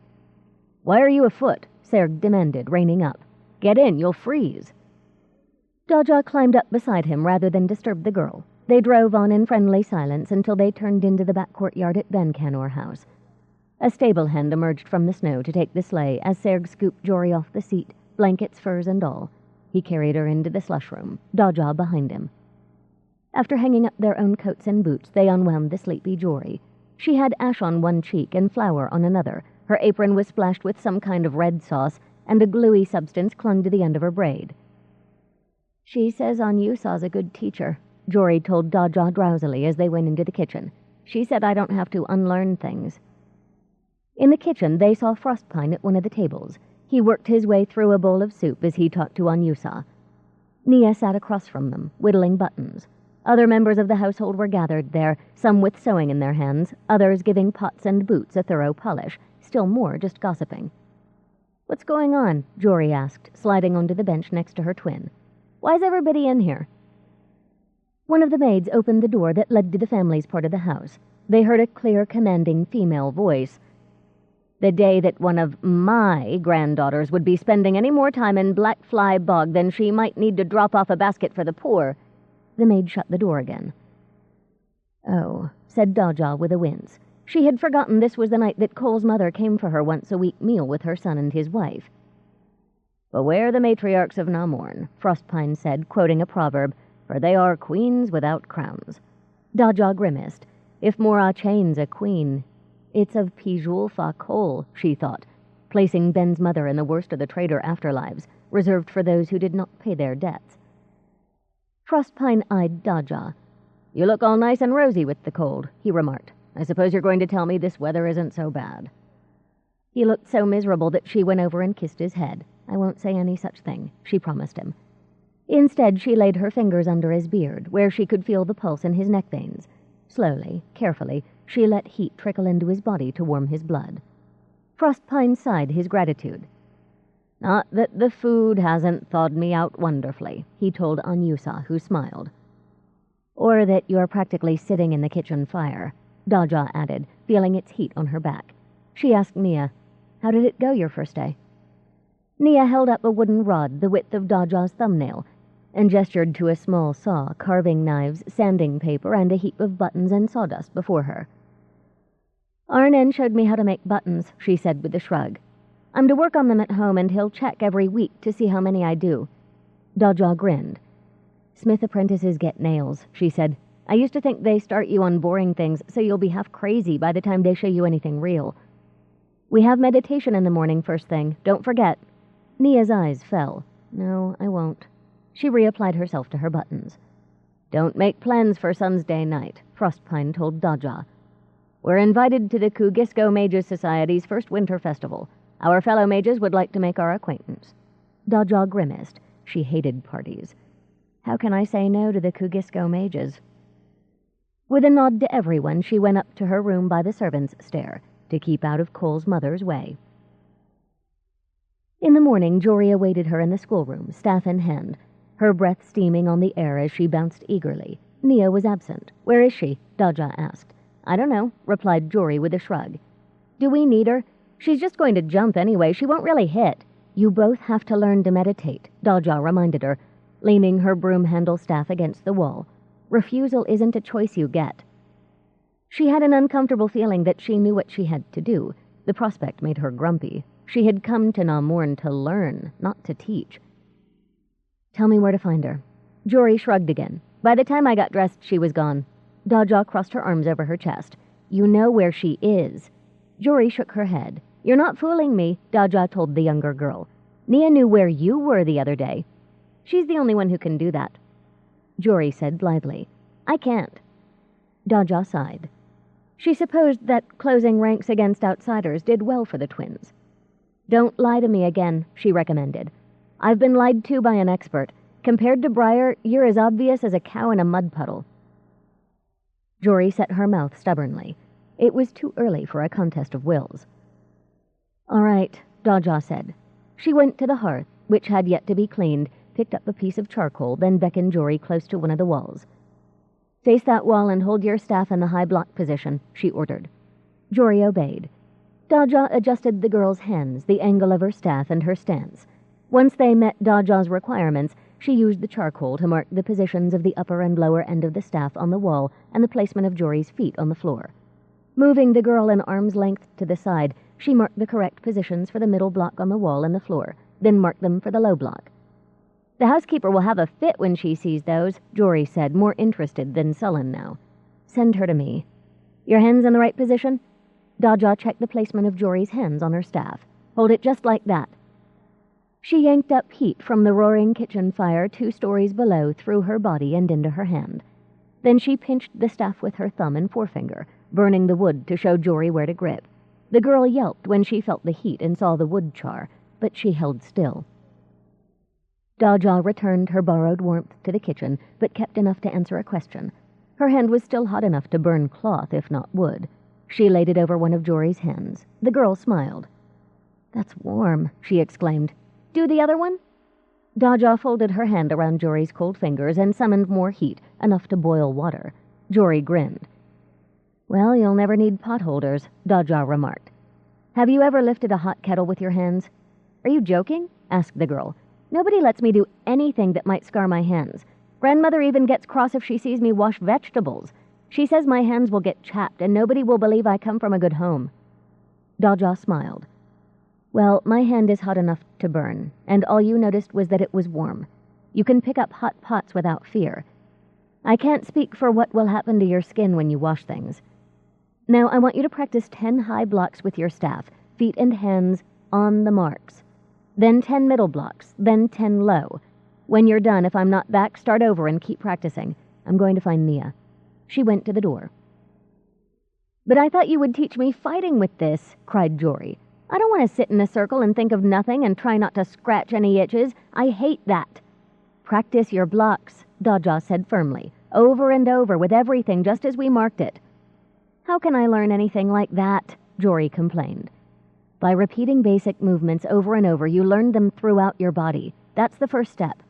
Get moving. We'll talk about meditation some more after Nia joins us. Jory moved into high block position. You won't find her. And adults say young people these days don't know anything, Daja retorted, shaking her head.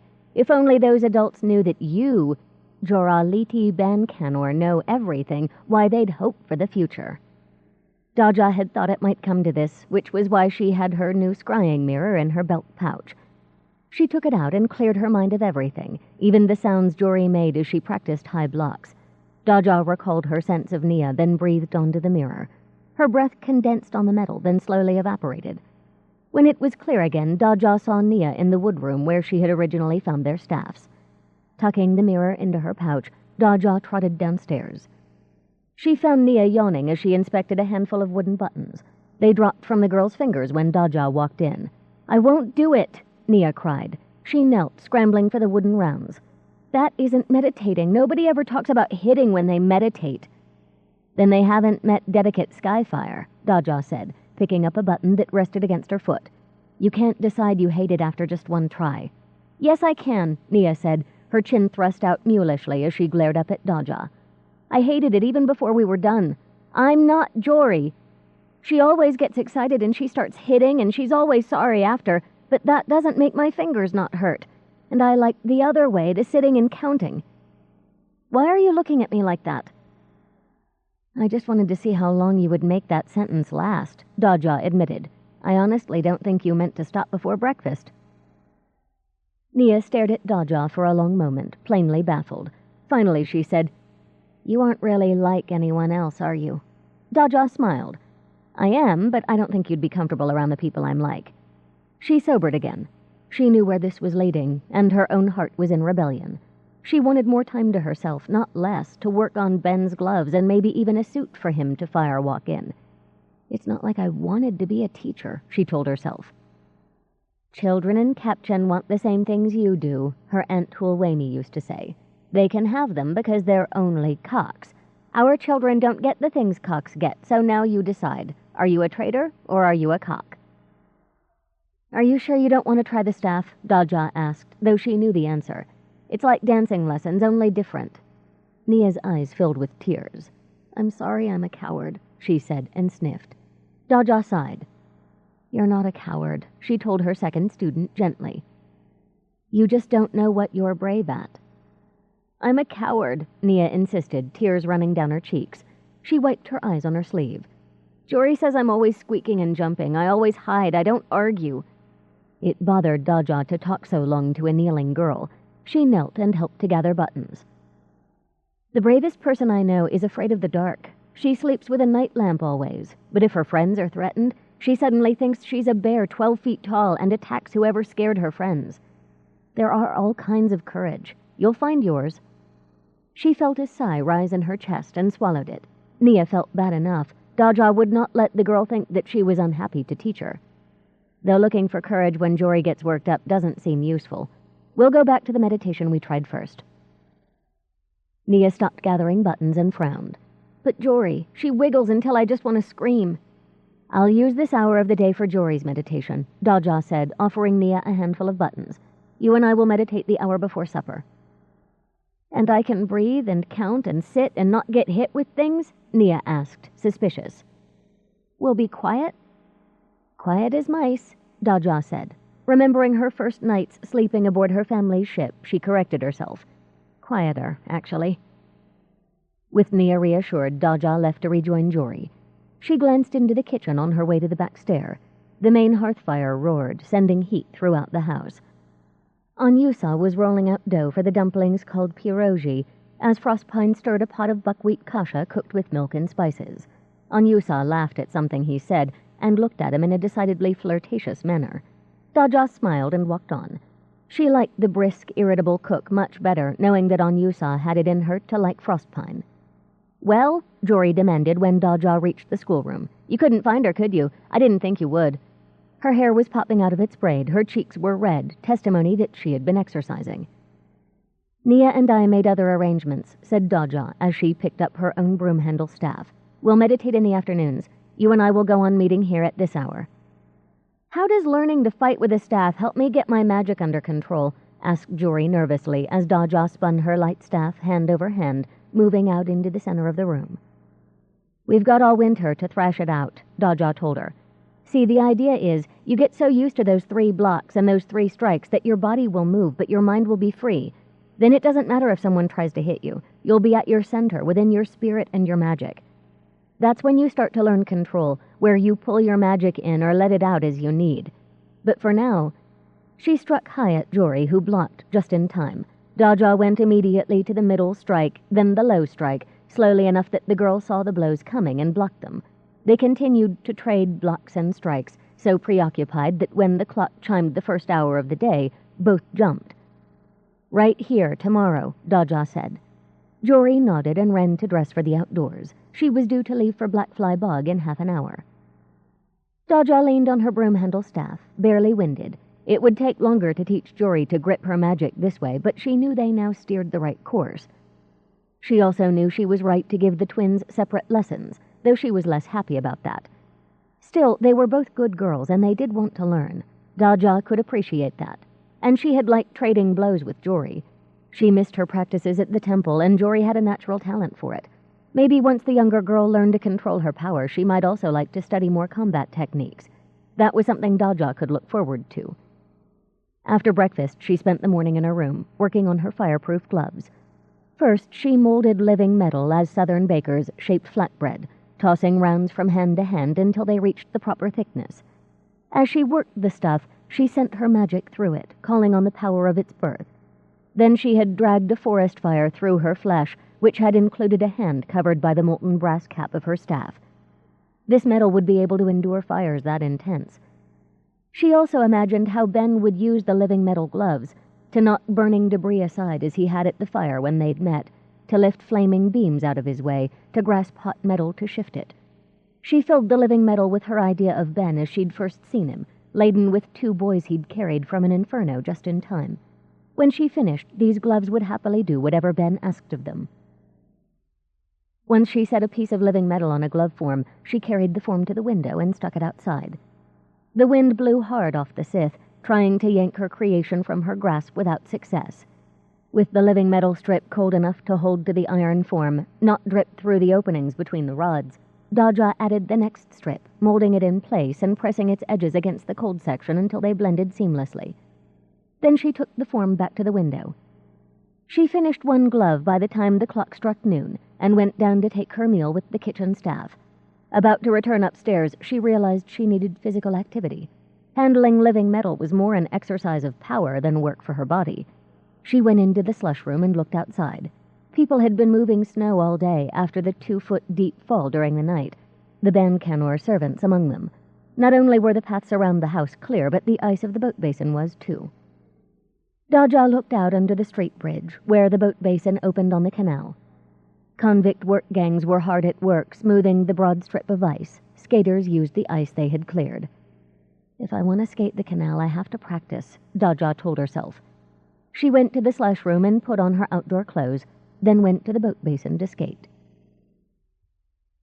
When she returned to her room, she felt 10 feet tall. She had learned how to turn while still in motion, and she had not fallen once. While she had been telling Jory that her body had to learn movements so well that she didn't have to think about them, Daja's own body had done a bit of learning of its own. She felt so good that work on the second glove went even more quickly than it had that morning. She finished just as the maids came upstairs to light the lamps. Nia would be home from Kamox soon. With both forms covered, Daja tied heavy cords to their inner iron frames, opened one of her windows, and hung the forms outside. The night's cold would set the liquid metal. In the morning, she'd remove the iron forms and complete the magic that would keep the gloves in that shape forever. Pleased with her day's work, Daja leaned out the open window. Snow lay thick on the rooftops, in heaps on either side of Blythe Street and Prospect Canal. But there was less than she'd seen that morning, or even at midday. People who lived with heavy snows found plenty of ways to handle it, Daja had learned.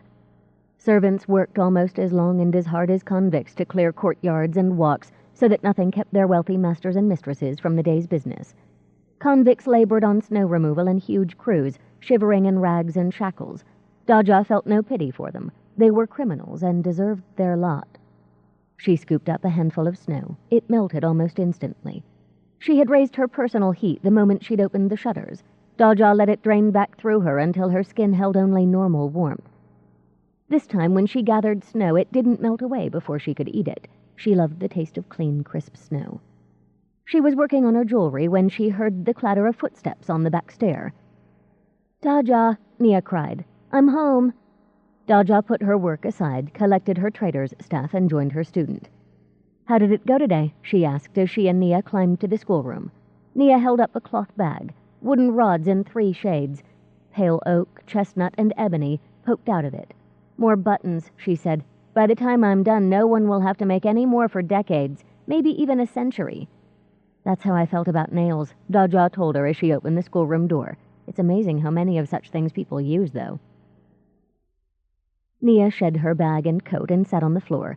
As Daja drew the circle around them with her staff, she realized she was glad to have this quiet girl to herself for a while. Smiling, she took her own place and enclosed them in a bubble of magic. In the morning, after a round of staff practice with Jory and a good breakfast, Daja returned to her room and brought her gloves in from outside. Carefully, she slipped her fingers between the living metal and the iron forms, then worked the forms out of their gleaming yellow sheaths. At last she set the iron aside and put her creations on. The gloves were much too big, of course, since they were made to Ben's measure. The cold inside the metal made her flesh ache. She took the gloves off rather than call heat to warm her arms. She didn't want heat near the gloves yet. First, she had to embed signs in metal around the cuffs, runes shaped from lead for stability and copper for flexibility. Then she would cover the gloves inside and out with a liquid spelled for more flexibility and stability and for strength. Only when that was done could they be safely warmed. Dreaming of fire suits as she wondered how, in the trader's name, she would create that much living metal, Daja set the gloves upright on their bases. They looked like golden hands grasping for the next rung of an invisible ladder. She went to her suraku and collected her materials. On her way back to her work table, she froze. The gloves were collapsing in on themselves, returning to their original thick syrup consistency. "Pavau!" cried Daja. "Pavau, pavau, pavau!" With all her work and with the magic she had used in their shaping, they should have kept that form for a day at least. Their collapse, while still ice-cold, meant that gloves of living metal alone would never work. She had to put them on a hard metal frame. It meant hinges at every joint and complex hinges at the wrists to allow side-to-side motion as well as up and down. With a solid metal frame, her finished creations would be far heavier than she had planned. If gloves couldn't exist on their own, a whole suit of living metal would be a nightmare, a heavy nightmare. She put down her metals and oils and kicked her chair in frustration. White-hot pain burst through her booted toes. She hopped on one foot, softly cursing in trader talk, imperial, hararis, and pajuna, until she realized she was being a fool. She slumped into her chair to nurse her wounded foot. It was her own fault. She had given in to pride. Because she was successful with this stuff, she had thought that she could just wave a hand and get what she wanted with little planning and effort. Had she ever made anything purely of liquid metal? She hadn't. All of her other pieces had included hard metal like iron, brass, and bronze. Her false hands, arms, and legs were liquid metal fixed to iron skeletons. "As well expect Quicksilver to walk on its own," she muttered. Over and over people had warned Triss about pride, but Frostpine had never cautioned Daja against it. Why not? Instead of spending her day in glory, finishing off her achievement, she began the tedious labor of replacing each lump that represented a joint with tiny oiled hinges, using her power under tight control to remove the lump and to solder each hinge into place where the lump had been. Her only breaks had come at midday for lunch and a swift skating practice, then meditation with Nia when the girl returned home. She'd pretended to be her normal, centered self at meditation. Had Nia gotten so much as a whiff of Daja's self-disgust, she would have thought she caused it, not Daja's own folly. Daja briefly considered telling the younger girl her mistake, but decided against it. She was vain enough to feel that she didn't want one of her first students to think she was human enough to make a botch of something. She felt shriveled and grumpy at supper, poking on Yusa's good cooking with an indifferent fork. Nia, too, was silent, listening to her parents talk. Jory was still at potcrackers. Frostpine joined them, though he added little to the conversation. He looked exhausted. Daja looked at him with a growing sense of betrayal. "Why didn't you warn me about overconfidence?" she finally demanded, silencing Cole's and Matazi's conversation about a change in gold prices. "You never lectured me about pride like Nico and Lark always lecture Triss." She realized she had forgotten her decision not to let Nia realize she was human, but resentment overpowered her. "Why not? You let me walk into a mess, you know. I wasted hard work and I feel like a grub and it's your fault." "I'm not the only one who knows how to make a sentence last," Nia murmured. Daja gave her student an I'll-get-you-later glare and turned back to Frostpine. "Well?" she asked again. Frostpine leaned his head on his arm. "I thought you'd find out for yourself," he informed Daja. "Learning sticks when you get it the hard way." He yawned. "When I've finished my current task, you must tell me what happened. You've worked so smoothly, I'd begun to think I'd have to mention pride to you after all, just to be sure I'd taught you properly, you see." Matazi tapped Frostpine's plate with her fork, making the delicate porcelain ring. "You, bed, now," she ordered. "You're tired and addled." "Yes." Frostpine left, waving an idle goodbye over his shoulder. He did not go to the front stairs and the guest rooms, but back to the kitchen. "He's the most annoying man," Daja announced, still vexed. "Why does he get to be right?" "He's always been that way," Cole assured her. "When he told me I'd be happier with Cole than him, I tried to punch him in the nose," Matazi added, startling a gasp of surprise from Nia. "Worse, he was right." Cole smiled into his wife's eyes. Matazi blew him a kiss. "Much worse," she agreed. Nia rolled her eyes at Daja. "If he gets too smug, tell him a truly perfect person wouldn't get seasick," Cole said without looking away from his wife. "That's right, he does," admitted Daja, feeling better. "I forgot." Her appetite returned and she began to eat. 9. When Ben's father had been alive, the Lodrodden family worshipped on the first water's day of the moon at the temple of Rohain the Judge, the god who had cut off his left hand so he could never dilute the justice he dispersed with his right. On the second water's day, they attended the temple of Kanoke, mother of the earth and its seed. On the third, they paid their respects to Bion, the cold white god of killing ice. On the fourth moon, they worshipped Ilig, goddess of spring and freedom. After his father's death, Ben and his family still worshipped all 4 gods each month. It was Mora Chain who went less and less to the other temples. When Ben returned from God's Forge's school, he took his mother to worship Vrohain each water's day, rather than fight with her. He also made frequent offerings at the temple of Sithithin, the trickster who ruled the immense lake. The day after Daja's first attempt with the gloves failed, the Lodroddens attended Vrohain's worship. As they left, Mora Chain was elsewhere, her copy of the Book of Judgment clutched to her chest, her pale green eyes fixed on some vision of justice and punishment. She looked exalted. The oddest thought wriggled through Ben's mind. Did he look like her when he watched a fire? He snorted. He had nothing in common with her. She would be the first to say so. In fact, she'd been telling the world as much for years. He did not share her exaltation. Instead, he reviewed his plans. Tonight's test of his firefighters had to go without a hitch. For that to happen, he needed to get rid of his mother and go to work. Just the thought of escaping her, even for a day, sent guilt to nip him. He and his brothers had promised their dying father that they would take care of Mora Chain. Only Ben had kept his word, though it got harder and harder. Sometimes he thought the best way to do it would be to put her out of her misery. That was a monstrous thought. He knew it was monstrous, yet he thought it all the same. Watching the crowd, he saw the white or silver-trimmed hats and long coats of the magistrates' lawkeepers. Of course they worshipped Vrohain, both here and at the shrines in the district stations. A glint of gold mixed with silver caught his eye. The mages who served the lawkeepers were here too. Many lawkeepers and mages nodded to him. Ben was well known to the magistrates' people. He'd trained most in God's Forge's methods of fighting fires and protecting the crowds who came to watch them. He had not told them that the boarding house fire was deliberately set. Just as Ben set fires to test his brigades, he thought of them also as a test of Kugisko's magistrates' mages. They had to be vigilant. They thought the penalty of burning alive was enough to stop anyone from committing arson. It made them lazy. Once people discovered fires were set without the mages discovering it, their office would have to improve their methods of investigation. Sooner or later, he knew, someone would realize that his test fires had been set. Sithithin played tricks on everyone. Sooner or later, blind accident would make the authorities suspicious. When that happened, Ben would move on, happily, to another city and another set of lessons. "Don't jam your hands into your pockets," snapped his mother, breaking into his thoughts. "You'll ruin the line of that coat. Do you want us to freeze to death? Let's go." Ben fell in beside her, plans tumbling through his head as he rearranged and resorted them.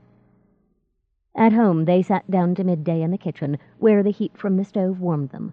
Ben laid the place settings and poured tea for his mother and himself. Mora Chain served a 4-cornered meat pie with braised cabbage and mushrooms. There were no servants in the house. Mora Chain refused to pay the extra coin that any servant expected when asked to give up his water's day. Instead, she cooked like a common householder. They ate in silence. Ben knew better than to draw Mora Chain's attention when her mind was fixed on Vrohain. Afterward, she retired to read her Book of Judgment and nap. He cleared and washed the dishes, then left the house. The business was closed. He would be able to finish his preparations uninterrupted. His workroom was in a corner of the main warehouse garret, secured with 2 locks and hidden behind empty crates. Inside, he lit the stove, then took out his fire-setting device. He loved working on it. Modeled on a fire starter designed by God's Forge, It was an intricate layering of materials that would smolder inside for hours before the surface burned and set its surroundings ablaze. Godsforge had drummed it into his students that fires were unexpected. They should always be prepared. To enforce the lesson, he'd arranged with the locals to use his devices to set fires at all hours, calling his students out to fight them. Ben knew he was simply continuing the great man's work. Working on his present device, Ben longed for the pure study at Godsforge's school. He had recovered from his family's deaths there, and even found contentment, only to have it shattered on his return. He was in his mother's house again, for one. For another, he wearied of battles with councils for funds and space to train firefighters, and battles with the men and women who were ordered by their masters to learn from him. It had been worse that summer. The more time between large fires, the harder it was to get the council's attention. They were as bad as children, longing to play without thought for the future. All he wanted to do was help. All the rest of the world did was fight him. If it wasn't some fur-robed guildsman complaining over the loss of his servant's time, it was his mother squalling about hours taken from the business. Only when he worked on his tests did he feel better. With those, he found a way to control his life. The boarding house fire had been his second, his own warehouse the first. Now he put the final touches on the most complex device he'd made. It was worth all his trouble. He must be nowhere near his target when it began to burn, or suspicion might fall on him. By the time the fire broke out of his creation, he would have been home for hours. The fire would destroy all traces of the device, baffling mages and their tracking spells. He had learned that at Godsforge's, too. Though Water's Day was a rest day, the mages in Ben Canor House had things to do. After she dressed, Daja went to her lesson with Jory, trading staff blocks and strikes with her, making sure the girl had no time to think, only move. As they practiced, Daja thought that Jory might be working on her own. She was faster, more accurate, her hands and stance surer. Keeping a level head was more of a struggle, but there, too, she had improved. As they left the classroom, Daja knew that by focusing on movement and not allowing herself to get excited, Jory had already begun to drag her magic inside her skin. The visible flares in the girl's power had begun to flatten and spread over her to coat her skin. It was nearly time to start Jory on the next step, as Dedicate Skyfire taught it. The state of waiting for everything and nothing. That would be when their real work began. At breakfast, they found that Frostpine was gone, still chasing his counterfeiter. The capture of those who planned to destroy Namorn's economy was far more important than Water's Day rest. The sick needed food, Water's Day or not, but Camok Oakborn closed his shop. Jory left for Blackfly Bog, while Nia and her parents went to the temple of the goddess Kanok. The Ban Canor servants who had the day off were gone. Only a handful rattled around the big house as Daja went back upstairs to her room. First she prayed to trader and bookkeeper, then to the spirits of her family, lighting incense so they would know she still remembered them. Among traders, to be forgotten was the one final death. Memory lasted when the flesh was gone. Daja would make sure that her children, if she had any, would say the prayers for each member of 5th Ship Kisubo. She worked on tiny hinges through midday as the tray of food brought by a maid went cold. Finally she stopped. Her last hinge was gone. She would have to go back to Tarode's for a day or two and trade work for Ironforge time. It was time to rest. Her back and neck were one solid ache. Her eyes twitched madly when she closed them, a sign that she had been doing too much close work. Time to practice skating. End of Side 3. Side 4. Cold Fire. The Circle Opens, Book 3, by Tamora Pierce. Continuing on page 188. Daja put on layers of clothes. She didn't try to warm herself. They were good clothes, and after 2 days of the sharp control and release of her magic, her head spun. She needed to rest her power. She took the servant stair down the back of the main house. She could smell supper, all dishes that could be set in covered pots and left to cook through the day. The servants' area was forlorn without the constant clatter, arguments, thumps, and scrapes of a large household. That was Water's Day. Upper-class servants had almost a full day to visit and to shop, while the handful that stayed received an extra silver argib and another weekday off to balance the scales. Hearing the soft murmur of voices in the kitchen, Daja stopped to look in. Nia and Mora Chain Ladraden sat at a work table, glasses of tea and a plate of cakes before them, looking through a book that appeared to be sheets of cloth backed in parchment. "Oh, I like that one," Nia said, pointing. "Look, you can see vines in it." "That's called maiden blessing," Mora Chain replied softly. She stroked Nia's hair gently with one knobby hand. "I taught Kofrena how to make it. She wore an entire veil of that when she married Ben. She was such an adorable girl. I miss her and the children every day." Daja tried to move on. It was not comfortable to watch Mora Chain in a tender mode. Nia saw her at just that moment. "Daja, come see these lace patterns," she called. "Aunt Mora Chain brought them for Jory and me. They're so pretty, and some of them are really old." Daja couldn't refuse without seeming churlish. She glued a smile under her mouth and sat on the bench opposite Nia and Mora Chain. "Ravi Ladradan," she said with a polite nod. "Daja," replied Mora Chain. "Have you been at some work of magic?" "Tinkering," Daja said, not wanting to discuss her labors with this woman. Once she had made the mistake of biting a sheet of gold foil. Mora Chain had the same effect on her. "Is this the lace pattern book you told me about?" "This one's Maiden Blessing," Nia said, turning the book so Daja could see that the cloth pages anchored samples of lacework, while faded writing on the paper pages described how to make the particular pattern. "This one's Herb Garden, and here's the King's Treasure." To Daja they looked similar, but she nodded gravely, as if she understood the niceties. Sandry would have been able to identify each piece separately, she knew. "The book seems old," she commented as Nia turned other pages. "It was in my husband's family for 10 generations, Mora Chain said with pride. "Our families come from the old empire, the western side. Books of lace patterns are passed from the bride of each son to the brides of their oldest sons. This was to go to Kofrena, until the tragedy." She stroked a piece of lace with fingers that trembled. "I'll have to ship it to one of the other boys' wives before I die. It is hard to think of it going to someone I do not even know." "Please don't be sad, Aunt Mora Chain," begged Nia. "Why don't you visit your sons this summer? You could meet your grandchildren." Mora Chain shook her head. "I could not leave the business for so long." "But Ben's here," Nia pointed out. "And even if you don't visit them, he can still marry again. He's not that old." Mora Chain smiled and cupped Nia's cheek in one hand. "You are a good girl, Niamara Ben-Canor, and you know your family duty. Brohain knows I have presented that son of mine with perfectly eligible females, but will he do as he ought?" She folded her lips, her pale green eyes flashing. "I don't understand how I could have failed with him, but I did." Daja clenched her hands under the table. She was determined not to say that it was hardly a surprise if Ben didn't follow his mother's wishes, not when Mora Chain had yet to speak well of him. "I imagine he'll remarry when he gets to it," she said when she got her temper under control. "He seems rather busy keeping the city from burning up." "That is his excuse," Mora Chain said. "He has a gift for making others think well of him. The truth is that he would rather idle with the city's riffraff than serve his family." She looked at Nia, who read the old-style writing on one page, her lips moving silently. Her face, as hard as iron when she discussed her son, relaxed. "Would you like me to have copies of this made for you and Jory?" she asked Nia. "It's no trouble, and I'd like you to have them, though chances are your hands will be so rough from hammering and sawing that you won't be able to make lace."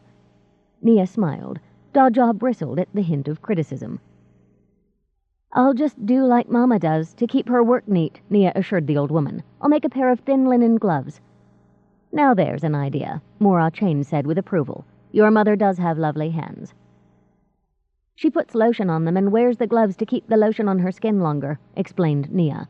"I've been thinking about trying that anyway, and then I could make lace without damaging the threads." "So clever," Mora Chain said with approval.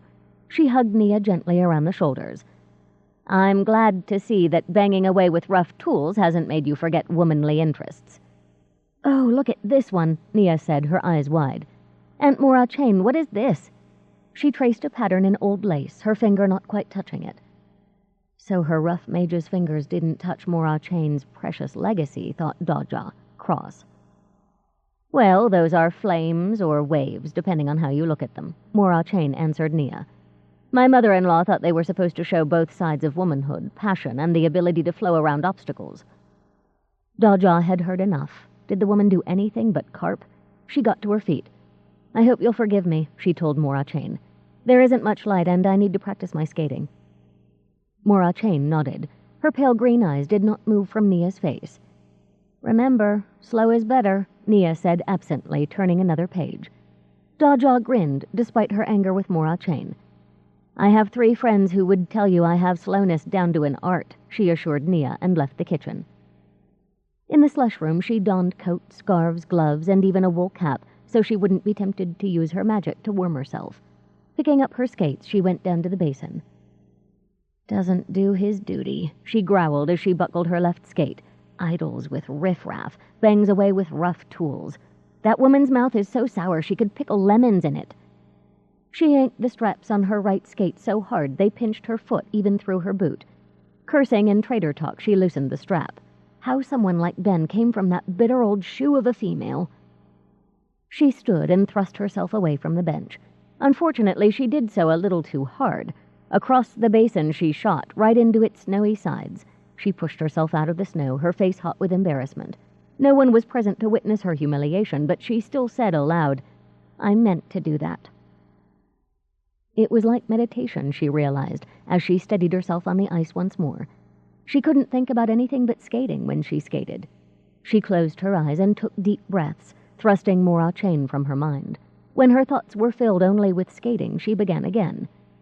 Nia joined her after a while. Mora Chain had gone home. You don't like her, do you? Nia called from the bench. Daja was practicing turns. I don't need to like her. I feel bad. She's so dreadful to everyone else and so kind to Jory and me. Nia stood and glided across the ice. That's what Jory said, admitted Daja. I don't understand it, Nia told her, going into a tight, quick spin. As she slowed, she added, I used to think all the stories about her were just lies from jealous people. Then I saw her thrash a beggar with her driver's carriage whip one day. How can she be so loving to us and so horrible to the rest of the world? What would make a person grow up that way? I don't know, replied Daja. I've never seen anyone like her. My Aunt Huolwemi was mean to everyone, no exceptions. Great navigator, but a dreadful person. I'm just glad Ben isn't like his mother. The whole city's glad, Nia assured her. She grabbed Daja's hands. Come on, let's go try the ice in the canal. Oh, no, Daja said, trying to pull free. No, no, no. Yes, replied Nia. Come on, you can do this. Much to Daja's surprise, Nia was right. They skated carefully from Ben Canor House north to the tip of Kadasep and back. Daja fell only once, where a patch of ice was pitted. Both girls returned to Ben Canor House flushed with victory. Their good feelings carried over into Nia's meditation after they went inside. The younger girl entered the breathing pattern with confidence. Daja watched as her power slid over her skin to coat it in a glowing layer. The emptier Nia's thoughts, the fewer occasions when her power flared away from her skin. She was close to the point where she would be able to handle her power as she did wood. Did Kemot give you work for today? Daja asked as they left the schoolroom. Nia shook her head. I asked if I could borrow a book on magic for hard wood and he grunted. I think it meant yes. He knew I took it anyway. I read some this morning. I hid it in my hymn book. She smiled. Papa saw me, but he didn't say anything. I think he gets bored in temple, too. Daja shook her head as they separated to dress for supper. After she ate, Daja spent the evening in the bookroom with the family. She went to bed feeling as if she'd accomplished a great deal that day, despite Mora Chain. She was silly to let the woman irritate her, she decided as she crawled under her covers. Mora Chain was a sad creature, hated by most, not understanding what a prize she had in Ben. She was to be pitied, not fought. It was nearly dark when Ben left the warehouse, a rough wool coat and felt boots over his clothes. He wrapped scarves around his head, hiding all of his face but his eyes, and carried his device and a lantern in a basket. Unnoticed, he joined the stream of servants returning to their masters' homes, their heads bent against the hard wind that blew off the Sith. Ben appreciated the wind. Protecting his face from it, he also disguised his height. Ever since he had begun training firefighters, he had walked over every inch of most Kugiskin islands, through courtyards and alleys, past middens and wells, around outbuildings and along the tops of walls. He had descended into cellars and climbed into garrets and towers. He knew those islands, including Alakut, better than those who had lived there for centuries. With that knowledge, he had his pick of sites at which to test his lone Alakut Island brigade, footmen and shop assistants who skipped training a third of the time to run their master's errands or simply because they forgot. They needed sharpening up. For this test, he had chosen a confectioner's shop on Holly Skeet Way. It was near enough to La Drodden House that his brigade would immediately send for him when the fire started, but not so near that it might draw suspicion on him. Holly Skeet Way was nearly deserted. The families who ran its exclusive shops weren't deemed good enough to live on Alakut. Their businesses were closed for Water's Day. There was a house guest the confectioner didn't know about, a beggar who crept into the cellar to sleep. But she came well after dark, when there was no chance she would be seen. Ben had seen her, of course. He'd watched the place for 2 months before making his decision. Now he used her tight-fitting entrance to the shop, feeling his servant's garb catch and pull on its edges. He would lose bits of thread that a magistrate's mage might use to trace the wearer, but that was no problem. He would leave his outer clothes and anything he'd carried behind to burn. Mages couldn't use tracking spells on items cleansed by fire. Ben smiled as he dropped to the cellar floor, envisioning those mages like frustrated bloodhounds, looking for a trail that only doubled back on itself. He lit the lantern and went upstairs, where he set his device in the pantry and lit the fuse. He propped the door open to feed his blaze air, and set empty sacks and jars of olive oil nearby to serve as fuel when the device set the room on fire. He left his basket there as well. Outside the shop, he removed his coat, scarves, and boots and thrust them into the cellar, making sure his other clothes didn't catch on the edges of the opening. Last of all, he blew out his lantern and threw that into the cellar. This area was directly under the pantry. The cloth would be ash, the lantern molten tin by the time the magistrate's mages arrived. Then he hurried home to be his mother's browbeaten son until his summons arrived. While she fed him her endless scolds and insults, he imagined the shop as it started to burn. Imagination got him through supper and her usual Water's Day speech, that it was his fault, his inattention, his stupidity that had gotten her grandchildren killed. He endured it. Some days he wondered if she was right. Tonight he did not. His thoughts were on his test. Once she finished, she ordered him to bed so he wouldn't waste candles. Ben obeyed. He always did. The truth was, Mora Chain was an inconvenient convenience. In return for service as her verbal whipping boy, he'd put a stop to her real whippings a month before he married. She gave him a place to stay. If he lived alone, there would be a house to manage and servants to oversee, endless boring details that took precious time from his reason to live. He gave his mother his work at the business and someone to blame. She saw to his daily needs.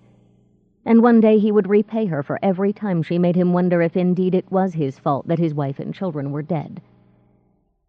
Going to bed posed certain problems.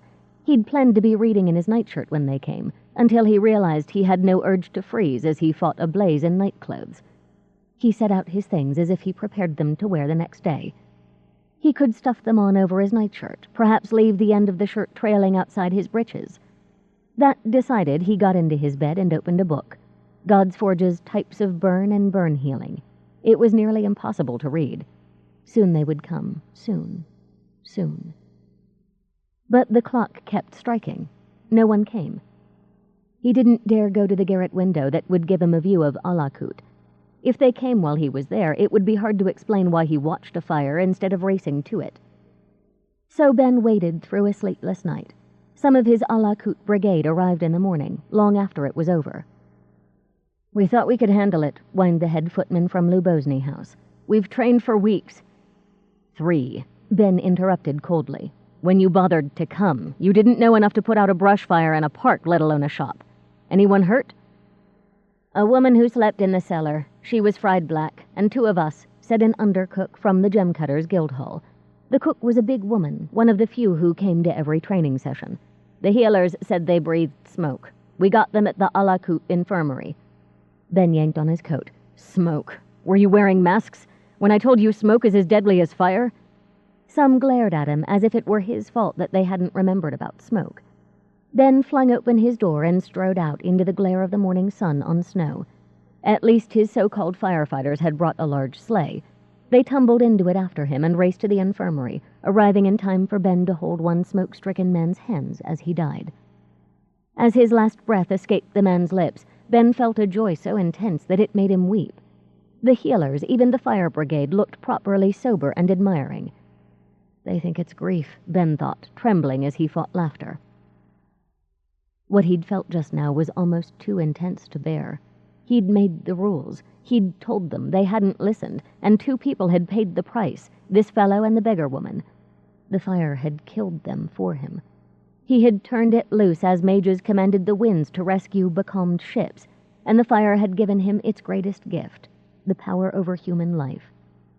The destruction of wood and glass and porcelain was nothing to this, Ben thought. Look at them after their complaints over the drills and schedule. Let one die. Let one of them struggle to breathe until the struggle was too much. And suddenly Ben had their attention. Here was why Kugisko had treated him callously. The stakes weren't high enough. Gently, he freed himself from the man's grip. "I'll look at my other firefighter," he informed the healers. "And then that beggar. What was she doing there? And then I need to see Alakut Council. One of you tell them I will meet them in the council hall by midday." Healers and brigade trainees alike, they scrambled to do as he ordered. It was amazing the way dead people changed things. The joy was less powerful with the second firefighter. The healers said he would live, though his lungs would never be the same. The beggar woman, though, again he felt that overpowering thrill. He had done this. Then not La Drawden, his mother's scapegoat, ignored by the coin counters of the island councils. They would heed him now, wouldn't they? He rested a hand on the dead beggar's charcoaled ankle, knowing the picture he made, solemn-faced, eyes bright with tears. The firefighters watched him with awe as they fought to keep from vomiting at the dreadful smell of burned flesh. He drew his hand away, pretending not to notice the black flakes that clung to his palm. "Such a price to pay," he murmured, shaking his head. "Maybe we could not have saved this poor creature, but we might have saved our own people." They stood back to let him pass, like a noble, like a king.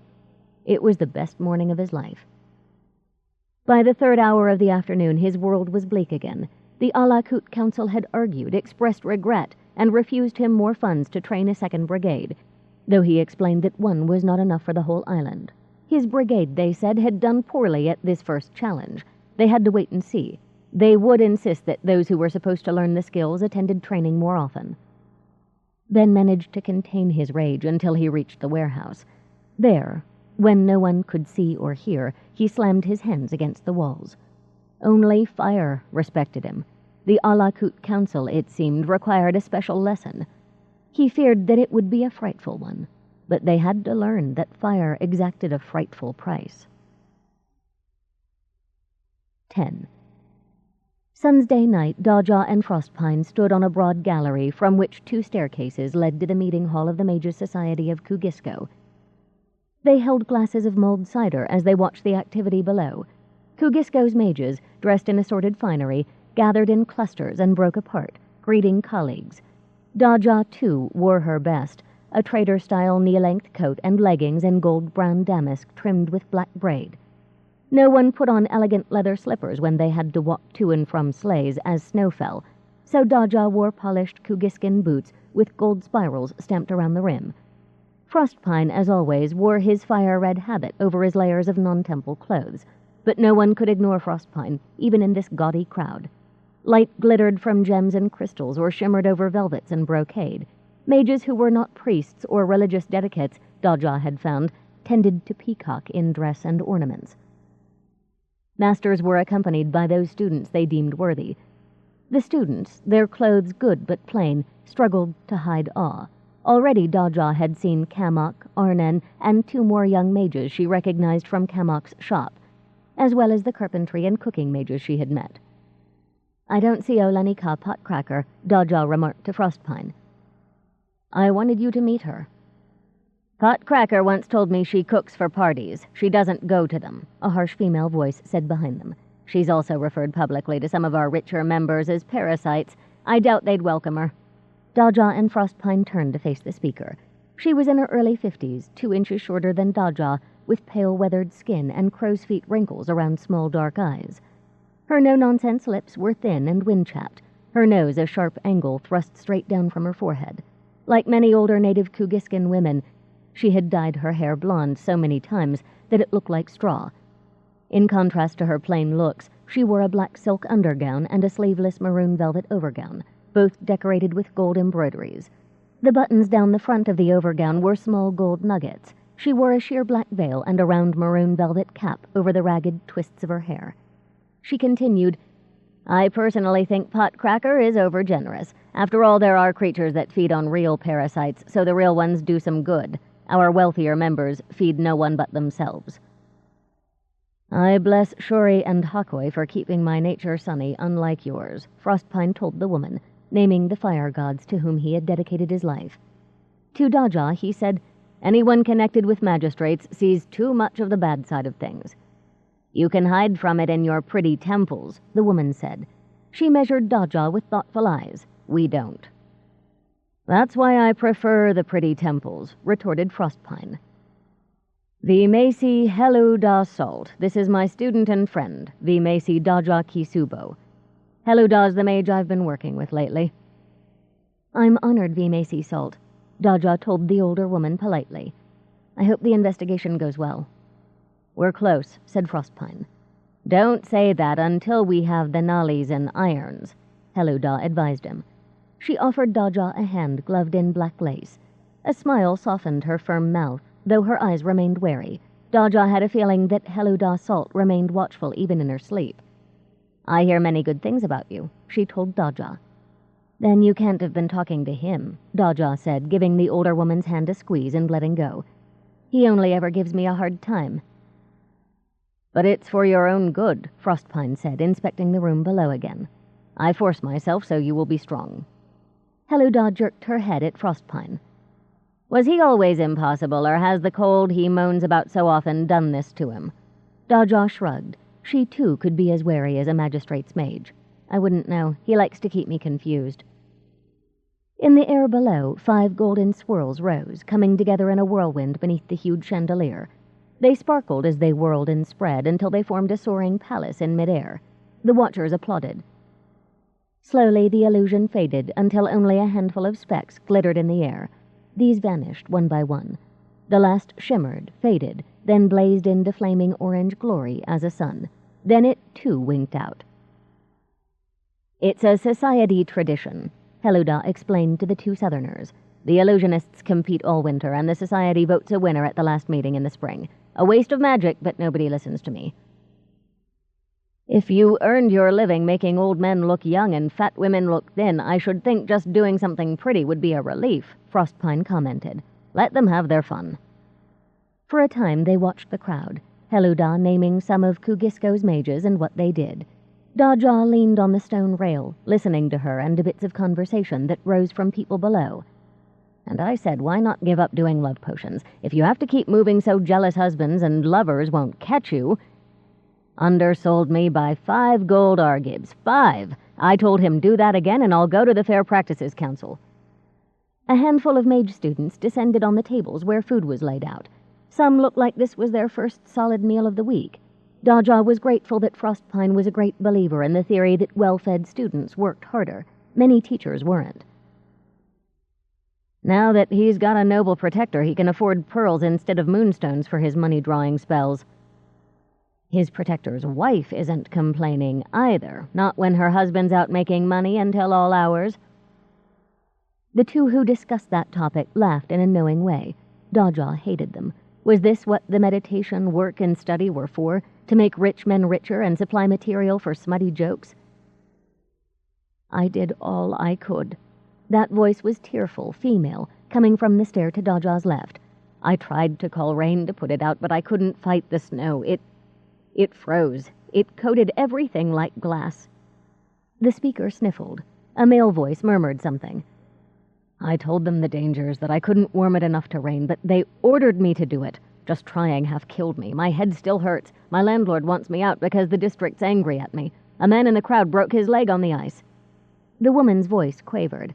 And this beggar woman who always blessed me when I gave her a copper, she was sleeping there after the shopkeeper left, and Griantine shrive me, she burned. They brought her out. The woman began to sob. Daja swallowed hard. A fire. They were talking about another fire. She wanted to ask, but it would take more courage than she had to face the weeping mage. A hand gloved in black lace rested on her arm.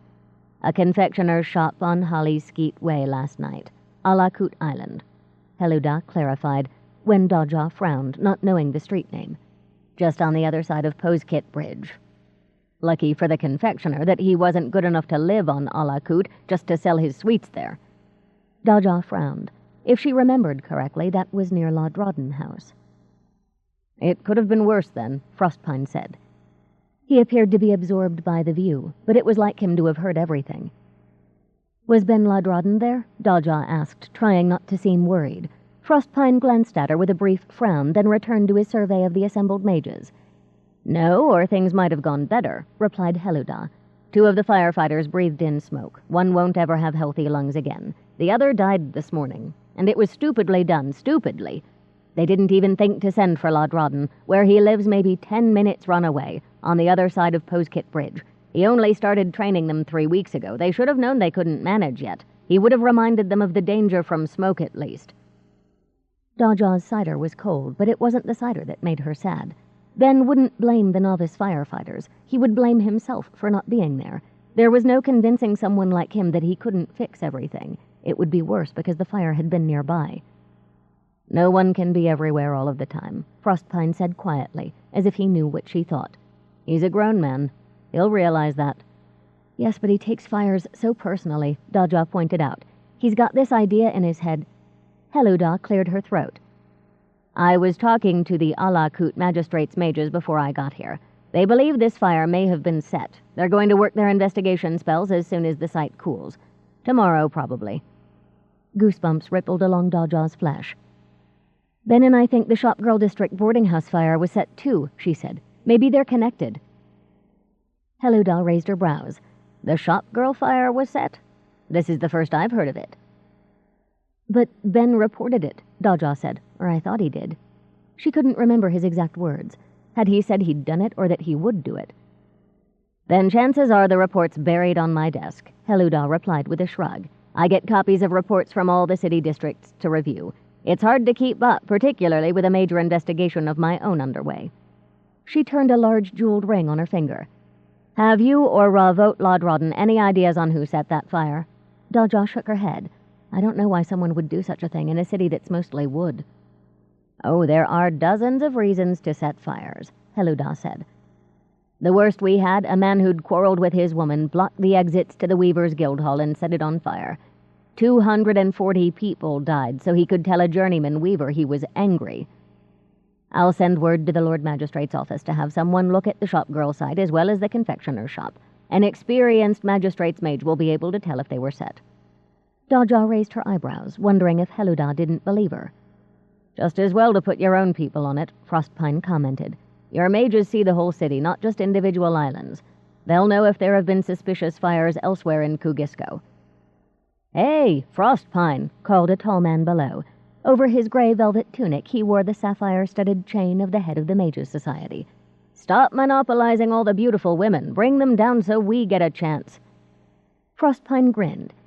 He led Daja and Heluda down the stairs opposite to those where the woman had been crying.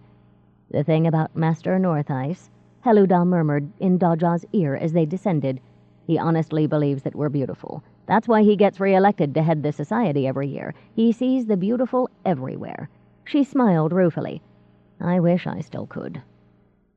In addition to the society head, Cammock Oakborn met them on the ground floor.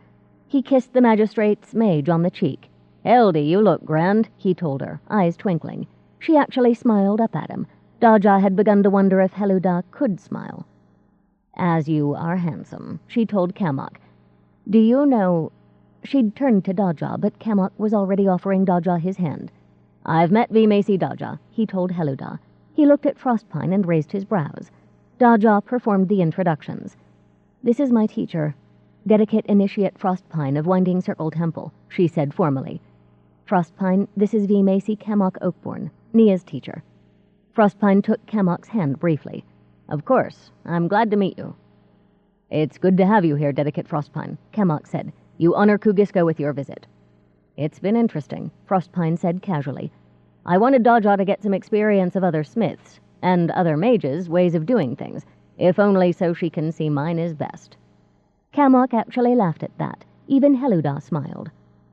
Have you met Dedicate Initiate Crane there at Winding Circle? Asked Cammock. We went to Lightsbridge together. Listening to the men talk of Crane and other mages they knew as Heluda added her own comments, Daja thought that she could almost like Kamok this way. If only she felt better about how he dealt with Nia. She looked until she saw Kamok's student Arnen at the supper tables, in a group of other student mages. They were eating and talking. Daja walked over to them, taking a couple of anise horn cookies as she waited for Arnen to notice her. Finally, someone told Arnen, "You have a shadow," and snickered. Daja looked at the speaker, a young man with the pale skin and fair hair of a Western Namornese. Was his remark an insult? Arnen turned and saw her. "Bimesi Daja, good evening," he said. "If you have a moment, I was just wondering how Nia's lessons go," Daja replied. "She says the workshop's very busy." Arnen nodded, his gold earring winking in the candlelight. "We get frantic days, particularly as long night approaches," he said, "but she's no trouble if that's what you mean." That didn't sound like anything Daja wanted to hear. "How is she at her studies?" she asked, "learning runes, oils that work best with wood, and so on." "Next she'll tell you how to set a peg in a floor, Arnen," remarked the pale young man, "or how to smooth a chair leg.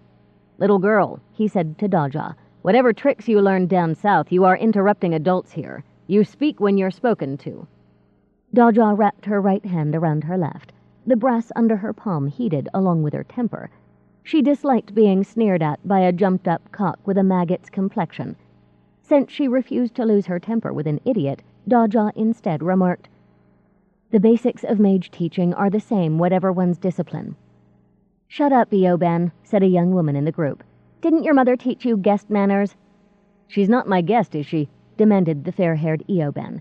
"She's just another southerner come to take the bread from working mages' mouths." Daja sighed. "Might I speak to you away from the watchman's clapper?" she asked Arnen. A clapper was 2 flat pieces of wood on a cord, a noisemaker. "I can't hear over its racket." Eoban pushed her lightly on the chest, forcing her back a step. "Back to your straw hut, wench," he snapped. Daja looked at him as she thought for a moment, fiddling with a braid. All 3 of her foster siblings argued inside her head. Not truly, but they'd had so many discussions like this that she knew what they would say.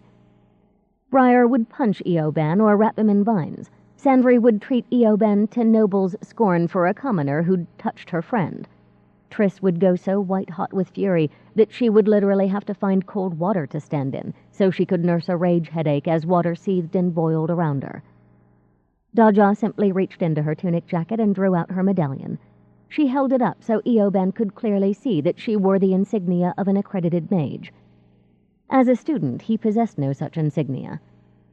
"I have things to do just now," she said quietly, "or I would teach you manners, but I'm busy. You'll have to wait. Touch me again, I won't make you wait long." When she saw him gulp, she turned her back on him and looked at Arnen. "We were talking about Nia." His eyes flicked to her medallion. Daja had shown it to Kamok, not to him, though she thought Kamok would have mentioned it to him. Arnen met Daja's eyes again. "We started on basic tools today, fixing them and putting edges on the cutting ones," he told her. "She knows a lot for a girl of her background. She says the carpenters who worked around Bancanor House explained things to her." He smiled, a glint of warmth in his eyes. "She doesn't complain as much as I did over tools. I mean to start her on basic runes next week. She works hard. She really wants to learn, and I can see she's picking up the meditation skills she needs."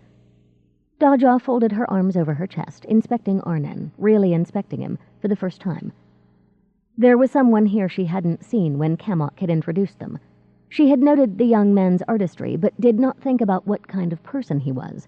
She'd believed he was like most top mage students, always running behind the master with no minds of their own.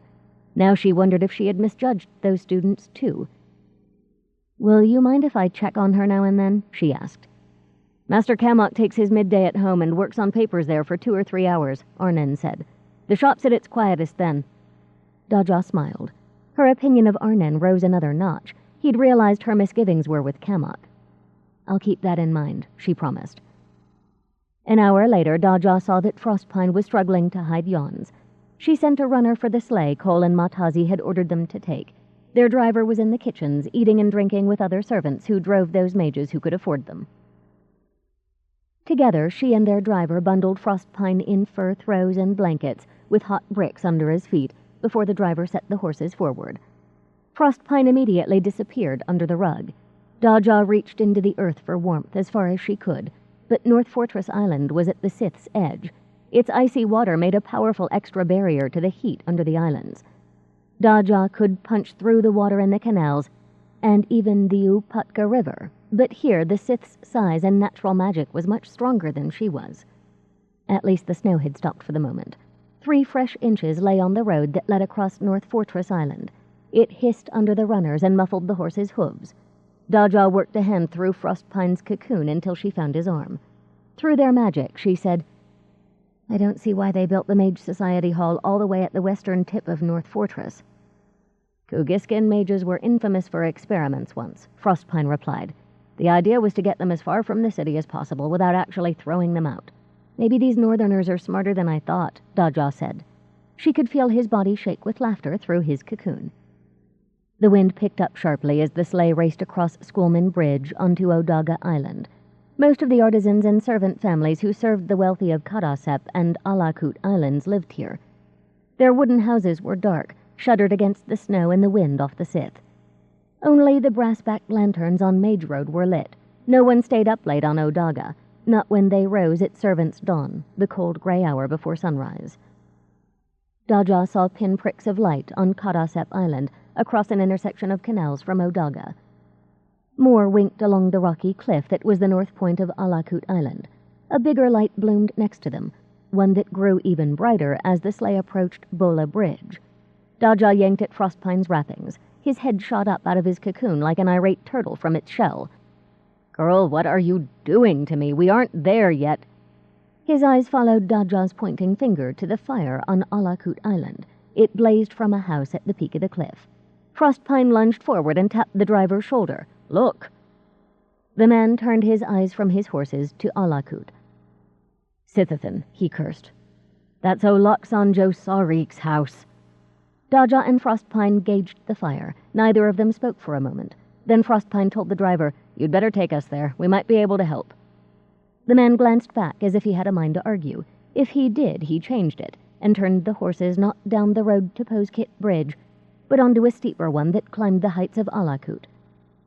Daja stared at the blaze as they approached it, a strange, idiot thought repeating itself over and over. Real or set, real or set. As if a fire deliberately started were any less deadly than those with natural causes. Frostpine scrambled free of his blankets. Daja grabbed his wrist and threaded warmth through his veins until they were 3 houses downhill of the blaze. There the driver halted the sleigh. "This is as close as I can get," he said, apologetic. Other sleighs blocked the street. A crowd had formed ahead. "I have to stay with the horses," he added, even more apologetic. "You should go back," Frostpine began as he clambered out of the sleigh. "The master and the mistress would kill me," the driver said, his voice flat. "Take some of them lap robes. They'll be needed."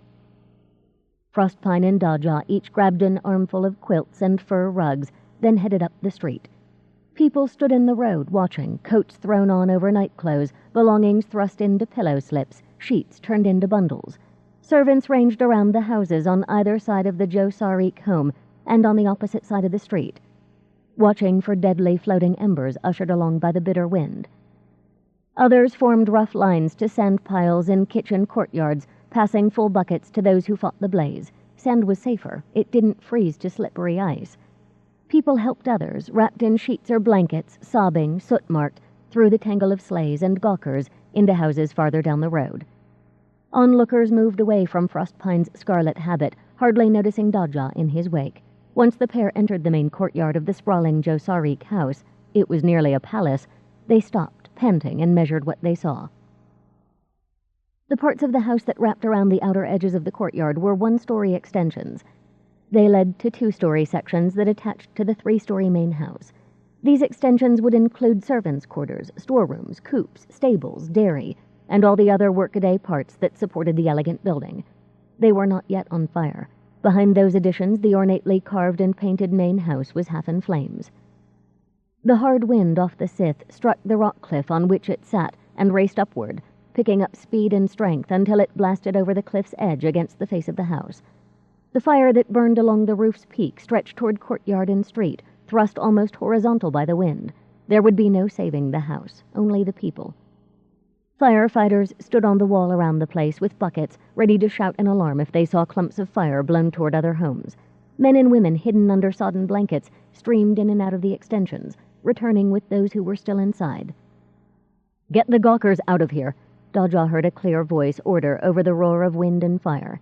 "Take the victims inside. They'll freeze in this wind. Tell the neighbors to open their homes. If they balk, come to me." Ben stood in the courtyard in the gap between the extensions. The wind whipped the curls that escaped his fur hat. His coat was half-buttoned. One pant leg hung outside his boot. He directed those who left the buildings with people in their arms. For a moment, Daja wondered how he'd known to come, before she realized he probably saw the fire from his house. Frostpine and Daja went to Ben. "Where can we help?" asked Frostpine. "Tell us what's left to be done." Ben looked them over. For a moment, Daja thought he was angry, or perhaps just vexed. She wondered why, trying to put herself in his shoes.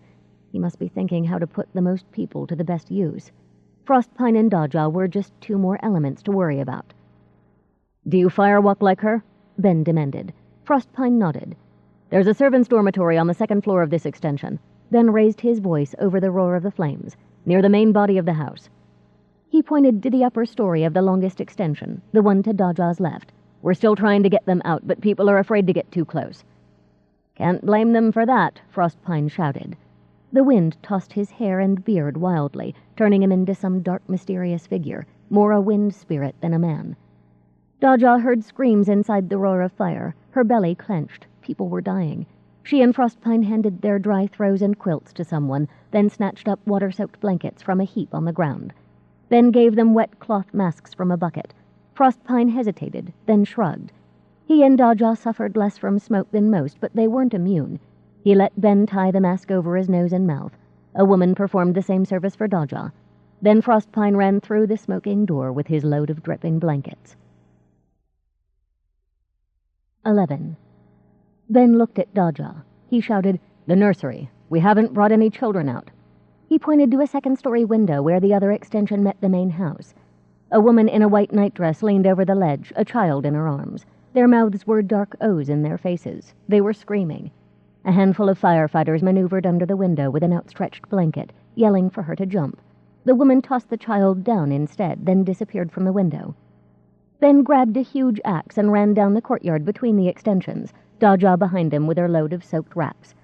He swerved around the firefighters as they tipped the wailing child off the blanket and approached a door on the ground floor near the nursery. First, Ben put his palm against it, making sure no fire waited behind the door to burn anyone who opened it. He then tried the latch. The door was locked. Swinging the axe, Ben chopped until the door fell apart, releasing a billow of smoke. "Try to come back alive," he shouted over the roar of wind and fire. Daja grinned at him and ran into the building, stretching her senses out. Her power was of more use than her eyes. She could see, barely, but the smoke made her eyes stream with tears. The fire was still deep inside the main house, greedily devouring cheap pine and costly teak columns alike. She heard metal scream as it lost the shapes it had held for years. She had some time, but not much, before the blaze reached this extension. To her right was a stair. Someone lay crumpled on it. Daja hesitated, then dumped her blankets, grabbed the victim, a boy, and dragged him to the open door, tossing him outside. Ben was still there. He gathered the boy up with a nod to Daja. She went back inside with relief. Ben had him. Now the boy had a chance to live. She raced to the stair, grabbed her blankets, and climbed to the next floor, wondering how all this had started. Not in the kitchen, or the back part of the house would burn first. Not in the extensions. In the front of the house, perhaps? A branch of candles knocked over, a hearth fire that popped burning embers onto a silk rug?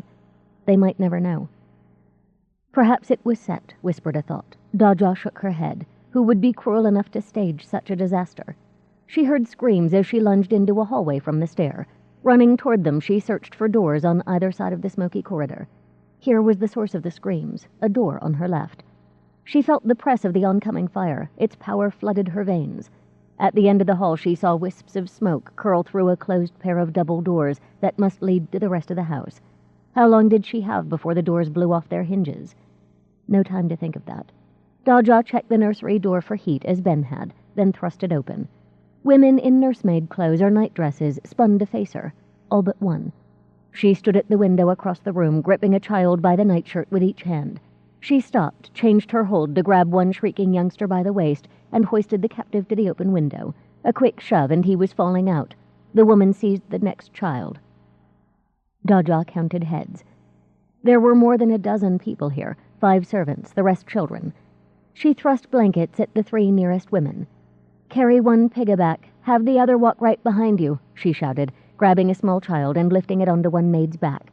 The woman stared. The child, a boy, Daja thought, wrapped arms and legs around her. Taking an older child, Daja thrust her against the maid's legs and made her grab the woman's nightdress. Then Daja took the wet blanket she'd handed the maid and draped it over her and the children like a cloak, wrapping one of the woman's hands around the blanket's edges so it wouldn't fall off. She put another edge in the woman's free hand and tugged until the servant held a wet fold over her own nose and mouth. Daja looked at the other women. They copied what she had done as Daja helped. Seeing the children might slide off, she yanked sheets from the cots strewn around the room and used them to tie each child to a woman's back. There were 2 more adults, but she was out of blankets. Looking around frantically, Daja saw water pitchers beside 2 beds. She dumped them on several covers, giving one to a servant woman and wrapping 2 small boys in another. "The babies," cried the woman at the window. "They sleep together and I can't drop them." She pointed to a small side chamber near her. Daja shoved the first woman that she had wrapped in blankets at the door. "Go," she ordered, pointing. "Get them out of here." She grabbed a 3rd pitcher of water, dumped it onto a tumble of sheets, and carried the wet linens to the nursery door. She could feel the blaze in the main house advance. She had to slow it down. Freezing for a moment, Daja closed her eyes and threw up the biggest shield she had ever created in her life, a solid barrier the width of the nursery, stretching from the ground floor to the roof overhead to prevent the fire from going under or jumping over her floor.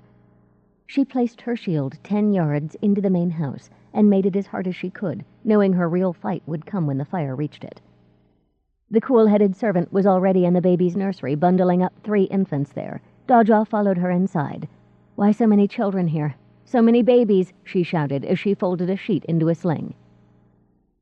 "2 of us are nursing our own. We've permission to keep them with the Ravi's newest," the woman yelled over the roar of the burning house. She was streaked with soot. Working in the open window, she had been in the path of any smoke that entered the room and passed outside. She coughed for a moment, desperately, gasping for air as she clutched a small gilt figure of Yorgiri that hung on a ribbon around her throat. "And Raviki Lisil had her 10th name day with her friends to stay the night." Using sheet slings, Daja hung one baby off each of the young woman's shoulders. The fire approached her barrier. Once it touched her defenses, Daja's war would begin. She would have to hold it in place or no one would get out alive. If it reached the nursery, the open windows in the corridor leading to the door outside would act as chimneys, pulling fire and smoke down the only exit. She draped the young woman in wet sheets. "Cover your nose and mouth. Keep the babies covered," she ordered, picking up the last child. They went into the main nursery. The women Daja had ordered to get out still waited by the door, too frightened to move. There was no time to waste breath on curses. Daja gripped her companion's arm. "You're the only one with sense. Lead them out of here, down the hall to the first stair and outside. Hurry them. Go." "But you—" The woman reached for Daja. "You must lead." Daja shook her head. "I've got to hold the fire. Get them moving." She shoved the woman toward the rest. The servant hesitated, then ran to her fellows, yelling. When they balked, she thrust them and the children around them through the open door, harrying them like an overworked sheepdog. Daja slung the infant she carried on her back, draped a final wet sheet over her as a cloak, then stood at the center of the main nursery as the others left. She faced the wall between her and the main house, listening to her power. The topmost part of it was weak. There wasn't enough to keep the 3rd floor blaze from its hungry advance. She retracted her power there before the fire ate it. A moment after she did so, she heard the 3rd floor shutters overhead smash open under the fire's pressure. Now the roof on that part of the building would burn. On the other side of the wall before her, the huge blaze pressed her barrier, leaning on her. She felt her power forced back inch by inch until the wall started to smoke. Tiny gray threads worked through cracks in the plaster. She had kept back some of her strength in case she needed it. That time was now. Daja fell deep into her power and freed it of all boundaries. She dragged her shield to her side of the wall and filled it with everything she had, on that floor and the ground floor. If she held the blaze on the other side of her barrier, the women and children had a chance to reach the outside door below. Some would die. The air was very hot. Water-soaked blankets and sheets would dry fast. As protection against suffocation, they were half measures at best. All she could do was pray to the bookkeeper that their accounts weren't due. Her task was to pit her strength against that of a blaze that was dining well on a wooden house rich with paints and oils, whipped to white heat by a hard wind streaming off miles of icy lake. She needed her friends for this. She needed Triss, who could help her shove the fire into the icy canals and the cold water death of the Sith. She needed Sandry to weave the blaze into a net that would imprison it. All she had was herself. It would have to do. The fire roared, a massive tide of heat and destruction. It wanted her to know it was no tame forge fire. "And you're no forest fire," she informed it, her teeth chattering with fear. "I handled one of those that would make you yelp like a puppy." She did not admit that her friends had lent her their strength, that Sandry managed one woven strip and Frostpine another. This fire didn't have to know that. Frostpine. Was he all right? Was he putting his will against this thing in the servants' dormitory? Her barrier wavered. She couldn't think about Frostpine. No, she thought grimly, leaning forward against the blaze's force as she might lean into a high wind. No. It pressed. Her skin felt taut, as if she were a cooking sausage about to pop. The fire stuck a finger through one gap in the wall, then another, widening them. Daja backed toward the door. She would have to give the fire the nursery to keep it from breaking through the hall and on the ground floor. She couldn't hold this room, not now. She eased through the door, still fighting to hold the barrier upstairs and down. Her magic was burning to feed her shield, burning and running out of fuel. The barrier on the ground floor swayed. Daja released the nursery barrier and slammed its power into the ground floor protections. The nursery wall splintered as unobstructed flames blasted through. In the hall, behind her last upstairs barrier, smoke poured around the edges of the double doors that opened into the main house. Their hinges and latches glowed a dull cherry red. Daja retreated from them, one hand on the wall. It was hot. That would be the fire on the roof. She refused to look up. If it broke through over her head, there was nothing she could do. She found a door chimney pouring smoke, the stair. She backed into it, then reclaimed her last piece of magic on this story, freeing the blaze. The double doors exploded off their hinges. A column of flame spat down the hall she'd just abandoned. Daja turned, blinded by smoke, descended 3 steps, and tripped over something soft. She seized the rail, dragging it loose from 2 sets of bolts to stop her fall and save the quiet child on her back. Her ground floor barrier wavered. Gasping, Daja clung to the rail until her fingers cramped, fighting the blaze's surge against her power. She thrust, scraping all she could from the wellspring of her magic that had once seemed so deep. Sweating, she jammed hungry flames back, past the limits she had set for them. Only then did she open her eyes, take a hand from the rail, and shake the woman she had fallen over. It was the braid maidservant, the 2 infants wriggling against her in their slings. Her Yorgiri figure gleamed against her sooty throat. She coughed without opening her eyes. Daja's ears rang. She trembled from head to toe. Her knees wobbled until she finally sat next to the young woman. Her choices were bad. She could move, or she could hold her barrier. If she lost the barrier, there would be no place to move to. The big fire would roar up the stairwell like a tidal wave. She clung to her barrier, coughing. Perhaps this was a dream. All would be well if she had a proper, dreamless sleep. She might have closed her eyes then and there, but for the flames' defiance. They thrashed against her grip, fighting her. They were being bad. This blaze had to remember she was in control here, not it. Fire could not just run where it liked. She knew that much. And so she gripped it with fading strength, with a smith's iron will. "Just hold that barrier, sweetheart," a familiar voice croaked in her ear. "I'll do the rest. Don't falter, or there'll be roast mage on Alakut tonight."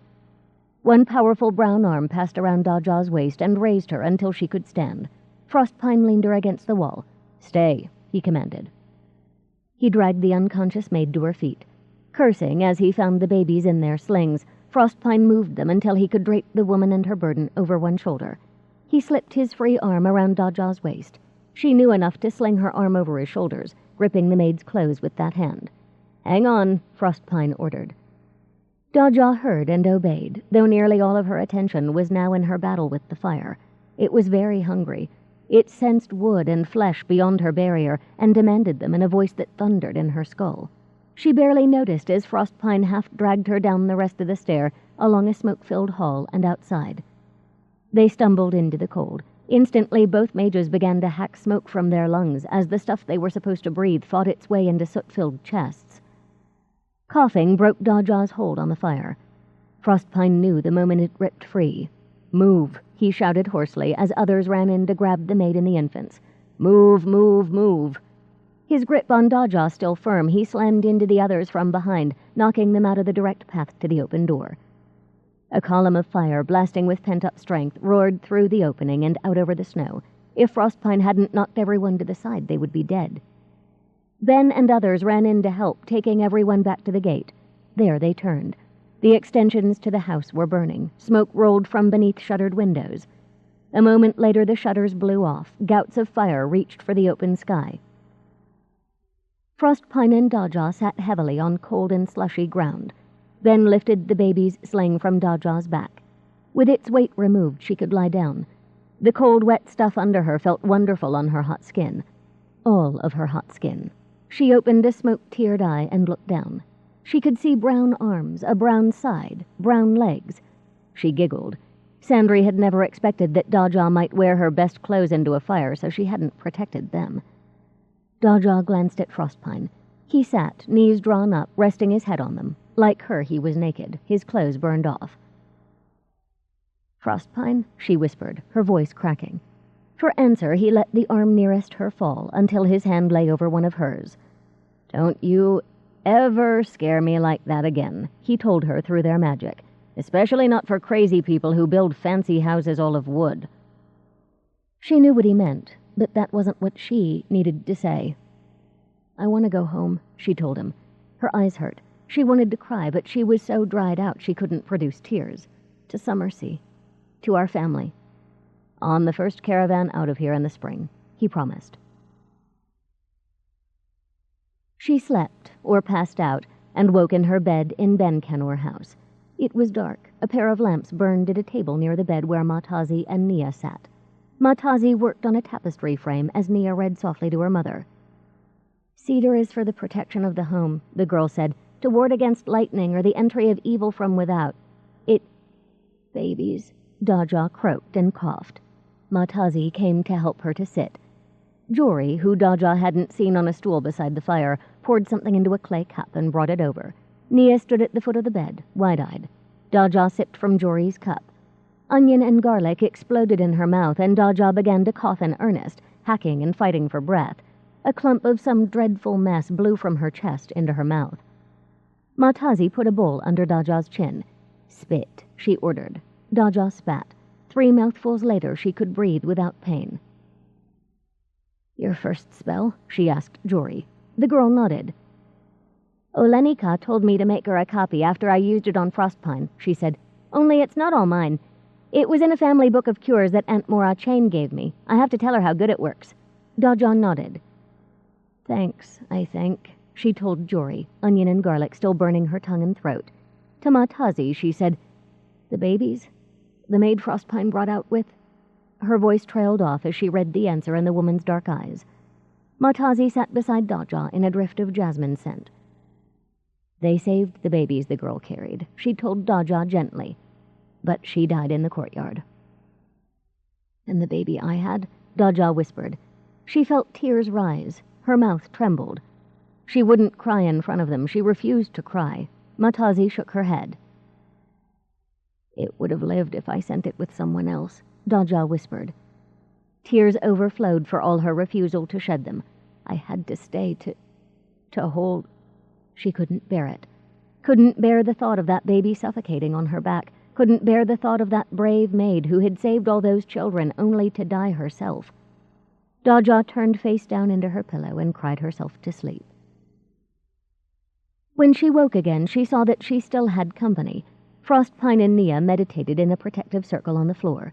Daja blinked, her eyes stinging in the brilliance of Frostpine's power.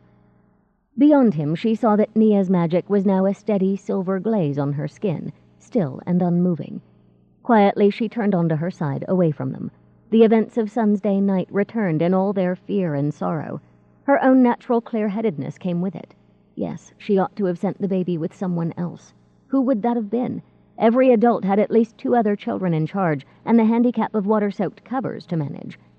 If she hadn't held the fire, slowing her own escape to do so, it would have broken through on the ground floor and killed everyone inside, including the 2 babies who had lived while the woman who carried them began to die on the stair. What had started this disaster? A kitchen fire? Overturned candles? A popping log on a hearth? The gods were cruel to make such a tragedy from a stupid accident. Real or set? Asked that very determined part of her mind. Daja bit her lip. She wished the others were here, Sandry, Triss, Briar. She didn't have them, but she did have Frostpine. She could have lost him. They put themselves in danger when they agreed to enter the house. Their magics wouldn't have prevented their being crushed by falling timbers. The clock chimed downstairs. Nia's eyes popped open. A moment later, Frostpine emerged from his trance. "Very good," he told Nia. "You've come a long way." He rubbed out part of the circle. The protections around them collapsed and flowed into his body like a plume of smoke returning to its chimney. He helped Nia to stand, then dragged himself to his feet, using the bed as a crutch. He was stiff. "You're awake," Nia said happily to Daja. "Hungry too, yes?" Daja sat up. "Starved," she admitted. "I'll tell on Yusa," Nia said, but for a moment she didn't move, looking at Daja with huge brown eyes. "I could never do what you two did," she said. "Walk into a burning house. I couldn't." "You don't know what you can do till you're tested," Frostpine said. He leaned down and kissed Nia's forehead. "Wait until you are before you judge yourself." Nia glanced up at Frostpine and gave him a tiny smile, then left the room, shaking her head. Frostpine leaned back, hands on hips, stretching. Daja looked at him, worried. His skin was ashy over the brown. His few wrinkles seemed deeper. Did he have more white hairs now, or was it just that she hadn't noticed how many he had before this? "Are you all right?" she asked. "Better than when they fetched us back here," he admitted. He threw several chunks of wood on the fire and poked up the embers so they would catch. "I had it easier," he said. "Mine were adults. Once I got their attention, they did as they were told." "I lost, too," he admitted, his full lips pinched. "Old people stuck in beds. The others would have left them. You don't see people at their best times like this." Remembering the women who appeared to stop thinking at all when faced with peril, Daja nodded. "You tried to get them out?" she asked softly. He went to her wardrobe, opened it, and began to take out clothes. "Smoke got them," he said. "I think they died as I carried them out. Everybody always worries about burns, not smoke. Usually they're dead before they know they're in danger." Daja looked at the clothes he laid out for her. "I can't put those on till I wash," she pointed out. Someone, Matazi and the girls, she hoped, had cleaned the worst grime from her skin while she slept, since her nightshirt wasn't too dirty, but she smelled of fire, and there was ash in her hair. "I need the steam room." East Namorn lived for its huge, steamy bathhouses. Normally, Daja hated the things, preferring nice, clean baths, but right now she felt grime in her pores. Steam would scour it out. "I'll help you to the steam room after you've eaten," he promised. "How many died?" she heard herself inquire. She shouldn't ask. She knew she didn't want an answer, but she had to know. 12, said Frostpine in a dull voice. 7 dead right away. 5 after, including people who fought the fire. 3 more. No one sure if they'll make it. It could have been worse. They were having a children's party and a supper party with all kinds of extra servants. 50 in the house. Olaksanjo Sarik is dead. He saved his wife and supper guests first. The last he was seen, he was on his way to the nursery wing. "The whole town is exclaiming over the coincidence," Heluda Salt announced from the open door. Yusa and Jory, each carrying a loaded tray, filed in past her. They put the dishes on a small round table before the hearth. When they finished, Yusa towed the obviously curious Jory out by the arm. Heluda closed the door behind them. "I see I visited at just the right time," the mage remarked coolly. "We must talk." "I'm only wearing a nightshirt," Daja said in apology. "Oh, of course you should wash and dress and put off eating to save me the sight of you in a nightgown," retorted Heluda, amused. "Don't be ridiculous. Once you've helped your daughter give birth to your first grandson, believe me, things like proper dinnerware aren't important." Daja threw off her covers and stood with a lurch. If anything, she was stiffer than Frostpine. He helped her to one of the fireside chairs. Daja's stomach growled as she saw fresh bread, ham, stewed spinach, and custard. It wasn't trader cooking or trader spices, but it smelled just as good right now. "Excuse me," she said. Grabbing a spoon, she got to work on a pork soup with pearl barley and sour cream.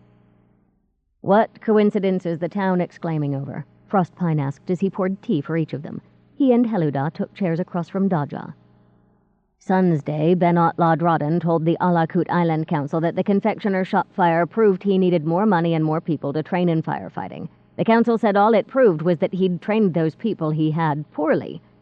Daja looked her question over a mouthful of barley. Frostpine asked it for her. Yes, but what's the coincidence? There are fires all over the city in winter. Yes, but this was Joe Sarik house. The magistrate's mage looked from Frostpine to Daja. I keep forgetting you aren't local, Heluda said wryly. Chiora Joe Sarik is Romachko Skoretti's mistress. Frostpine and Daja traded baffled looks. Heluda shook her head. Romachko Skoretti is the head of Alakut Council, the one that turned Ladrodden down. Frostpine grimaced. I could happily spend the rest of my life without such coincidences. Daja nodded, inspected her bowl. It was empty, but there were bits of meat and barley and sauce. She tore apart a rye and wheat roll and mopped up the rest. What of our counterfeiter? Frostpine asked. I'm able to go out. Heluda shook her head. Our people are sitting on every brass supplier, with spectacles magicked to see through illusion, she told him. Sooner or later, our friend or his people will come for supplies. Once we track them home, we'll need you. We may not be equal to a truly powerful illusion mage who tampers with coins, but my trackers can follow quarry through blizzards. We're fine for now. She drummed her fingers on her chair for a moment before she said abruptly, I'm here on another matter, actually. She got up, paced to the door and back, then stopped, frowned, and went to Daja's work table, where the iron glove forms stood upright. What in Vrohane's name are these? She leaned in to inspect the forms, then took something from her pocket and screwed it into her right eye. It was a lens spelled for magical vision. Daja could see gleaming silver runes on its rim. It's been made with magic, but these aren't magical in and of themselves. Are you building an artificial man? She wriggled one of the hinged fingers. Daja had started on a plate of pierogi stuffed with salmon and sturgeon. She gulped a mouthful, drank some tea, and said, They'll be gloves covered with metal that isn't much affected by fire. She absently rubbed the brass mitt over her left hand. For Ben Ladrodden. I thought it would be good to make him gloves so he can push open burning doors and the like. I thought I'd make a whole suit for him, but I need to think about that a while. Heluda put her eyepiece back into her pocket. You craft mages have the oddest ideas, she remarked, shaking her head. Frostpine cleared his throat. You said you came about something else. I'm going to expire of curiosity. He picked up one of Daja's rolls, ripped it in half, and buttered a piece. Heluda walked back to her chair and flopped into it. Joe Sarik house. My people laid the inspection spells as soon as the remnants cooled. The fire wasn't accidental, it was set, she told them. Daja's fork slipped from suddenly cold fingers, clattering on her plate. Frostpine sighed. Have you suspects? Only at least 3 for each servant and 10 for each guest, replied the magistrate's mage. There's always that many people who wish someone ill, and they all must be questioned. Tracking the fire setter by his traces was a waste of time, she growled. Whoever did it burned all he used. So what we did find, the fire scoured clean. What's maddening? No one saw him, but he must have done it while guests were arriving for those parties. Look. Clearing a space on the tablecloth, Heluda sketched the ground floor of the house with a fingertip, her magic turning the lines to ink-like streaks. The front of the house, that looks over the cliff. In winter, it's closed. It takes the brunt of the wind off the Sith. The servants store whole carcasses, pig, cow, sheep, in it. It's that cold. In summer, of course, it's lovely. Our fire setter broke in there. He walks up the cliff road, which no one uses for the same reason the house's front is closed off. He may as well have been invisible. Could you track him on the cliff road? Frostpine wanted to know. He had 2 pairs of boots, said Heluda. Our trackers followed one pair down to a fire the hired slaymen used to keep warm on the Karasep side of Alakut.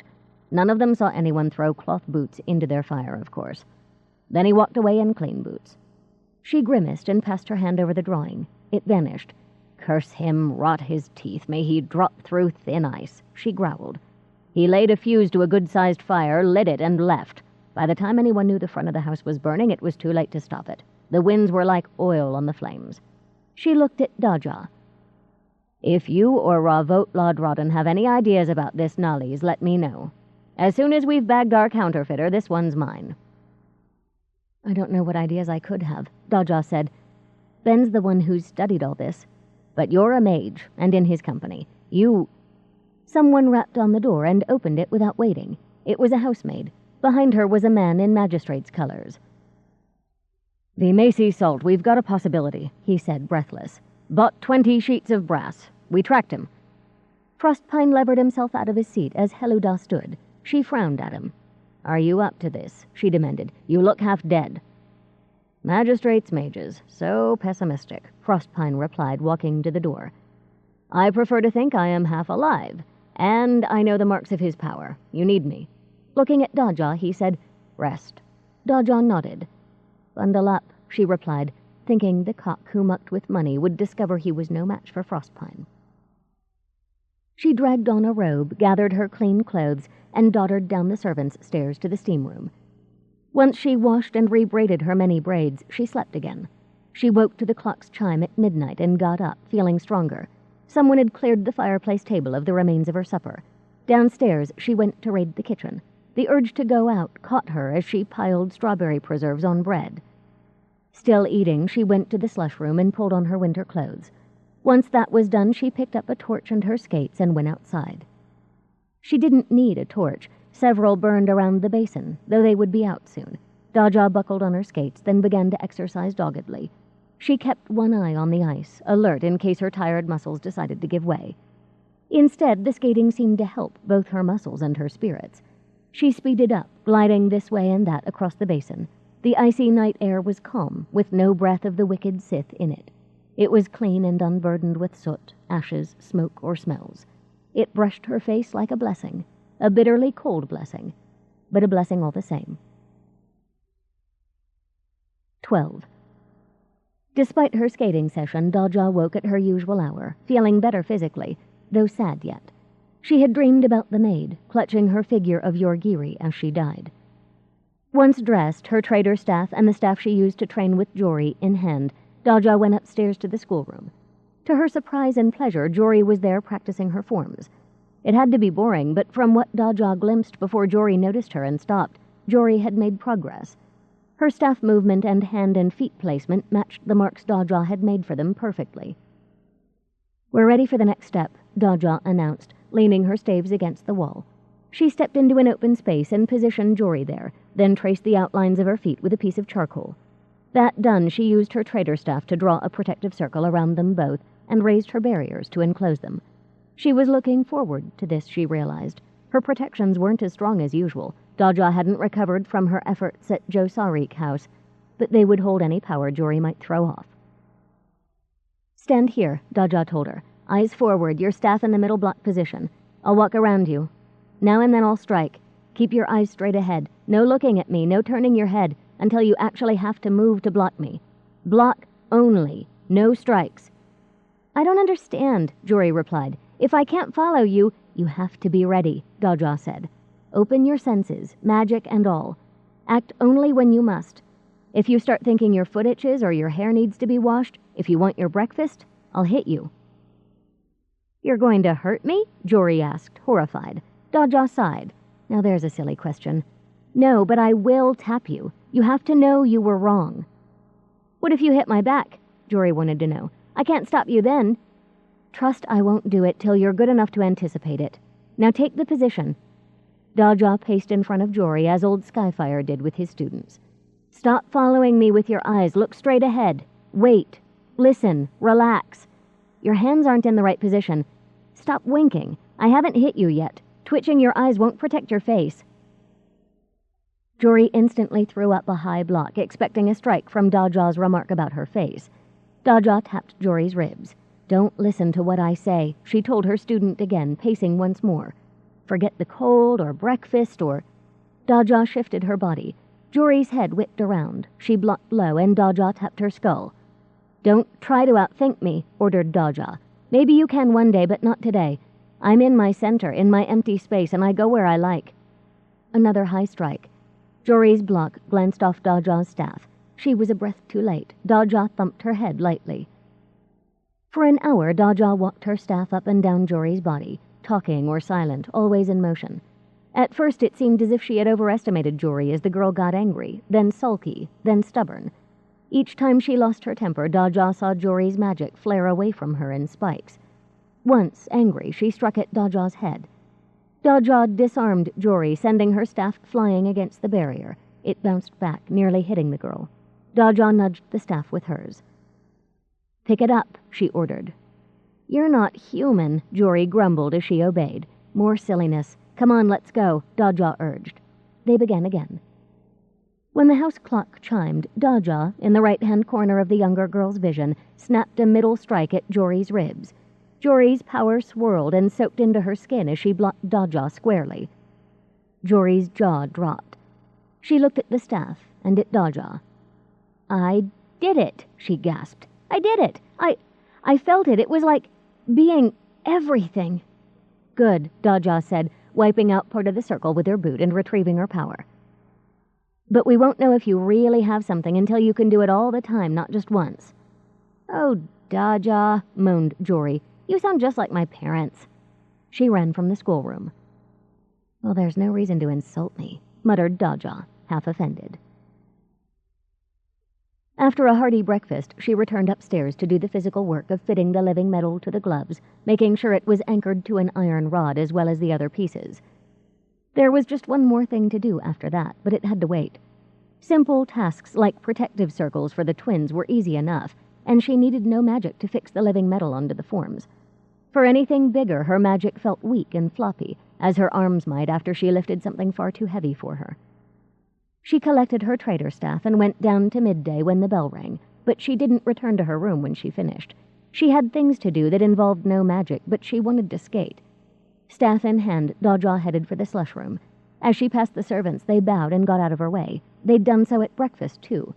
Obviously, they had heard tales from Josarik House. They'll get over it, Daja thought as she donned coat and scarves, picked up her staff, and slung her skates over her shoulder. A few quiet weeks and they'll treat me like a human being again. If only she could hope there would be no more excitement for a few weeks. Outside, she donned her skates. Gathering her courage, she skated out of the basin, under the bridge, and onto Prospect Canal, balancing the staff in her hands. The canal was as busy as any street with skaters and the large, heavy sleighs that carried supplies, pulled by horses shod for ice walking.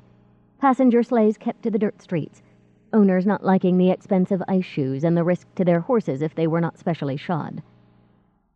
It was snowing lightly as Daja skated north along Prospect, keeping well to the side. Daredevils raced down the middle of the canals. So did robbers and pickpockets. Those good skaters looked to winter as their bounty season. Daja didn't think she could move in the fast traffic in the center. She envied the speeders and liked to watch how they did it, half-crouched, skates flashing, swerving around bumpy or uneven areas in the ice. She envied them, but she wasn't about to copy them. Sometimes she had to use her trader staff to keep herself upright. Still, she had improved. She negotiated the turn into Mite Canal with no accidents, and slid to a halt at the hired sleigh stands 1/4 of a mile north of Poskit Bridge.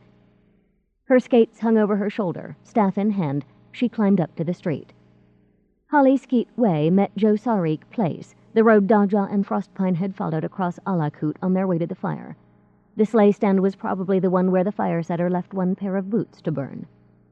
She knew where she was going now, and she didn't turn back. She had changed in the smoke and the fear and the dark. The change wasn't to her magic. It would recover with meditation and rest more quickly than her spirit would. If she was to make sense of that night and those deaths, if she was ever going to understand the kind of person who would sentence 50 people to death by burning, she ought to see the final result for herself.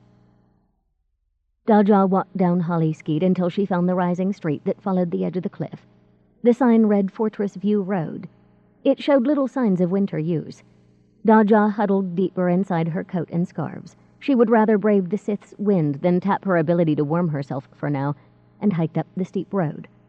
No blast of lake wind caught her as she walked. The air was cold and still.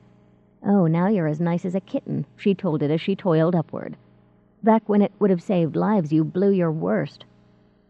Her mother always said it wasn't polite to mock other people's gods, and Sithithin was a notorious trickster. He was not likely to appreciate being scolded. Daja shut up. Wall after wall showed her blank faces as she passed the homes of the wealthy. As she approached the summit, Daja found the damage left by fire and the people who fought it. The road was churned and frozen into peaks and dips that made the footing tricky. Once more she used her staff to brace herself. Soot marked the walls of Joe Sawreek's neighbors. Then she reached Joe Sawreek house itself. The gate stood open. The wall was intact. The wind had blown so hard that the fire never turned this way. Daja took a breath, resettled her grip on her staff, and walked through the gate. She had expected to see part of the house, foolish given the fury of the blaze and the wind. Instead, she found no house, its cellars exposed, everything a blackened mess. No wall stood higher than a foot. The ruin stretched before her, complete all the way out to the courtyard where she and Frostpine had collapsed. How did mages like Heludad do it? How could they tell where this had started, where the evil took root? Daja was a mage and she couldn't tell. Looking hard, she noticed that the largest section of wall remaining was the front. It was that hard wind which had thrust the fire into the rest of the house before it had completely devoured the front wall. Against the base of that fragment she saw a huge old-fashioned hourglass, its brass parts melted to globs, the sand within turned to blackened glass from the heat. 10 yards to her left she saw 3 whole burned cow skeletons. The staff really did keep meat here in the winter. End of Side 4. Side 5.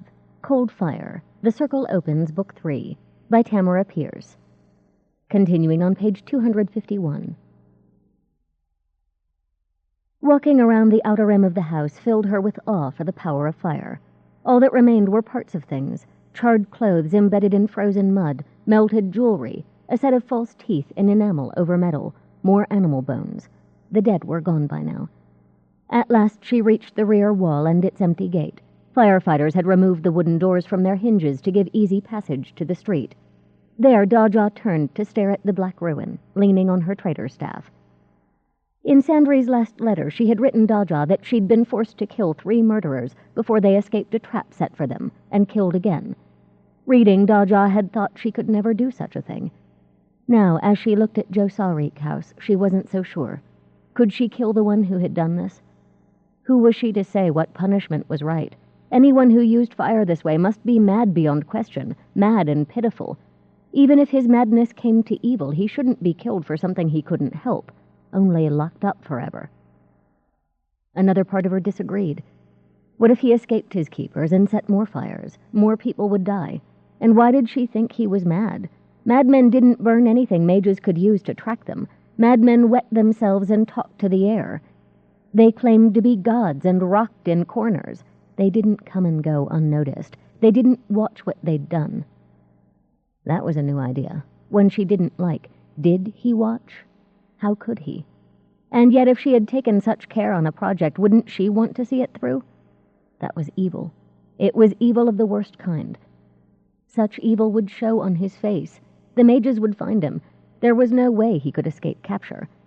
Then he would get the traditional penalty for fire setters, burning. His evil would be cleansed.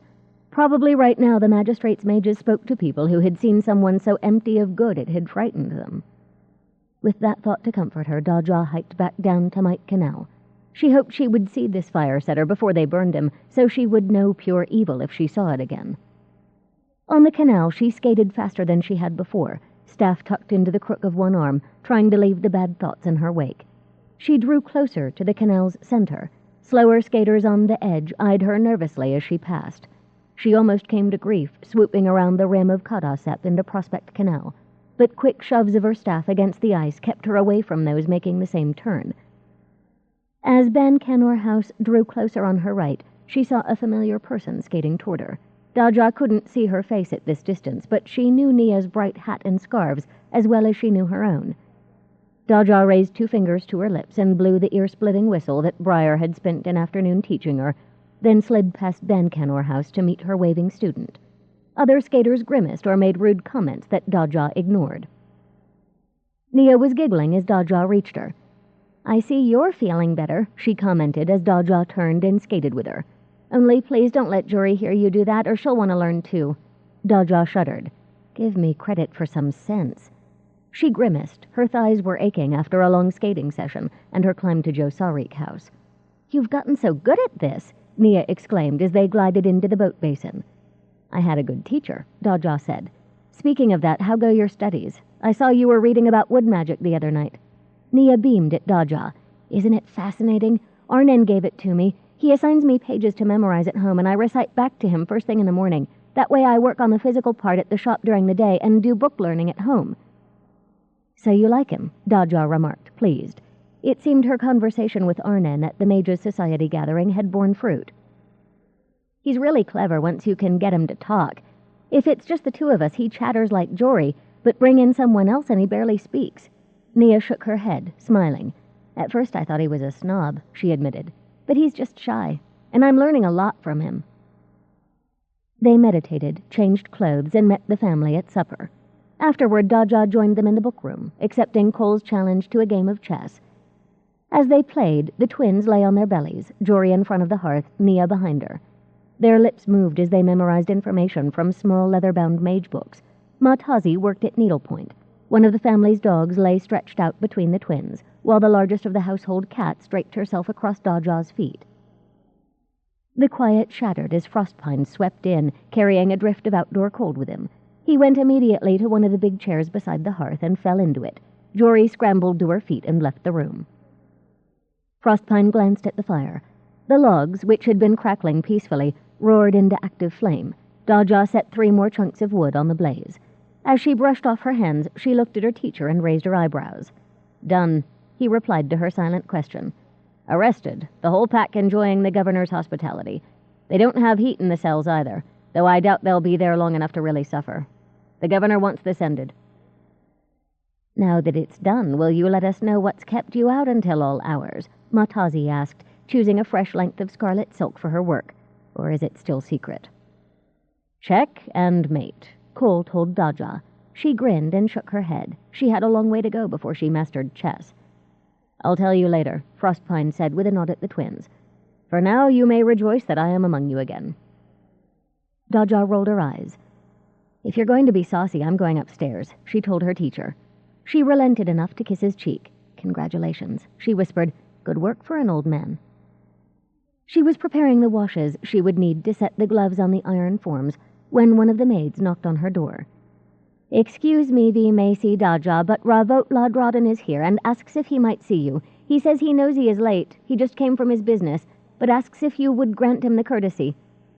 Daja corked the bottle she was about to empty into a bowl. "That's fine. Show him up, please." "V. Macy," the maid cried, shocked. "A man in your bedroom. The impropriety!" Daja raised her brows and waited for the woman to remember she was not exactly a Kugisko maiden. Mages weren't held to the rules of merchant propriety, even young ones. Triss had once remarked crossly that people thought mages had the morals of cats. The maid looked down. "V. Macy, forgive me," she said. "I'll bring Ravot Ladrodin right away." Daja picked up a few things and moved her tools around, though it wasn't necessary. She always kept her room neat. She also lit more candles. As she put down the taper she'd used to light them, the maid showed Ben in. "Shall I bring tea, Ravot?" she asked him. "Cider? Pastry?" "Nothing, thank you," Ben replied. "I won't stay long." The maid curtsied and left the room, leaving the door open an inch. Daja noticed. Her mouth twitched with a smile. It seemed the Ben Canor servants meant to look out for her reputation, even if she didn't. Her amusement faded when she looked at Ben. He seemed weary. Part of that was fire and candlelight. They cast his face in sharp relief, making its lines deeper, his expression harder. "I'm sorry I didn't come earlier," he confessed without looking at her. "I wanted to make sure you were all right before this, but the fire wasn't out till dawn on Moon's Day. I was helping with the victims until almost noon on Star's Day.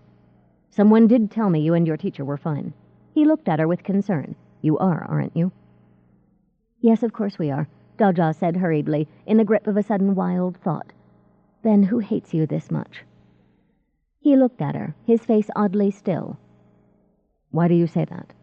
Daja sat on her work stool to work the idea out aloud. "You told me you saw it on your way home. I bet if you'd gone home you could have watched it from your upstairs windows. I have to think maybe these fires are being set to hurt you. To, I don't know, destroy your name in the city, to make people think your firefighting ideas don't work. Maybe even to drag you into danger." "Daja, that's a tremendous leap of logic," he murmured. He sat in one of her fireside chairs. "I'm not so sure. Well, I'm a mage, and they teach us not to believe in coincidences, you see. You've met this person, that's my guess. Can you recall meeting someone who just seemed evil to you? Someone who made your skin crawl? Someone you crossed? Evil? He asked. Only an evil person would harm others to get at someone else, Daja said flatly, then ran his fingers through his thinning curls. You honestly believe there are people who are either good or evil? He asked. How old are you? 14, she said, frowning. What has my age to do with this? Ben shook his head. This is the second time I've heard you talk like a young person. Usually I forget you aren't my age. People aren't that simple, Daja. Of course he's evil, she said, impatient with typical adult shilly-shallying. Look at what he does. Or maybe it's a she. She stopped abruptly. Mora Chain? His own mother? Terod's wife had said she whipped her servants. No. Mora Chain Lodrodden would never do something that would mean crawling into houses or walking icy windswept clifftop roads. So involved was she in thinking, then discarding the possibility that she had missed the start of what Ben said now. Someone tired of being ignored, tired of others trampling on him. Perhaps some rich person treated him with contempt. At least with Joe Sawreek House, people will know he did something that no one will forget. He would be less evil and more besieged. Daja stared at him. It sounds like you're on his side. I'm exhausted, Daja. I can't think straight. Ben smiled ruefully. Mother insisted I work late on the books to make up for my time at the fire, as if numbers are more important than lives. I'll consider what you've said. I certainly have enemies, people who don't want to hear what I tell them, but I doubt very much that any of them would kill innocents. He got up and walked over to her work table, where the living metal gloves stood on their iron bases. In the flickering candle and firelight, they seemed to move. They need more work. Try them on if you like, Daja suggested. Ben picked one up, weighing it in his hand. Do I roll up my sleeves? Daja shook her head, the beaded ends of her many braids slapping her cheeks lightly. They're made so you can yank them on in a hurry. They'll be a little big even now, because I made allowance for your coat. Ben slid on first one glove, then the other. I need a few more days to finish, Daja admitted as she watched Ben adjust the fit. My control over my magic's still weak after Joe Sawreek House. Was it hard walking in there? Ben wanted to know. He turned his hands back and forth, fascinated by the play of light on their mirrored surfaces. Firewalking, no, Daja said, eyeing the gloves. The metal's edges had blended seamlessly, so it looked as if she had simply poured it over the forms. But holding it back, with the wind driving it, that took all I had. Actually, I didn't think I had that much. And it wasn't enough, she thought, her eyes stinging at the memory of the baby who had died on her back. Why hold it? Ben opened and closed each glove hand. Why not just tell it to stop, to go out? That works with tiny fires, not big ones. She grimaced as she saw the outline of hinges when he made a fist. She had to fix that. The gloves worked, but as a craftswoman she wanted them to look like cloth, and the bulge of iron hinges ruined it. As long as there was fuel, that fire wanted it. The wind gave it strength. The more it ate and the harder the wind blew, the stronger it got. I wish I could have sent it somewhere else or put it out, but I couldn't. Ben picked up one of the hearth pokers, then one of Daja's rods. The gloves grasped the thin rod as easily as the heavy poker. Daja watched as he twisted his hands to and fro. Hinging the wrists had been the most difficult part. They had turned out well. Doing a whole suit will be hard, she said with regret. It'll need an iron scaffolding almost, with hinges and ball and socket joints. It'll be heavy. I'll need all winter to grow enough living metal, and there's iron and brass to buy, and I haven't worked out how you'll see and breathe yet. He stood in front of the hearth fire, moving his arms inside the gloves. Now he looked at her sidelong. Are you giving up on me, Daja? She frowned, half distracted by planning. Of course not. I'm just saying it's going to take lots of work. People do give up on me, he said quietly, looking at the gloves. At first they think I'm fine. They admire how hard I work, how I try to teach others, prevent as much harm as I can. But then they say I don't know how to enjoy myself, that I don't spend enough time with people. Then it's I'm obsessed and they're busy. They find other, easier companions. He slid off a glove and angled it so the light of a branch of candles illuminated the inside. He peered at it. It wouldn't surprise me if you decided this thing was just too much effort. His words confused her. What was he talking about? She had meant only to explain the project would take months, not weeks. He needed that suit. Ben seemed to mean something else, something that made her uncomfortable, though she couldn't say why. No, I just don't think you should look for results until spring. Daja sat again on her work stool. Did Heluda Salt talk to you? About Josarik House? About to put down the glove he held, Ben fumbled and nearly dropped it. He put it on the table and held the second glove up to the light. His hands were shaking. They won't break if you drop them, Daja pointed out. They're up to a lot of work. They won't be of use to you otherwise. They're just so lovely it's hard to think of them as strong, Ben replied. He continued his inspection. You talked with Heluda Salt? She and Frostpine were working on something. She wasn't sure if she could tell him more than that, even if the counterfeiters were captured. And I met her at the Mages Society party. She hadn't seen the report about the boarding house fire, the one you told the mages was set. Did you tell them? I couldn't remember if you had or if you hadn't gotten a chance. I pity this fire setter, Ben said, smiling at Daja. If Heluda Salt takes an interest, he should hang himself now, or he'll surely burn later. Is she good? Daja asked. She's one of the best in the whole empire, Ben told her. Certificate and advanced certificate from the university at Lightsbridge. Crown honors by the basket load. I'm impressed. Reluctantly, he put the second glove on the table. When will these be ready? I should be done by Fire's Day. Daja looked Ben over, making rough estimates of his height, shoulder breadth, waist, legs, and arms. Should I bring them to your warehouse, Sun's Day afternoon? Actually, Water's Day is better. Come to the house in the afternoon around 1, Ben suggested. Daja murmured, Water's Day is fine. She grabbed a slate and began to write down numbers. Only the major weight-bearing struts of the iron form need be heavy. Perhaps she needn't use thin iron rods to support the metal at all, but wire cables or even chain mesh. I'd best go, she heard Ben say. She nodded absently. The maid will let you out. She glanced at his head.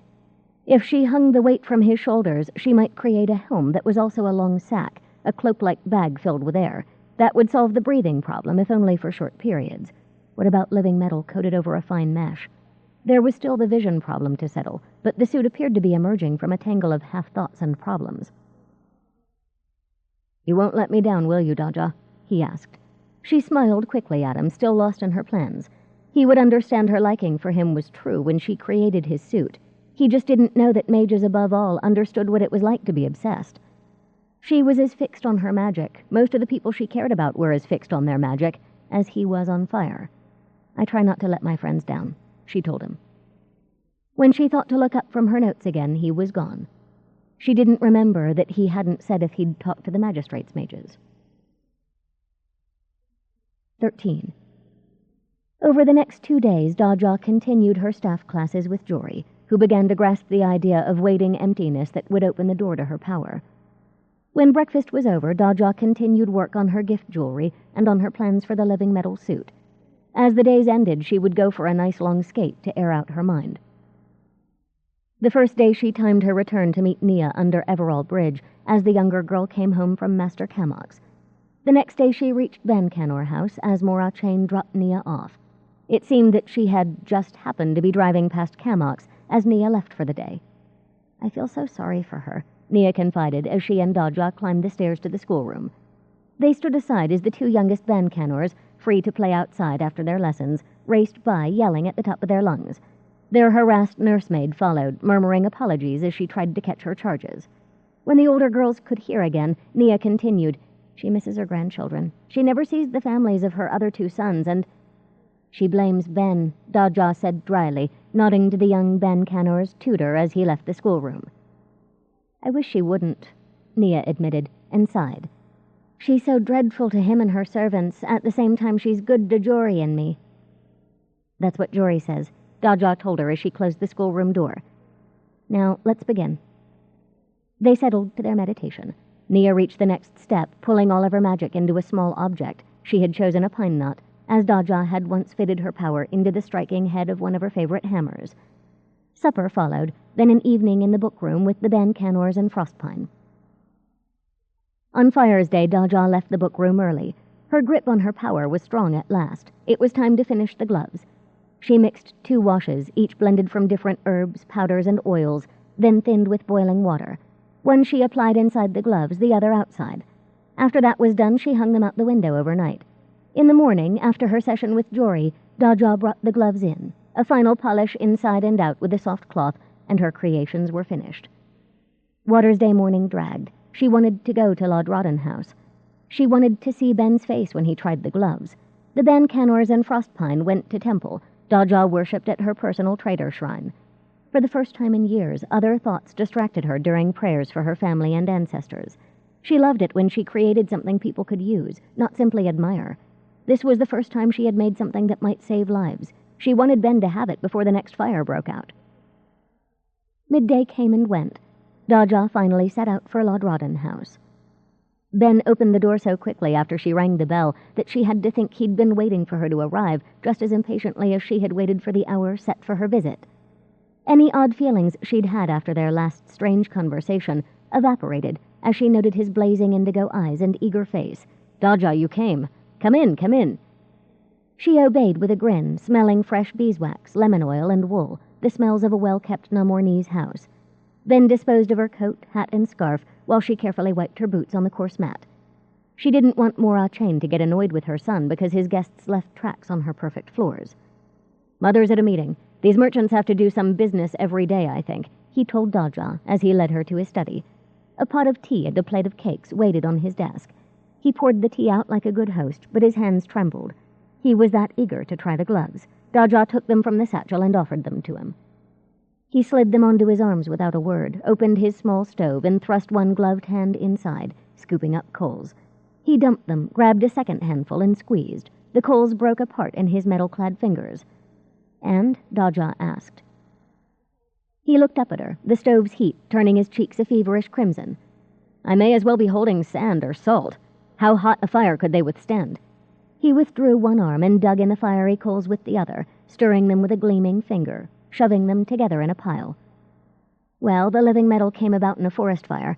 I suppose maybe if the governor's palace was to burn, they might get warm." Ben snorted. "Governor's palace? He builds in stone like the rest of the nobility. He's no fool. I've been trying to convince Mother to rebuild in stone. She says wood is good enough for her neighbors, it's good enough for us." He shut the stove. "I know I'm being rude, but would you mind if I tried these in the kitchen hearth? It's a bigger fire. You can stay here. I won't be long." He didn't even wait for Daja's answer, but left the study at a trot. Daja smiled, shook her head, and tried one of the cookies. They were very good. So was the tea. She hoped that Ben hadn't dipped into Mora Chain's finest supplies. Though the woman did her best to be polite to someone who was Jory's and Nia's friend, she always made Daja feel as if she must have cheated somehow to get her medallion. Daja had the feeling Mora Chain wouldn't like knowing Ben had given her the best tea and cakes. Bored after a few minutes' wait with no sign of him, she got up to look around the room. A touch of the stove told her it wasn't as badly made as the one in his warehouse office. His books interested her for a moment, as did his pen-and-ink drawings and knickknacks. She tried to keep her attention on those things, but time stretched. They weren't very interesting. Daja found herself standing before the shelves, half hidden in the shadows behind his desk. There was the skeleton hand with its molten gold ring. Looking at it, Daja felt the hair stand on the back of her neck. What if it had come from Ben's dead wife? She shook her head. Where had such a gruesome imagining come from? That was more the kind of nonsensical thing Sandry or Triss might think. There would be something very wrong with Ben for him to keep his dead wife's hand. The only thing that was wrong with him was that he lived with his dreadful mother, a mistake any widower could make. That didn't make him bad or cracked enough to keep a piece of his dead wife on a shelf. She had stared at the hand too long. She forced her eyes to other things. The partly melted soldier, the glass lump. Pieces he said he saved from fires he had beaten. Her nostrils twitched. The odor of smoke was stronger than it had been the first time she had seen these shelves. Her eyes moved higher through the collection. The upper shelves were empty, except... Daja blinked. She had thought the shelf on a level with her own face was empty last time. Yet here were 3 objects. One looked like a half-burned corner piece from a Namornese outer door, carved with good luck signs. One was a scorched glass bowl. Its contents smelled like burned sugar. The last was a blackened female figure with a loop on the back, as if it were a pendant. Silver gleamed through cracked gilt. Daja stared at it, memory stirring at the back of her mind like that gleam of silver. She had seen that figure around someone's neck. Goosebumps prowled her arms and her spine. Was she falling ill? The stench of smoke was thick around this shelf. It made her stomach lurch. That alone was proof that she might be ill, because smoke never made her queasy. She backed away from the shelves and smashed her thigh into one of the sharp corners on Ben's desk. Daja yelped and bent over, grabbing the hurt muscle. All other thoughts vanished in that white-hot burst of pain. I hit on exactly the wrong place, she thought, exasperated, as her head cleared. Ben strode back in and grabbed Daja in a hug that lifted her off her feet. "They're incredible," he cried, putting her down at last. He still wore the gloves. "I've never seen anything like them. No wonder they gave you the medallion at 14. She wanted to correct him, to say she'd actually been 13, but it wasn't important. His delight in her creation was important. "I'm glad you like them." Ben grabbed her face, the metal gloves flesh-warm against her skin. Enthusiastically, he kissed her, first on one cheek, then the other, before he let her go. "Is a whole suit really so much trouble?" he asked. Any reluctance she felt about the suit evaporated. He did so much for others. She could do this for him. "I started my calculations," she reassured him. "I have the air problem solved, at least for short periods. There's still hell you'll see, but we have all winter to thrash that out. If you'll come by Bancanor House on your way home a couple of nights next week, I'll take all the measurements I need." "Yes, of course I'll come. I never thought I'd be grateful for our long winters," Ben said with a grin. "Now tell me, how did you do all this? Please, I'd love to know." They were still talking an hour later when the front door slammed. Mora Chain had returned.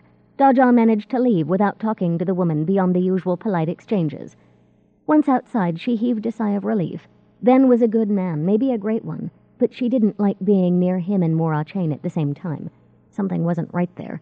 She wished she could talk to Ben about his mother. It was strange to think that even though she felt they were friends, she didn't feel able to discuss Mora Chain with him. It ran contrary to her last 4 years, spent with friends she could and did say anything to. It made her feel sad and lonely. Nia would be home by now. Daja hurried her steps. Maybe they could go skating. Now that Jory could block most of Daja's strikes without watching her, they began the work of controlling her power. Jory envisioned a jar like those in which spices were stored, trying to draw her power into it as Daja circled her. Each time she tapped Jory gently with the staff, the younger girl was distracted and lost control of her magic. She was cross enough to growl and stamp on the floor when the house clock chimed. "Calm down," Daja ordered, shaking her gently by one thin shoulder.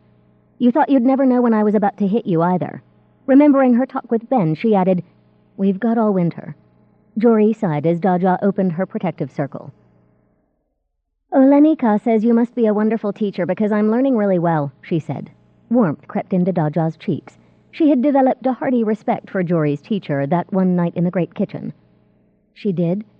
"I'm glad you two think I'm doing well," Jory grumbled, leaning her staff against the wall. "I don't notice anything different." "That's why you're the student and we're the teachers," Daja said in her loftiest tone. "And I thought full mages were so wonderful they didn't need to tease their students," Jory retorted with a sniff. "Tell that to Frostpine," Daja suggested. "He's been teasing me for years." "It's just that Nia does so well," Jory said. "I see her getting better. She's turning into a lamp that glows all the time, only I don't think anyone notices." "Only those who see magic can," Daja pointed out. "You're not used to her getting ahead of you." "I didn't say it was a nice way for me to feel," grumbled Jory. Memory suddenly kicked Daja. In their second year at Winding Circle, the 4 of them had taken classes in anatomy under water temple healers. Time after time she had watched Triss and Briar answer questions. They always knew the answers. Sandry hadn't cared about being second best, but Daja had. "Don't worry about how well Nia does," she told Jory more kindly. "You picked a kind of meditation that's more complicated. I don't know if I would have made as much progress in the same time you have, if I hadn't learned the easier way first." Jory only shrugged, her mouth set in an unhappy line. Daja scrambled for something to brighten the younger girl's spirits and found it. "Would you like to try an attack-defense combination for staff fighting? I think we have time." Jory's eyes lit. "Not magic?" Daja grinned. "Just combat." Jory grabbed the staff she'd put aside. After breakfast, Daja returned to Terod's shop and lost herself in plain work with no issues of magic to distract her. It was relaxing not to have to think of anything but iron as she heated and hammered. When they stopped for midday, her muscles were pleasantly warm, well exercised and tingling. Over the meal, everyone wanted to know about the Josarik house fire. Daja told them as much as she could without going into the grim details. When the journeyman tried to press her, Terod changed the subject. He caught Daja's grateful look and winked. Once the journeymen and apprentices had left the table, Terod leaned back in his chair and fixed Daja with his deep-set eyes. "I hear that fire was set." She looked down. She wasn't sure if she ought to speak of that to anyone other than Heluda or Ben. 2 killer fires on Alakut. After months of no fires bigger than my forge except La Draden's warehouse. Terod shook his head. So either the fire sprites came back from holidays or we got a firebug. I ain't never seen no fire sprites. I seen a firebug, though. Boy 12 years old, couldn't stop whatever they done to him. They finally burned him after he did a fire, killed 5 people. Daja shuddered. When she was 9, she had seen a fire setter burned alive. She'd had nightmares for weeks. She couldn't think of a worse death. I'll pray the gods that lawkeepers catch this one soon, Terod said, getting to his feet with a sigh. Nothing scarier than a firebug. Nothing. I'll pray too, Daja assured him. Daja skated home. She was too late to meet Nia. The skies were dark, the lamplighters busy at their work, and shadows lay over the canal ice. Daja stumbled 3 times on uneven spots, but managed not to fall each time. She was proud of herself as she glided into the basin at Bancanor House. Like Jory and Nia, she had come a good way in a short time. Frostpine was in Anyusa's kitchen, basking in front of the large hearth as he idly made links of steel wire for mail. Nia sat across from him, dutifully carving buttons. Would you mind if I came? Frostpine asked when Nia stood to follow Daja. I won't be in the way. Daja put her hands on her hips. I could have used your help when I started this, she pointed out, perturbed. Did he want to take over Nia's teaching? Had he seen things Daja had done wrong? If he wanted to take over, shouldn't she be glad that an experienced mage wanted to step in? Stop that, replied her sensible self. If he thought you had done badly, he would have mentioned it the night you saw him meditate with her. No, you couldn't have used my help either, Frostpine said coolly. When you 4 were given medallions, it meant you had permission to fumble your way to a teaching style, just as the rest of us did. It was also understood that you knew enough about magic to do so successfully. Most who wear it never have their teachers close enough to oversee when they find their first students, you know. That seems careless, Daja informed him. Magic so often is, Frostpine reminded her. Daja sighed. He had to be telling the truth about teaching. He never lied to her. The schoolroom's cold, she pointed out. No, it isn't, Anyusa said. She was basting a roast. I sent a footman up to build the fire when Raviki Nia came home. Daja shook her head at the grinning Frostpine. Come on, if you're coming then, she said, letting Nia lead the way. Once their protections were set, Daja and Nia returned to their work as Nia tucked her magic into her pine knot. Frostpine slipped into his own power, keeping it in the small, tight ball it normally occupied inside his chest. His attention was turned inward. He'd simply wanted to meditate. Daja, relieved, concentrated on Nia. Tonight, only a double handful of tendrils escaped the younger girl. She pulled each back quickly, her face serene. Daja enjoyed Nia's quiet and Frostpine's solidity so much that she jumped when the clock struck. Beautiful, Frostpine said once Nia had gone. You've brought her along well. You have a knack for teaching. Daja felt warmth in her cheeks that had nothing to do with the hearth fire. You really think so? She asked shyly. He hugged her with one arm as they went downstairs. You're patient and steady, he said. Nia feels your confidence in her. It gives her confidence in herself. And Jory? Daja asked, uncertain. Did you want to look in on that? Frostpine shook his head, his mane and beard flopping. Too early, too cold, and that girl is much too wide awake at that hour. Besides, old Skyfire knew what he was doing when he taught you fighting meditation. They had finished supper and gone into the book room when a maid came to say Ravot La Draden had come to call on Macy Daja. Once more, Daja took Ben up to her room. Once again, Ben refused tea or anything to eat. Were you working late? Daja asked as she began to measure his upper arms, shoulders, neck, head, and waist with a cord. Ben nodded. Mother wants an inventory of every fur before long night taxes are levied. We haven't gotten the last shipment yet, but she still wants me to start the count. Between measuring and writing measurements down, Daja sneaked looks at his face. He was pale and sweaty. Can't we offer you something to eat? She asked. Ben shook his head. My mother keeps supper for me. If I don't eat everything, she says I'm wasting food. Daja felt rage boil in her belly. Does she ever have anything good to say of you? She cried. Then she covered her mouth.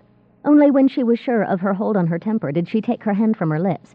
I'm sorry. I had no right to say that. I apologize. For a long moment he was silent. Finally he murmured, It's a strange friendship we have, isn't it? Daja stared at him, not sure what he meant. It was an odd thing to say when she thought their friendship was almost like the ones she had with Briar, Triss, and Sandry. Then patted her shoulder. I'd better go. Shall I come tomorrow? Or the next day? I have brigade training tomorrow morning and afternoon. She'll make me stay till midnight to make up the work. The day after tomorrow, then." He hesitated, then asked, "Do you know if the magistrates' mages have anyone they suspect of the Josarik fire?" Daja shook her head. "Do you?" "No, they questioned me, but I've heard nothing. I would tell you if I had," Ben assured her. "Well, that's the magistrates' people for you, all eager to get information and entirely mysterious about what they do with it." He left Daja unsettled and uneasy, though she couldn't say why. "It's not for you to question his life," she told herself as she put away her measuring cord. "You can't ask a hero to live like an ordinary man, to rebel against a cold mother, or to marry and have a family again." But he was her friend. He'd said as much himself in a peculiar way. In Daja's world, friends wanted their friends to be happy, and Daja knew Ben wasn't. "He does so much for others," she thought, lighting a stick of incense at her small trader shrine. "Surely he's owed something for all he's paid out." Moon's Day was like Star's Day, except that Ben didn't visit. Daja went to bed with the household, though it seemed as if she tossed and turned for hours before she finally slept. She was in partial darkness. Around her danced the ghosts of flames, pale orange against shadows. The reek of burning wood, hair, and flesh filled her nose. Something clicked and rattled in the dark, coming closer. Daja struggled, but she couldn't move. The thing that rattled crawled up her body and onto her face. It was a skeleton hand, the metal ring on one finger ice cold on her nose. Daja sat up with a gasp. Braids that had dropped across her face as she slept fell away. She grabbed them. Here was a gold piece that she had missed when she removed the decorations from her hair before bed. With a shaky chuckle at her foolishness, she took it off and put it on her bedside table. Now she was afraid to sleep. Instead, she went to a window and opened the shutters to the icy night. A full moon shone over snow-draped roofs. On the city streets, the lamps were pale rivals to the moonlight. Daja hoisted herself onto the broad sill. Namorn's walls were thick, and wrapped her arms around her knees. Things were clearer up here in the cold. The fire of emotions always distorted what she saw. In the freezing air she could see without the heat of affection or admiration to blur her thoughts, making them unclear. She thought about Ben's collection of tokens. He brought them away from fires where he'd done good, he'd said. Or that was the sense of it. Unless she was mistaken, though, his recent additions were from fires he could only stop from spreading. The boarding house, the confectioner's shop, and Josarik house. In his shoes, she would be happy never to be reminded of those fires. Were she Ben Ladraden, the boarding house and Josarik fires would look like personal failures. The confectioner's shop, when his raw firefighters had done so poorly, would be maddening. Tarod was uncomfortable with Ben's crusade against fire. Tarod she knew as well as any piece of iron she had ever worked. He was true in every fiber, not a spot of rust on him, and Tarod didn't like what Ben did. Surely Tarod saw that Ben was Kugisko's best defense against what he'd called a firebug. What did Helu da Salt think of Ben? The magistrate's mage had impressed Daja. How did she see Kugisko's firefighter? What did Frostpine make of Ben? Maybe she ought to find out. Something was not right here. She didn't know what it was, but she could feel it like a faulty weld. Perhaps I misunderstood, she thought as she closed the shutters. Maybe he chooses a token when he's learned something from a fire. That has to be it. He's a good man, a real hero. I shouldn't let nightmares make me crazy. And perhaps I'd better leave the pierogi with jam and fruit alone, too. Rich desserts probably had more to do with the nightmare than anything else. On Star's Day, Ben came to the house well after supper. Daja escorted him up to her room and began the rest of her measurements for his waist, hips, legs, ankles, and feet. "I won't see you for a while. 2 weeks at least," he said as she measured and wrote down numbers. "The last fur shipment of the year comes in through Izmolka. Mother has asked that I meet it and escort it back." Daja stared at him, surprised. "You travel in winter?" she asked. "But you could be caught in a storm at any moment." Ben smiled. "It's not as bad as you think. The Empire keeps way-houses every 20 miles along the merchants' roads. It's never far to shelter. And we always work like this. The best time to trade furs is late autumn and early winter, when the pelts are at their finest." Daja shook her head as she continued to measure. "Move your legs a bit apart?" she asked. "I don't mean to be rude, but I need thigh measurements." "Always the last moment you want your old teacher walking in," Frostpine said. Daja jumped at the unexpected sound of his voice and very nearly measured Ben in an area that would have shocked them both. "We never really got properly introduced at Josarik House," Frostpine continued as he came over to them. "I'm Frostpine, and you are the Kugisko miracle worker." "No miracle worker," Ben said glumly as he clasped Frostpine's hand. Joe Sarik house was a disaster from start to finish. It's a miracle we saved any, mostly due to you and Daja. Ah, but it was your organization that saved the other houses and kept the victims from dying of exposure. Frostpine leaned against Daja's work table. Have the magistrates turned up any information about who set the fire? Ben asked. I know Heluda Salt is a friend of yours. If they have, they're keeping it to themselves, Frostpine answered. They just asked what I saw. I hear you studied with Pawell Godsforge. We've been corresponding for years. What's he like in person? Daja continued to measure, listening to the men talk about Godsforge. She was glad that Frostpine had come to give Ben a proper adult conversation. She got the feeling Ben rarely talked to people for sheer enjoyment, but she was also concerned. Why had Frostpine come here tonight? He could have visited Ben at the warehouse or invited him for tea. While Frostpine was the most easygoing of the Winding Circle teachers, he made sure that he met any new person in Daja's life. Once a Fire Temple novice had begun to meet Daja accidentally on her way home from the forge. After a few weeks of meetings, he had persuaded her to walk through private areas of the temple city, where he stole a few kisses. What might have come after that, Daja didn't know. The kisses were interesting, but she didn't like it when the novice's hands strayed to her body. She was still trying to decide what to do on the day that they turned down a side path and ran into Frostpine. He asked for an introduction. Then he asked other things as the three of them strolled through the gardens. What the boy studied, where his family came from, if he meant to take vows, how long had he been at Winding Circle, who his friends were. Daja never saw the novice again except in the training yards or the dining hall. She knew that something had passed between him and Frostpine as they talked, but she had never figured out what. She didn't get quite the same feeling as Frostpine talked with Ben now, but she still didn't know why he was there. Measuring Ben, she noticed worrisome things. He trembled slightly. It was almost invisible, but as she wrapped her measuring cord around his body, she felt it. When she touched one of his hands, it was clammy. He had a faint sour odor, as if he hadn't bathed in a couple of days. The lines around his mouth were deeper than ever. That might be the angle from which she looked at him and the flickering light. He looked like a man who was being hounded by a Yerui, a hungry ghost, or more likely a man who was being worked to death. Why did Mora Chain drive him so? I told Daja I'm off to Izmolka to pick up the fur shipment, Ben explained as Daja measured his feet. The weather mages claim we'll only get light snows during that time, but of course you have to treat their predictions with caution. Weather's nearly impossible to predict for longer than a few days, Frostpine agreed, though he and Daja knew a weather mage whose predictions for the next month were always right. I assume you carry storm warning charms, though.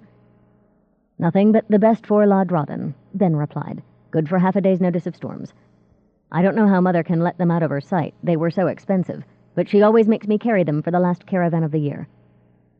Because she doesn't want to lose her precious furs, Daja thought grumpily as she gathered her cord, slate, and chalk and got to her feet. All done? Ben asked. Just one more thing, Daja promised. She got on a stool and measured the height and width of his eye sockets, from one temple to the other. In case I work out how you'll be able to see, she explained as she stepped down. His eyes were bloodshot, his skin putty-colored. Like his hands, his face was clammy. I look forward to this construction, Frostpine admitted. Daja, you should write a paper for the Mages Society when you're done. They love details of unusual workings. Lightsbridge and Winding Circle will want copies, too. Daja snorted. She didn't need to impress mages she didn't know. You won't help her? Asked Ben, surprised. I assumed... As you say, the work is unusual. She ran into trouble with those gloves. Daja ducked her head, wanting to protest they came out all right in the end.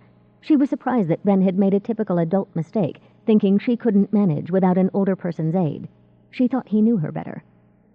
Oh, she miscalculated, but that's to be expected, Frostpine replied.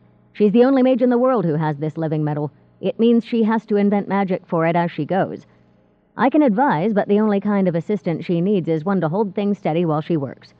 Daja flapped a hand at him, grateful for and embarrassed by the praise. Besides, added Frostpine, Heluda says she'll want my help in a few other matters for the magistrate's court this winter. She seems to think I'll turn magistrate's mage at my stage of life. I just hope that between us we'll catch the fellow who's setting these fires. You'll do us great service if you can, Ben replied. He looked at Daja. I must go. I'll call on you when I'm back. He kissed her, right cheek, left cheek. I'll see myself out. To Frostpine he said, it was an honor. A pleasure for me, Frostpine replied. I like meeting Daja's friends. She encounters the most interesting people. Once he had gone, Frostpine picked up an iron glove form, turning it over in his hands. Your friend doesn't look well. No, he doesn't, Daja agreed. Between fires and training and that mother of his, I don't know when he sleeps. Cole's heard a rumor, put about by Lodrodden's mother, that you're looking for a rich husband and Ben is your mark.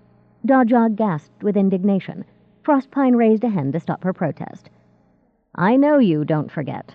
So do Cole and Matazi, but there are men who involve themselves with young girls younger than you, I'm ashamed to say.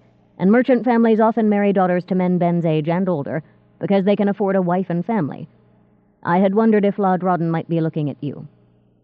Daja stared at Frostpine. Then the humor of it struck her.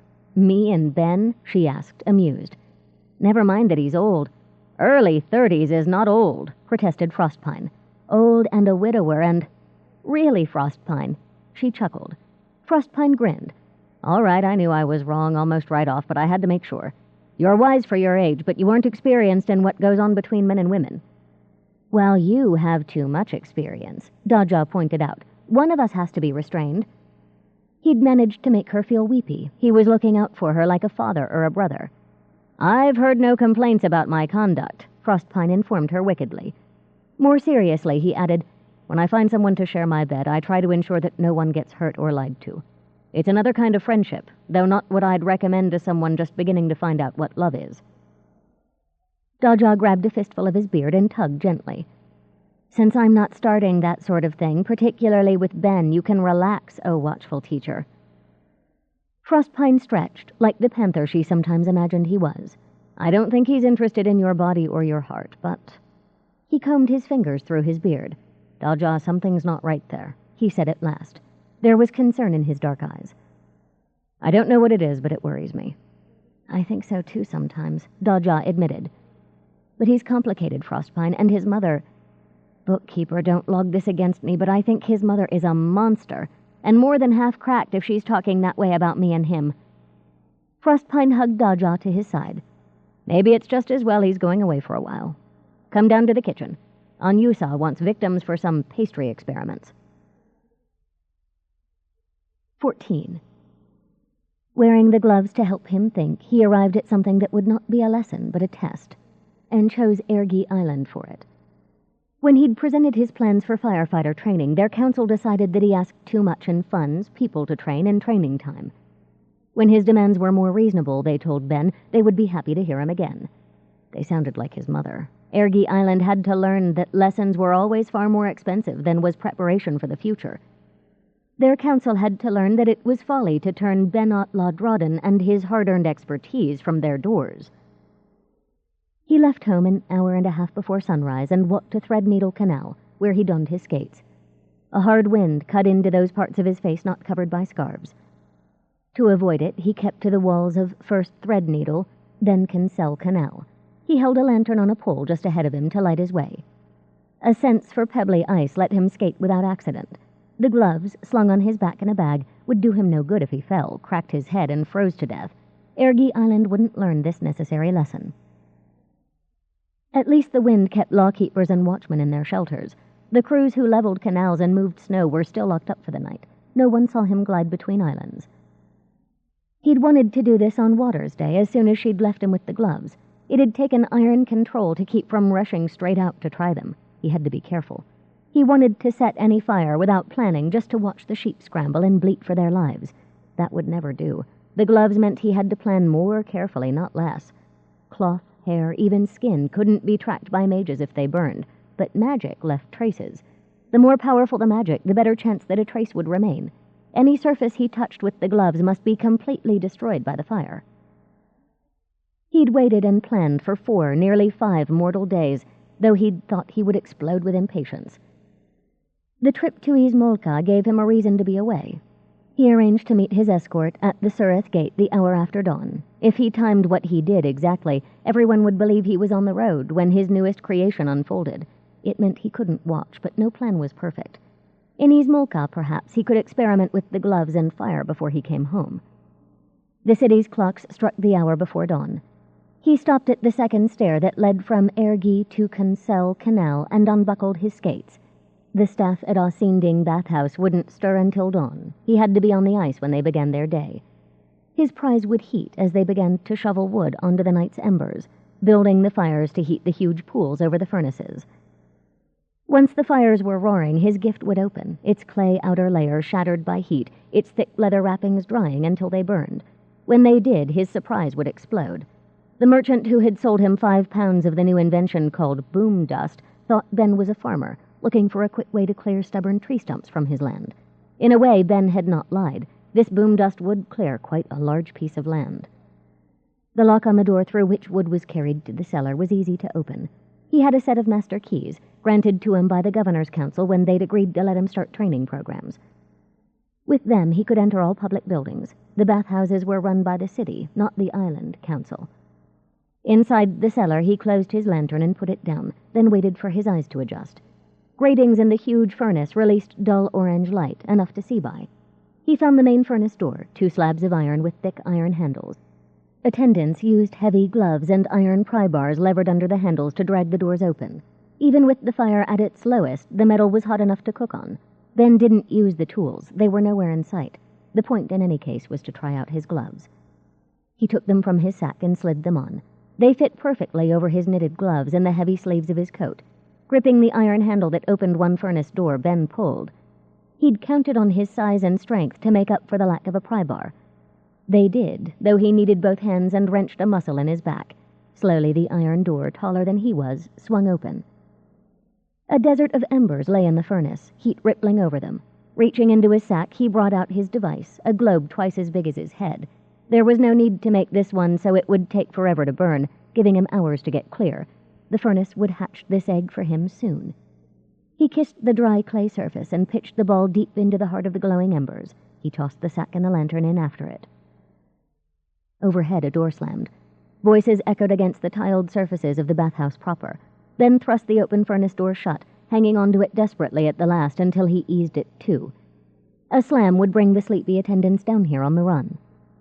He stuffed the metal gloves down the front of his coat and climbed out of the cellar. The attendants entered at the far side of the building. He had watched their morning routine for 2 weeks that fall. He doubted they would hear as he used the axe to smash the lock from the outside. If this entrance survived what was to come, the lawkeepers would think someone had broken in to sleep warm. He ran to the canal and strapped on his skates, fingers trembling as he secured the buckles. The clay was getting harder and drier on the embers. The attendants would be on their way to the wood stores to stoke the furnace to wakefulness. Time was running out. The eastern sky was showing red. He lunged onto the ice. 3 strokes, and he went sprawling, the price of skating with his mind on other things. He took a breath and forced himself to stand carefully. He'd fallen beside a woodpile. Quickly, he cut off his boot covers, pulled them out of his skate straps, balled them around his knitted gloves, and thrust them under a few logs. He always carried a vial of oil and flint and steel in his pockets. He poured the oil over the logs that concealed his clothes, then set it to burn. Then he kept his eyes on the ice and skated off slowly. Near Joyce Point, he turned to watch the eastern sky. Those who liked to take steam before work would be lining up at the bathhouse doors. Some might already be inside. Ben sighed. It was hard to judge how long each device took to do its job. Black powder boom dust was particularly unreliable, though effective when it finally worked. He heard a muffled thump, then a booming roar. A geyser of water, fire, wood, and who knew what else blew into the sky. Ben's breath caught in his chest as oily black smoke and fountaining water soared above the buildings that stood between him and the bathhouse. It was beautiful. He shook with the need to go back. How much would be left? How many would be alive? He bit his lower lip until it bled. His eyes stung. He was sweating ferociously. He must not do it. He had to follow his plan. He could not be seen here. Somehow he forced himself to turn and skate on. He and his escort must be out of the city before word reached Surith Gate of the disaster on Ergi Island. On the day Ben left, Daja practiced combat meditation with Jory and puttered about after her bath, repairing jewelry for Matazi's friends and mulling over the living metal suit. She was inspecting a triple chain like a white gold waterfall when she heard loud voices below. Curious, she went to the servants' back stair, closest to the noise. "All those old fur throws, and I mean all. Don't argue anymore. You put me out of patience." That was Matazi, sounding unusually crisp. "Tea, kettles." "Yana preserve us. I've never seen such a thing, never. Aloe balm, all we can spare. Don't stint. Muslin and linen for bandages. Make up beds in the cow loft and the storage rooms. We can take 20 people if they don't mind crowding. Half of Stiffley Street is in flames." Daja pelted downstairs. Matazi stood in the hall to the slush room, hands to her temples, as servants hurried to do her bidding. Maids bustled to and fro, building piles on either side of their mistress. The chest of medicines that Matazi kept for emergencies, cheap tin mugs, bowls, and tableware, and bottles of spirits used as stimulants and soothers in open crates. Footmen emerged from a storeroom with rolls of canvas used for shelters over their shoulders. A houseboy followed with a collection of long tent poles. Daja looked at Matazi.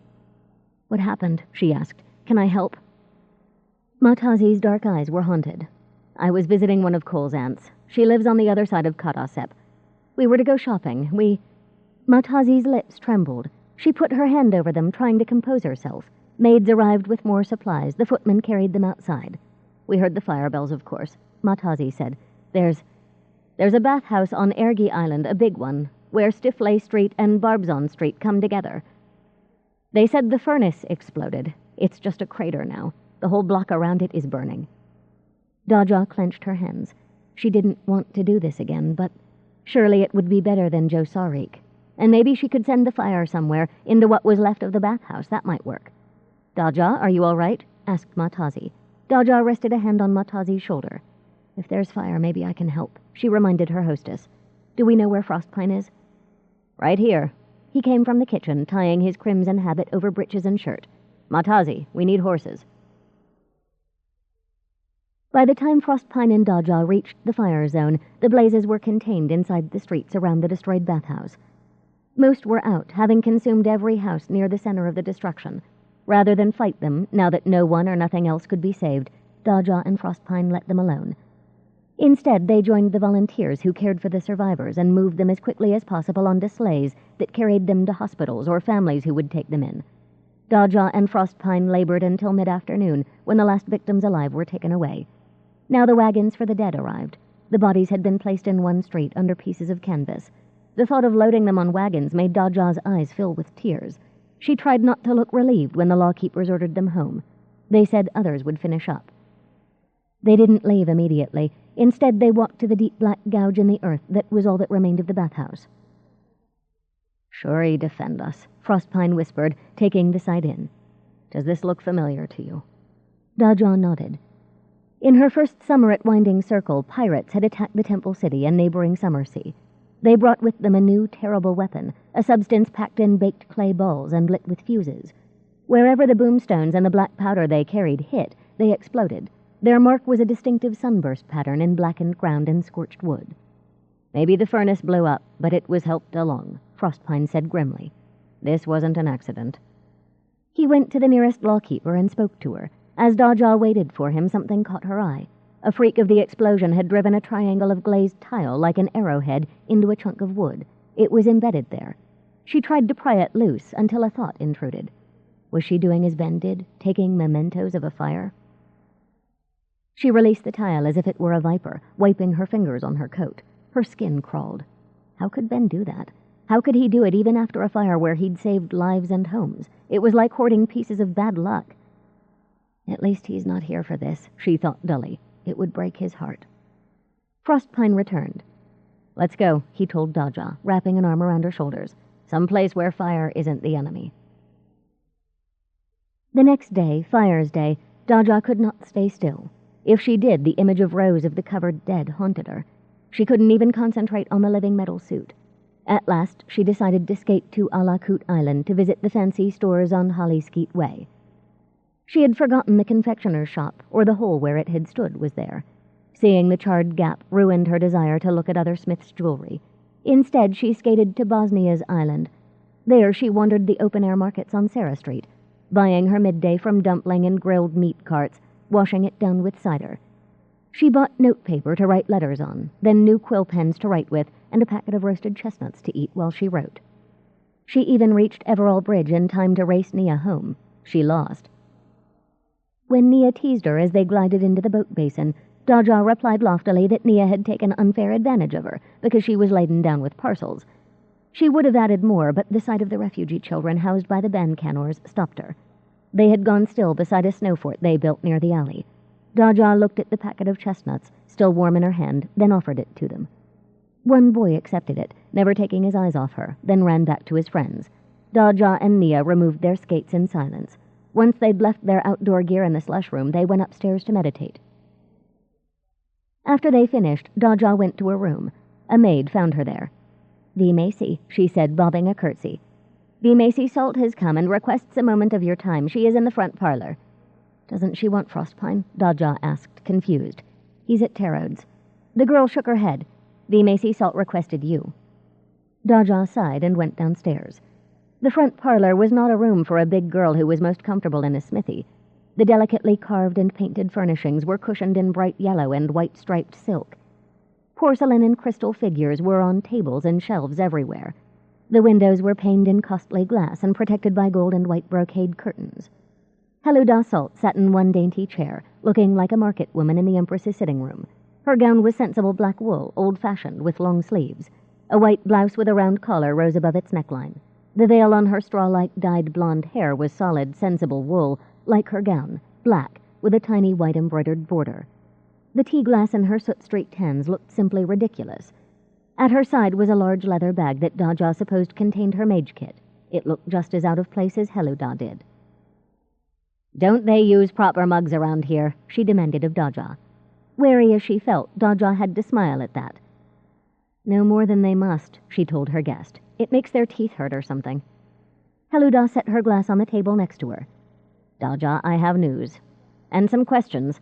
This concerns the explosion and fire on Ergi Island." "I saw," Daja said grimly. "They told you Frostpine and I think they used boom dust." "They did. I didn't get to decide until this morning. I was out past midnight over a double murder in Blackfly Bog," Heluda explained and sighed. "Why the idiots didn't just pick up the husband right away. It's usually the husband or the lover." She drummed her fingers on the arm of her chair. "Never mind. The thing is, I've had a chance to go over the area. Most traces of the crime, of the criminal, are destroyed in explosions and fires, of course, but some traces are too strong to be wiped clean by fire. I found traces of your magic." Daja felt as if her spirit had stepped back to leave her body as a seated shell. Traces of her power? She and Frostpine hadn't even tried to stop the fires. All they had done was muscle work, not magic. Heluda finished her tea and poured herself another glass. "Some of my colleagues wanted to look at you and Frostpine. The sheep-brains thought that since black powder comes from the south and you two are from the south, and the most suspicious fires began after your arrival, well, the matter was solved. They were going to bring you in for questioning." Daja wasn't that detached from her body. She felt her skin creep. Not even law-abiding citizens heard the phrase "brought in for questioning" comfortably, unless they had a mage skilled in interrogation spells. Such mages were usually expensive to hire. Lawkeepers used crude, painful means to question people. "Don't worry, they'll be good little cowpats for now." Heluda smiled, a flinty look in her eyes. "They don't understand character as I do." She sipped her tea. "I want you to take a mage's look at something, though." She reached into her open bag with both hands and pulled out a heavy object wrapped in silk, magically treated to protect its contents. Gently, she put the object on the table between her and Daja and opened the silk to reveal a curved, twisted iron bar covered in soot. Daja did not want to touch it. She already knew she wouldn't like what she learned. It was fire-blistered, its shape warped. Everything about it made her twitch.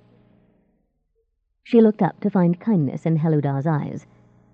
"If I had another way to do this, I would," the woman told her quietly.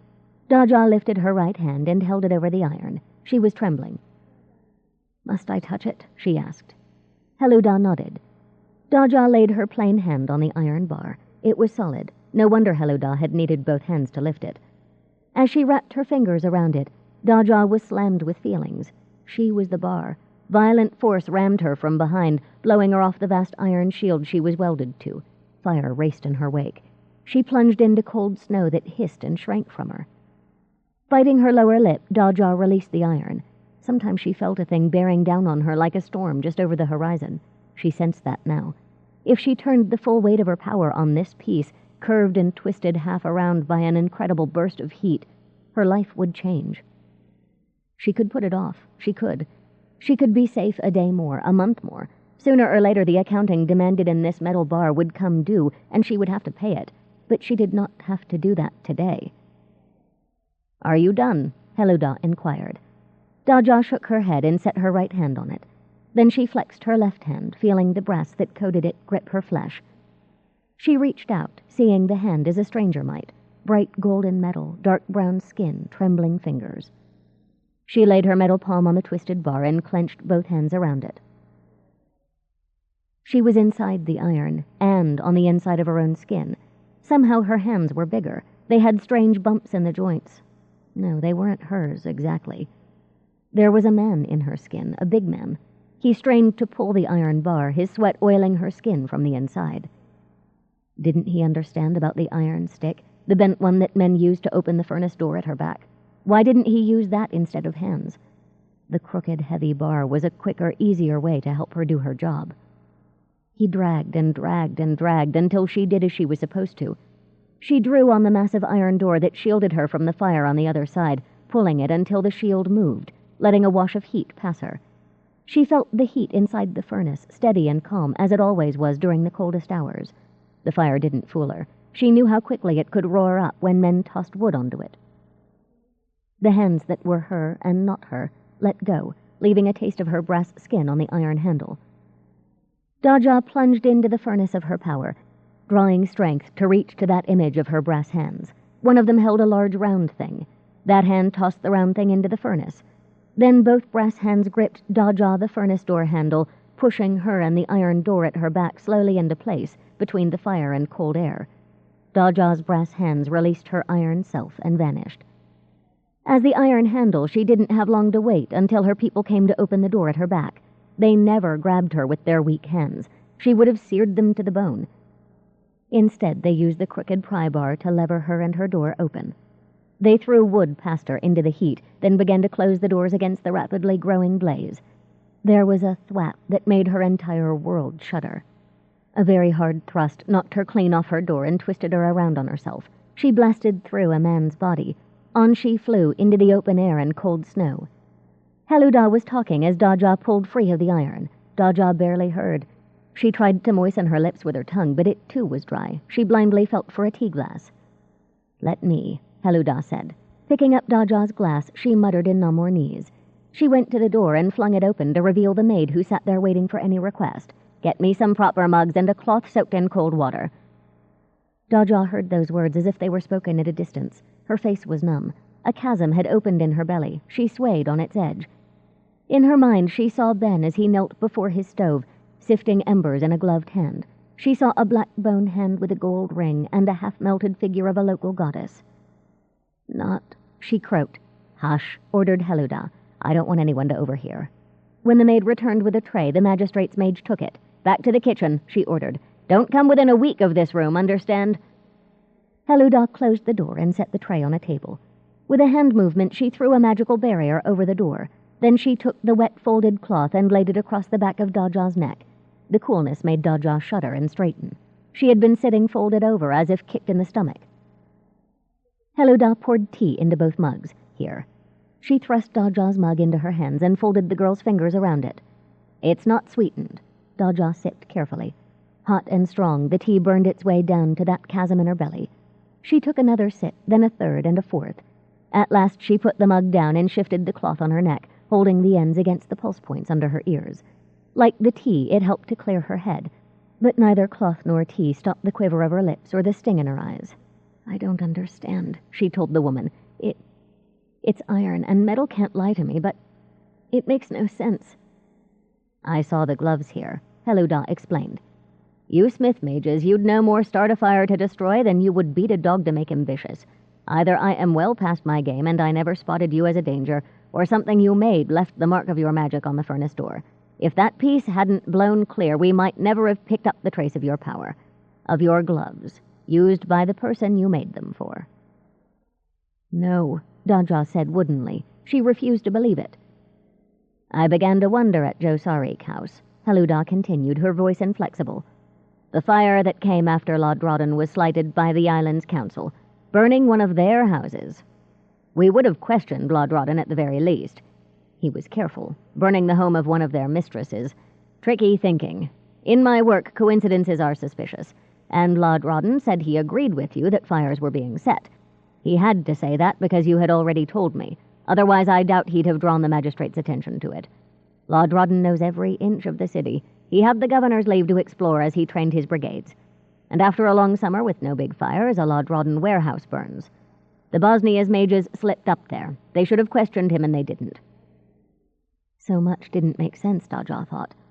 That collection of blackened, foul mementos. Someone tired of being ignored, he'd said during a very odd conversation. "Are you giving up on me?" he'd asked. "I won't believe it," she insisted, trying to sound forceful. "He's a hero. He'd never burn a house full of people because he was angry with someone barely connected to them." "I'm thinking as he thinks," Helluda replied gently. "You learn how to do that. You've been at this as long as I have. Don't look at him as a friend. Look at him for who he is. Morachain Lodrodden's son. Killers like Benot, they're sad when they're little, when someone knocks them about like toys, but not when they grow up. The only way we learn how adults act is from the adults who raise us. The children of monsters become monstrous too." She leaned forward and held Daja's eyes with her own as she took Daja's hands in her dry ones. Morachain was fined 10 times by the Island Council for beating servants. Her younger sons fled the city as soon as they were able. Her husband died young, probably shrieked to death. And Benot? The first time in his life he got kindness and attention was when his family died in an accidental fire. The second time was when people he trained saved lives in another fire. And so it goes, burning after burning. People are saved, houses are saved. Councils hear him with respect. He isn't Morachain Lodrodden's idiot burden of a son. She called him that in front of a room full of people. He isn't that when something burns. Except he does his job too well. He's gotten rid of too many fire hazards. People get accustomed to his work and the number of big fires drops off. Respect, attention. He only gets those if the fires get worse. If there are no fires, well, if he starts one and saves everybody, there's no harm done. Practically. So he sets a fire. Then a bigger fire next time, then a bigger one. People die. And he is given a tool that will let him shape huge fires. Helluda stopped. Fumbling in a pocket, she pulled out a handkerchief and thrust it at Daja. Only then did Daja realize that tears ran down her face in steady streams. "You don't know," she whispered. Even in her own ears, she sounded weak. "I think I do," Helluda replied quietly. She pointed to the twisted iron handle. "Tell me I'm wrong. Tell me he didn't use your gloves to pitch something loaded with black powder boom dust into the furnace, something to protect the boom dust for half an hour or so. When the morning's business started, his creation exploded, taking the entire furnace with it. 33 dead right now, from the bathhouse and the homes around it that burned. 68 are in hospitals all around the city. Some won't live. It's his handiwork, isn't it?" She leaned back in her chair and laced her hands over her stomach. "He's my friend," Daja told her. "He's the fire's friend," was the brutal reply. "It's the only thing he loves." Daja wiped her face, then ran a warm hand over the linen. When she returned the handkerchief to Helluda, it was dry. "He did it," Daja said. "He used my gloves I made to help people. He used them to blow people to pieces and burn them alive." A tear rolled down her cheek. She swiped it away with an impatient hand. "I made something good, something bright, and he dirtied it. This piece of iron tore through a man's body when the furnace exploded. I lived that." She had to stop and drink her tea and eat a cookie and wipe her eyes on her sleeve again. Through it all, Helluda Salt waited, drinking her own tea, her eyes not leaving Daja.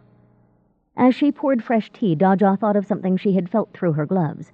But he wasn't just doing a job that would yield something he wanted. He liked it. He was all giggly inside, like a nasty little boy putting a nail on his sister's chair. "They like excitement, criminals of this stripe," replied the magistrate's mage.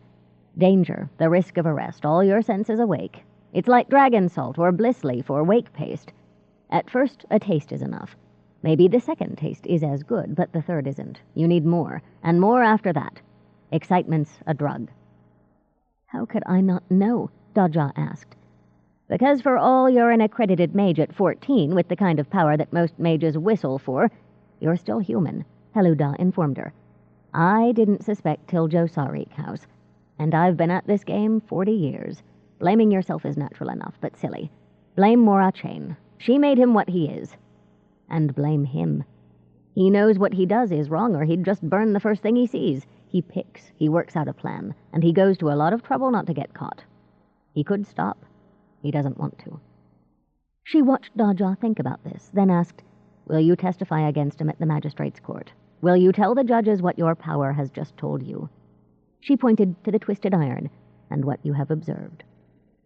Daja got up and went over to the window, leaning her face against its icy panes. People passed by on Blythe Street outside the open gates, laughing and talking. "He keeps mementos," she said, hating herself for the betrayal, "in his study, at home behind his desk. He said he took them from fires where he accomplished something." I believed him, except... Daja hesitated. "Except?" Heluda prodded. "I'm almost positive 3 are from the fires I know of," Daja said. The pane on which she leaned had gone warm. She shifted to another, taking comfort from the chill of the glass on her skin. Heluda got up and began to pace, dodging furniture and knickknacks. "I didn't know that." We have him. We'll need time to work the proper spells." "He's gone for 2 weeks," Daja told her. "More, he said, if the weather isn't good." "I know he's gone," Heluda said. "I'm using the time to build the case against him." She rewrapped the iron bar and placed it in her leather satchel, then straightened and looked at Daja. "You may discuss this with Frostpine if you like, but please no one else. You know how gossip spreads." Daja nodded. "Should I have you swear?"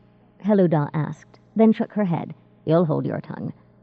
I've left messages at the southern gates and Lodrodden House that I would like a word when he comes back. All very ordinary, nothing to worry about. If you see him beforehand, don't say anything. His mother is a powerful and wealthy woman. I wouldn't put it past her to help him escape, if only to preserve the family name. We must be very careful." "I will," Daja whispered. Heluda came over to rest a hand on her shoulder. "I'm sorry," she said. "Talk it out with Frostpine, but make sure no one else hears." She lifted her satchel with a grimace. "I'll get you word as I can." She left without saying goodbye. 15. It was the most ridiculous thing. Ben and his escort reached the first inn on the Imperial Road shortly after dusk. They set out at dawn the next day, only to encounter their caravan an hour's ride from the way station. "You wouldn't believe it," the foreman told Ben as they all headed back to Kugisko. "The roads to the west are nearly wide open. The mildest winter anyone can remember. We only had to dig ourselves out once at that turn near Thistledown where the wind's so bad." "I can't say I'm heartbroken," Ben forced himself to reply casually. "You saved me a trip." And the chance to experiment in Izmolka, where he didn't need to be so careful. He fumed about that, but he also considered his next Kugisko lesson. Shipquarter Island appealed to him, but there were other places as good, if not better. He wondered how many had died in the bathhouse fire. Without him to direct the firefighters, he knew they would have lost plenty of the surrounding buildings and their residents as well. The excitement of that spout of flame and smoke had faded so quickly, and he hadn't seen any of the results up close. He'd stop by the remains in a day or so, but it wouldn't be the same. He needed something else, something where he could show them all what he was made of. They spent the night in the way station outside Kugisko's walls. None of the Lodrodden riders mentioned it, but all of them looked forward to a last night of quiet before they dealt with Mora Chain. At Surith Gate the next morning, they waved to the guards and would have ridden on through. There was no line, today being Waters' Day, but for the sergeant who ran up to Ben waving a paper. "The Macy Heluda Salt asked me to give you this when you returned," she said, offering it to Ben. "It was left just yesterday. If she'd waited a day, she could have spoken to you herself." She waved them on cheerfully. Heluda Salt. Something cold blew across the back of Ben's neck as he opened the unsealed note. Its contents were innocent enough. "Ravot Lodrodden, I have 1 or 2 questions with regard to your observations of the boarding house fire and the fire at Josarik House.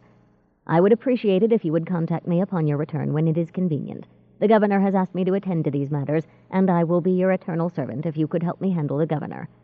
Heluda Salt." Well, he thought, pleased. A mage who didn't think her spells would show her everything she had to know. That was unusual in his book. She had also given him an opportunity, the chance to lead her investigation in the wrong direction. Half distracted by his plans, Ben escorted the caravan to the warehouse and watched them unload until he got bored. He tossed the key to his foreman with orders to lock up and return it the next day, then rode home. It was only mid-morning. Not only were the streets fairly empty still, but his mother would be at Temple, leaving him rare time alone. Once he reached Lodrodden House, he tended his horse, cursing his mother's refusal to keep even one servant there on Waters' Day. Inside the house was dark and silent. Mora Chain never left so much as a single lamp lit when they were out. Ben stopped in the kitchen to gather a few coals in a carry dish so he could light his office lamps and build a fire in his stove. As careful as he was, with only some orange coals for light, he banged into a hallway table. He cursed. The edge had struck his hip, sending a bolt of pain through his leg. A slight rustle and thud greeted his curse. "Who's there?" he called. Silence. Ben stepped quietly into the main sitting room and lit a lamp from his coals, then took his grandfather's sword from the brackets over the icy hearth. Blade in one hand, lamp in the other, breath steaming in the chilly air, he walked down the hall to his study, lightly, so no floorboards would squeak. His study was empty, though he was sure the sound had come from there. He went back to search the other rooms off the hall without success. Bothered still, he knew what he'd heard, and it wasn't mice. He searched the house, checking their jewel boxes and Mora Chain's supposedly secret caches of money. Nothing was missing. He found no one. His heart still chattered as he set the sword in its place and returned to his study, lamp in hand. Inside, he opened the shutters, started a fire, then looked around. There was a folded sheet of paper on his desk, identical to the one in his coat pocket. On the outside of the note, he saw a note in his mother's hard hand. "What is this? Why does this woman want to speak to you?" Ben opened the paper with a finger. It was the same note, polite, businesslike, that the sergeant had given him. He let it close and looked at his shelves and desk. His mother had come here already, he knew that. She did it every time he went away. Straightening, she called it. He called it poking her nose into his correspondence, drawings, and books, making sure he didn't plan to escape her. It was an insult he'd come to live with, but he was getting tired of it, and tired of her. He checked his memento shelves last. She never touched those, at least. She said they were disgusting, that she wouldn't dirty her hands with them, but Ben knew why she let them be. They frightened her. He liked that. He smiled now, remembering her fear, until the smile froze on his mouth. At least 3 items had been moved. His wife's hand. He'd searched the ashes for hours to collect the remains, but in the end he couldn't bear to let all of her go into her grave. He'd wired the bones together himself, weeping as he'd done it. Untouched, the wire was enough to hold the hand upright and outstretched. Shifted, and some bones would be knocked out of line. The tips of 3 fingers had fallen over backward. A lump of crystal, riddled with cracks, had been replaced curved side up. He disliked the curved side, and the half-melted figure of Yorgiri, taken from the neck of the maid who had saved 2 infants, had been moved. End of Side 5. Side 6. Cold Fire. The Circle Opens, Book 3, by Tamora Pierce. Continuing on page 315. Someone had been searching his mementos. Someone who, in all likelihood, carried an invisibility charm. Someone who had taken nothing, who had only looked. And now Ben had 2 notes from Heluda Salt. Salt the suspicious, Salt the clever, Salt the best. The cold draft across his neck was suddenly a northwester off the Sith. Well, as usual, he was ready for whatever the gods threw at him. His plans for this day were long prepared. The time had come to burn away his old life. His chief regret was that he would never see that living metal suit, never walk into an inferno as Daja could. At least he had the gloves. He would take care of them and use them to further his understanding of fire. Everything was ready by the time his mother returned from Vrohain's temple. "You," Mora Chain snapped when she saw him. "Why are you back so soon?" "How even you could bungle so easy a thing as a simple escort trip." "Shut up," he said, cutting his mother off for perhaps the first time in her life. "How dare you interrupt me?" Mora Chain's mouth was flat with rage, her eyes poisonous. Ben shrugged. "I know, Mother. I'm surprised myself. Now that I've done it, though, it doesn't seem that difficult. It's never too late to learn, so they say." Water's Day afternoon, Daja was virtually alone in the house. Nia had gone to visit Mora Chain. Most of the adult refugees were meeting with the Ergi Island Council to discuss what to do next. Idart and Peggy Bancanor were building snow forts in the courtyard with the refugee children. The servants who had offered to work that day were scattered over the large house. Jory was at Potcracker's kitchen, trying to improve her mastery over stews, while Matazi and Cole paid calls on friends, and Frostpine and Anyusa visited a winter fair. That left Daja in the bookroom, reading Namorni's history. "Daja?" Nia stood in the doorway, pale under her bright red cap. "I think something's wrong at La Drodden House. Aunt Mora Chain always expects me at this hour and lets me in, but she hasn't, and I know I'm not supposed to do anything with my magic outside protections till you say I can, but I spread it out. My magic? I think there's a fire in the cellar." Daja raced to the slush room for her coat. Nia followed. Together they ran up the alley to Ladrodden House. Behind them came the two youngest Bencanors and their playmates, curious about what was going on. Daja and Nia halted at the 10-foot wooden fence that guarded Ladrodden House from the rear. Above it, Daja saw the roofs of the extensions that included the same lesser buildings as did Bencanor and Josarik houses, and the shuttered windows of the top 2 stories of the main house. Nia said wonderingly, "The garret shutters are open." A look up told Daja that Nia was right. From the darkness behind the open shutters, there were no windows to block the wind from coming in. Daja sent her magic rolling over the big house and felt the fire in the cellar and kitchen immediately. She grabbed it, trying to hold it, only to sense other blazes, in the cellar on the far side of the house and in the western extension. Those she seized as well, all of them fought her control. "Nia, the rest of you," Daja ordered, inspecting the rear gate. "Find the alarm bells around here and start ringing them. Ring every one you see. Keep ringing them till a brigade comes. Go." She and Helluda knew Ben had set the bathhouse fire. Was it possible that another fire setter was loose in Kugisko, one with a grudge against Ben, as she once thought? Because she knew Ben was somewhere between Kugisko and Izmolka, this fire couldn't be his work. Those thoughts flashed through her mind in an instant. She found the small door the servants used to admit themselves and persuaded the metal latch to open. Inside the rear courtyard, she saw why those fires she gripped fought so hard. Every cellar entryway gaped. The doors under them would be ajar too. That was why the garret shutters were open. He had turned the entire house into a chimney. This was the work of someone who knew fire. This was Ben's doing. Water's Day, she thought as she ran onto the covered porch. He picked Water's Day, when there might not be a brigade anywhere close, because the servants are off. She beat on the door. Was Mora Chain, or were any of the servants home? Nearby, she heard bright, urgent peals from the fire alarm bells that hung at the nearest street corners. A few moments later, she heard another bell ring in the distance. There was no time to be polite. She released the fire in the western extension and gave that part of her attention to the door. Seizing the nails in the hinges, she yanked. The metal flew out of the wood, dodging her politely. "Ow!" someone cried behind her. Daja pulled Nia aside as the boards that formed the door fell onto the porch. The girl was nursing a cut along one cheekbone. She had been scored by a nail. "I told you to summon fire brigades," Daja told her. "Get out of here!" In the part of her that gripped the biggest fires, under and in the kitchen, she felt an errant flame discover a trail of oil. Strengthened, it raced along to find a storehouse of full oil jars, pulling other flames with it. "Nia, you can't come in." Daja gripped the flames hard and tight, holding them from a bounty of oil by less than a foot. Nia's face dripped sweat, but her eyes were steady. "You can't search alone. You'll never find her in time," she said. "It's an awfully big house. I know the inside." Daja groped for something Nia would understand. "I don't think we'll find her alive. Ben Ladrodden did this. He's as mad as a rabid rat. She's probably dead. We're wasting time," Nia insisted. Daja drew breath to argue and felt her hold on the cellar fire tremble. She tightened it. If it reached the oil... She couldn't let it reach the oil. "Let's go," she said. "Hold your scarf over your nose and mouth. Wet it if you get the chance. Feel a door before you open it. If it's hot, don't open it." The girl nodded, pulled her scarf up over her nose and mouth, and plunged into the house, Daja behind her. They searched room after room, with the exception of the kitchen, where smoke rolled out of the cracks around the doors.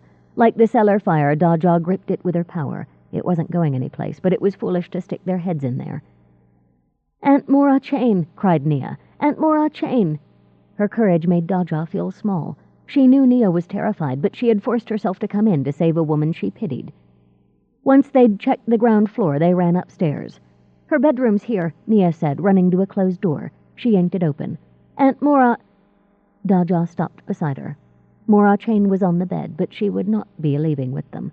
She would beat no more servants, torment no more sons. Nia fainted. Daja barely caught her in time to keep the younger girl from cracking her head. She managed to drag Nia into the hall and to slam the door on that dreadful sight. Then she went to an ornamental jar on a hall table and vomited until nothing came through her raw throat or streaming nose. Daja's grip on her concentration wavered. The cellar and kitchen fires surged ahead a handful of inches. For a full minute she trembled on the verge of releasing them to wipe away that room and the body in it. Only the knowledge that a fire might spread to the neighboring homes stopped her. She knelt beside the younger girl. "Nia," Daja said, patting the girl's ashen cheek. "Nia, please, we have to get out." Was Ben still here, or had he fled? Surely he'd escaped. Nia groaned. She was coming too. Daja wished she had smelling salts to hasten the process. No doubt Mora Chain kept. She stopped that thought where it was. Nothing could make her go back into that room. Instead, she slung one of Nia's arms over her shoulders and stood, dragging the half-conscious girl to her feet. The blaze in the cellar was getting bigger, searching for cracks in her control. She hauled Nia down the back stairs, sweating so hard the drops pattered onto the wooden steps. More tendrils of the cellar fire escaped her grip, straining greedily for those oil jars. She released the fires in the wing opposite them. Her quickest escape would be the way they'd entered, which took them past the kitchen. She would need all her strength to hold that and the fire in the cellar just below it. Something changed. Nia had control over her feet. She trembled, but she took most of her weight off Daja. Relieved, Daja forgot to watch where she was going. She tripped and went sprawling on the ground floor, yanking her support away from Nia. The other girl dropped to her knees with a yelp.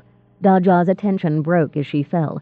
A rope of flame wrapped itself around a jar of oil below. It shattered. The cellar fire roared. Terrified, Daja shoved it and the rest of the fire into the earth under the house, down through a crack in the underlying rock. Following the crack, the blaze roared into an underground chamber filled with the unfrozen Sith. The water surged up into the crack, turning to steam as it hit the fire and boiling its way to the cellar. All it needed was the slender path the fire had made. The water's force enlarged it fast. Daja heard a rumble in the ground. It grew like an onrushing tidal wave. "Run!" she yelled, scrambling to her feet. She hauled Nia up.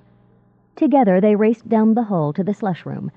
They charged out through the ruined door just as the underground part of the lake shot through the crack in the cellar floor. Daja released fires with a gasp of gratitude as the icy Sith sprayed into the cellar, then rammed through its ceiling into the kitchen. Steam from the doused fire blasted with it, smashing the ground floor ceiling, then that on each floor, all the way up through the roof. In the rear courtyard, hands grabbed Daja and Nia as they stumbled into the open. Firefighters had come. Daja sagged. She didn't need to hold any fires. Now people moved back, taking the girls with them as water dropped from the fountain jetting into the sky. It would turn to ice, Daja knew, but it would also douse the fires. Someone grabbed her arm. She looked up into Cole's face. "What did you hit?" he cried, pointing to the fountain of water. Daja grinned at him, foolish with relief. "That's a very strong lake you have out there," she said. "Let's take them home and call a healer," Cole told someone. "How did you get here?" Nia asked Matazi as her mother helped her back down the alley. "We heard the alarm bells," Matazi said. "We were just leaving your grandmother's." They returned to Ben Canor House, where Matazi's calm gave way. She wrapped her arms around Nia, weeping, telling her never to frighten her mother like that again. Cole went for a healer as Matazi wrapped Nia and Daja in blankets and installed them on the bookroom sofa. Both girls began to cough. Matazi fetched Jory's lung-clearing potion and ruthlessly made them drink it. As they hacked and spat into a matched pair of crystal dishes, Matazi took the youngest Ben Canors and the refugee children to raid the kitchen, a reward for their work at ringing the alarms. As her lungs cleared, Daja retreated into a bubble of muted sounds and sights. Heluda was right. Ben was a monster. Daja hadn't quite believed. She'd thought there must be an explanation somehow, until she saw Mora Chain. Until she felt that blaze, with enough jars of oil there to turn the district into a firestorm. As soon as she pulled herself together, she had to find a lawkeeper. She must talk with Heluda. Ben had gotten wind of her suspicions, but how? It didn't matter. He'd worked it out, destroyed his home, and fled. He'd be miles away, free of everything but his fires. He could be found. As long as he had those gloves, Daja would track him. He must return to settle his debts.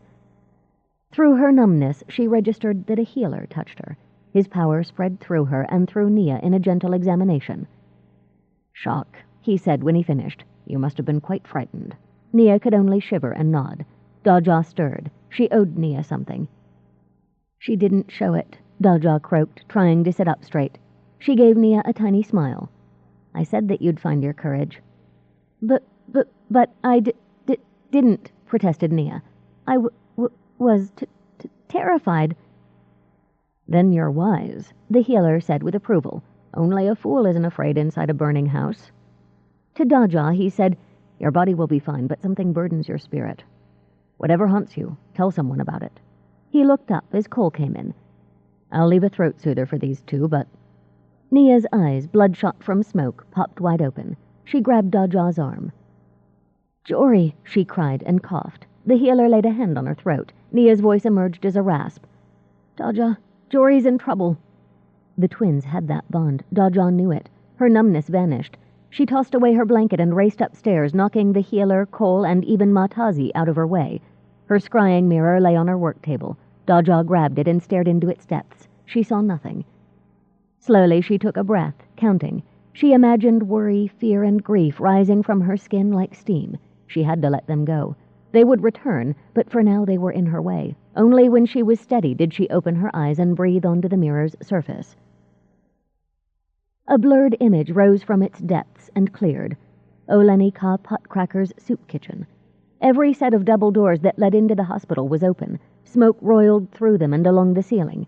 Jory and the rest of the staff shoved the long tables aside to clear a path for the streams of sick and hurt who escaped the hospital through the kitchen.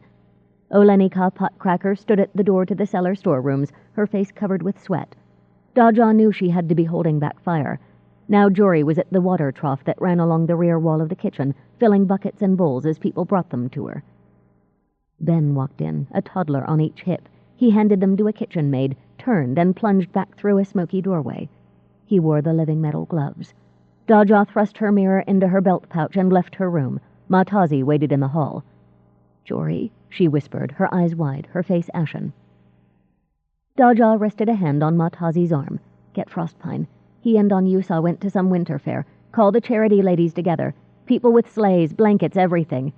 Your Giri hospital is on fire."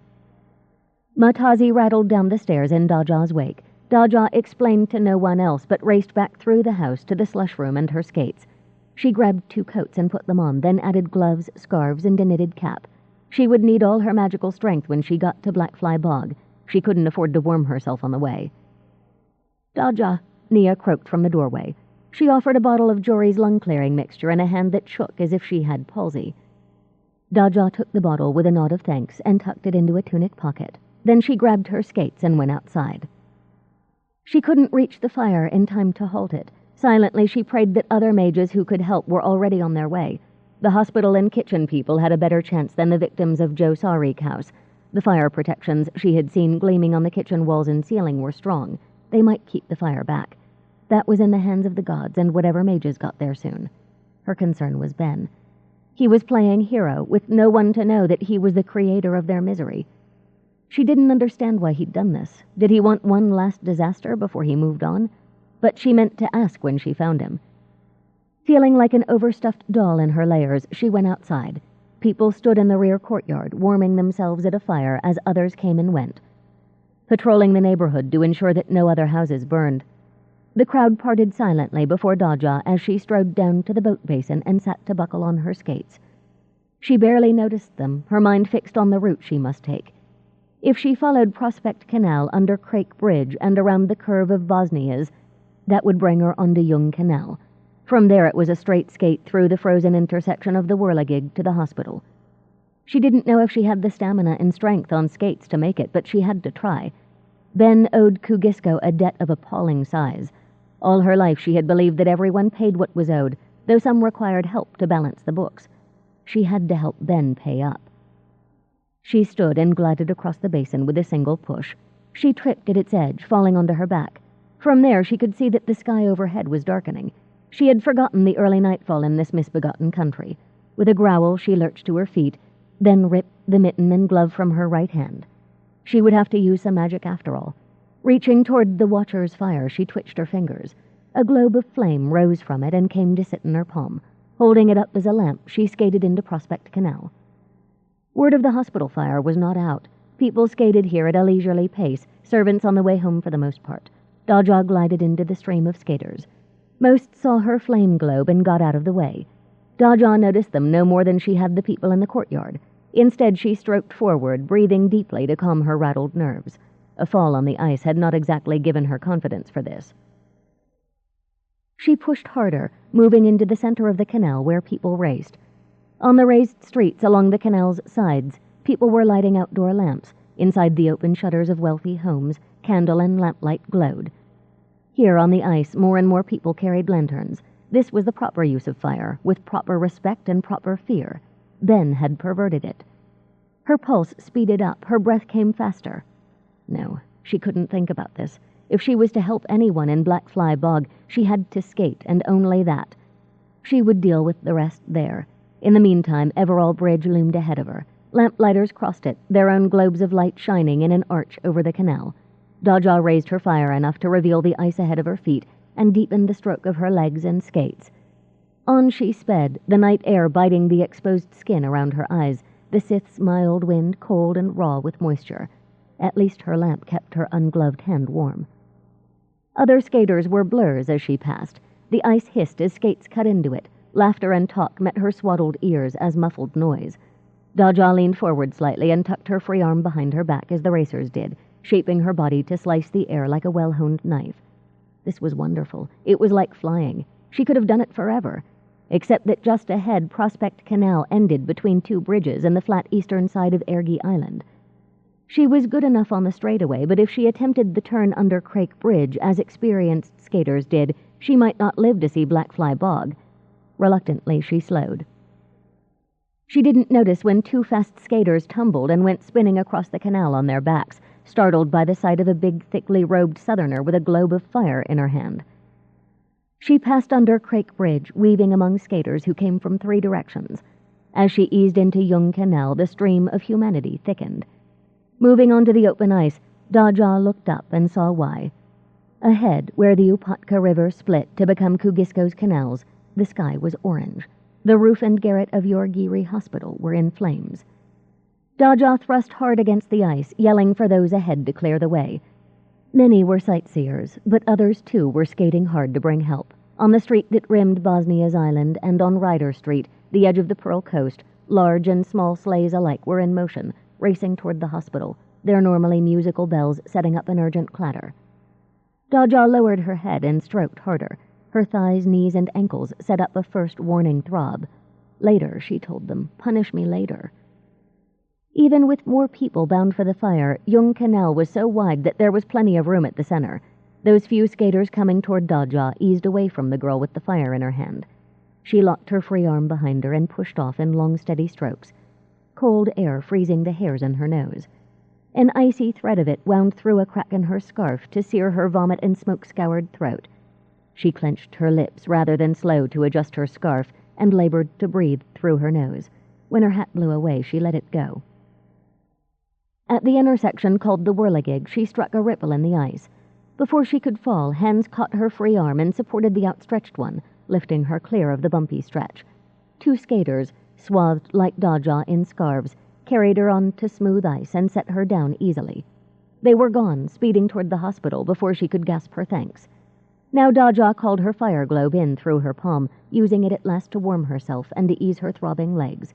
Yorgiri Hospital was all the beacon she needed. The entire top floor was in flames. I bet they stored things in the garret, she thought grimly, as she wove through the skaters as fast as she dared. Nice dry things that would burn. I bet he went straight up there. Rather than battle onlookers, she skated wide around them, headed for the soup kitchen's dock. She glided in between sleighs and people with hand-towed sleds as they lined up on the ice. These picked up as many people from the hospital as they could carry at the dock and took them to safety. Silvery light shone. Daja shaded her eyes. A mage of some kind crouched on the muddy ground under the dock. Magic radiated away from her into the ice. A melted puddle of water on the surface, slippery as grease to skater and sleigh, froze. The mage was a weather worker, drawing cold from the ground into the ice around the dock. Hot as the nearby fire was, the ice would remain safely frozen for the sleighs. Watching the mage, Daja hit one of the dock's piers, shoulder first. At least I was almost at walking speed, Daja thought, grinding her teeth against pain. Even through all her layers of clothing, it hurt. Worse, she heard the ice mage cackle with amusement. She didn't linger. Instead, she stripped off her skates, slung them around her neck, and climbed a ladder to the dock. A double line of people stretched between it and the kitchen, handing the sick, injured, and young to the waiting sleighs. Jory stood beside the open kitchen door. Like every worker in this line, she had a wet length of the muslin normally used to strain cheese wrapped over her mouth and nose to strain out smoke. She yelped when Daja hugged her from behind, then gasped with relief as Daja pulled off the scarves that hid her face.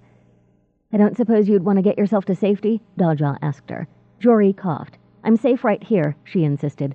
"Ravot Lodrodden's still evacuating the nursery. We need every hand to get the little ones out." She took the scarves Daja offered her and wrapped one around the shrieking, coughing, half-dressed infant that someone passed to her from inside the building. Jory gave Daja's other scarves to the workers on either side. They draped the next two children in them. Daja removed her outer coats and handed them over.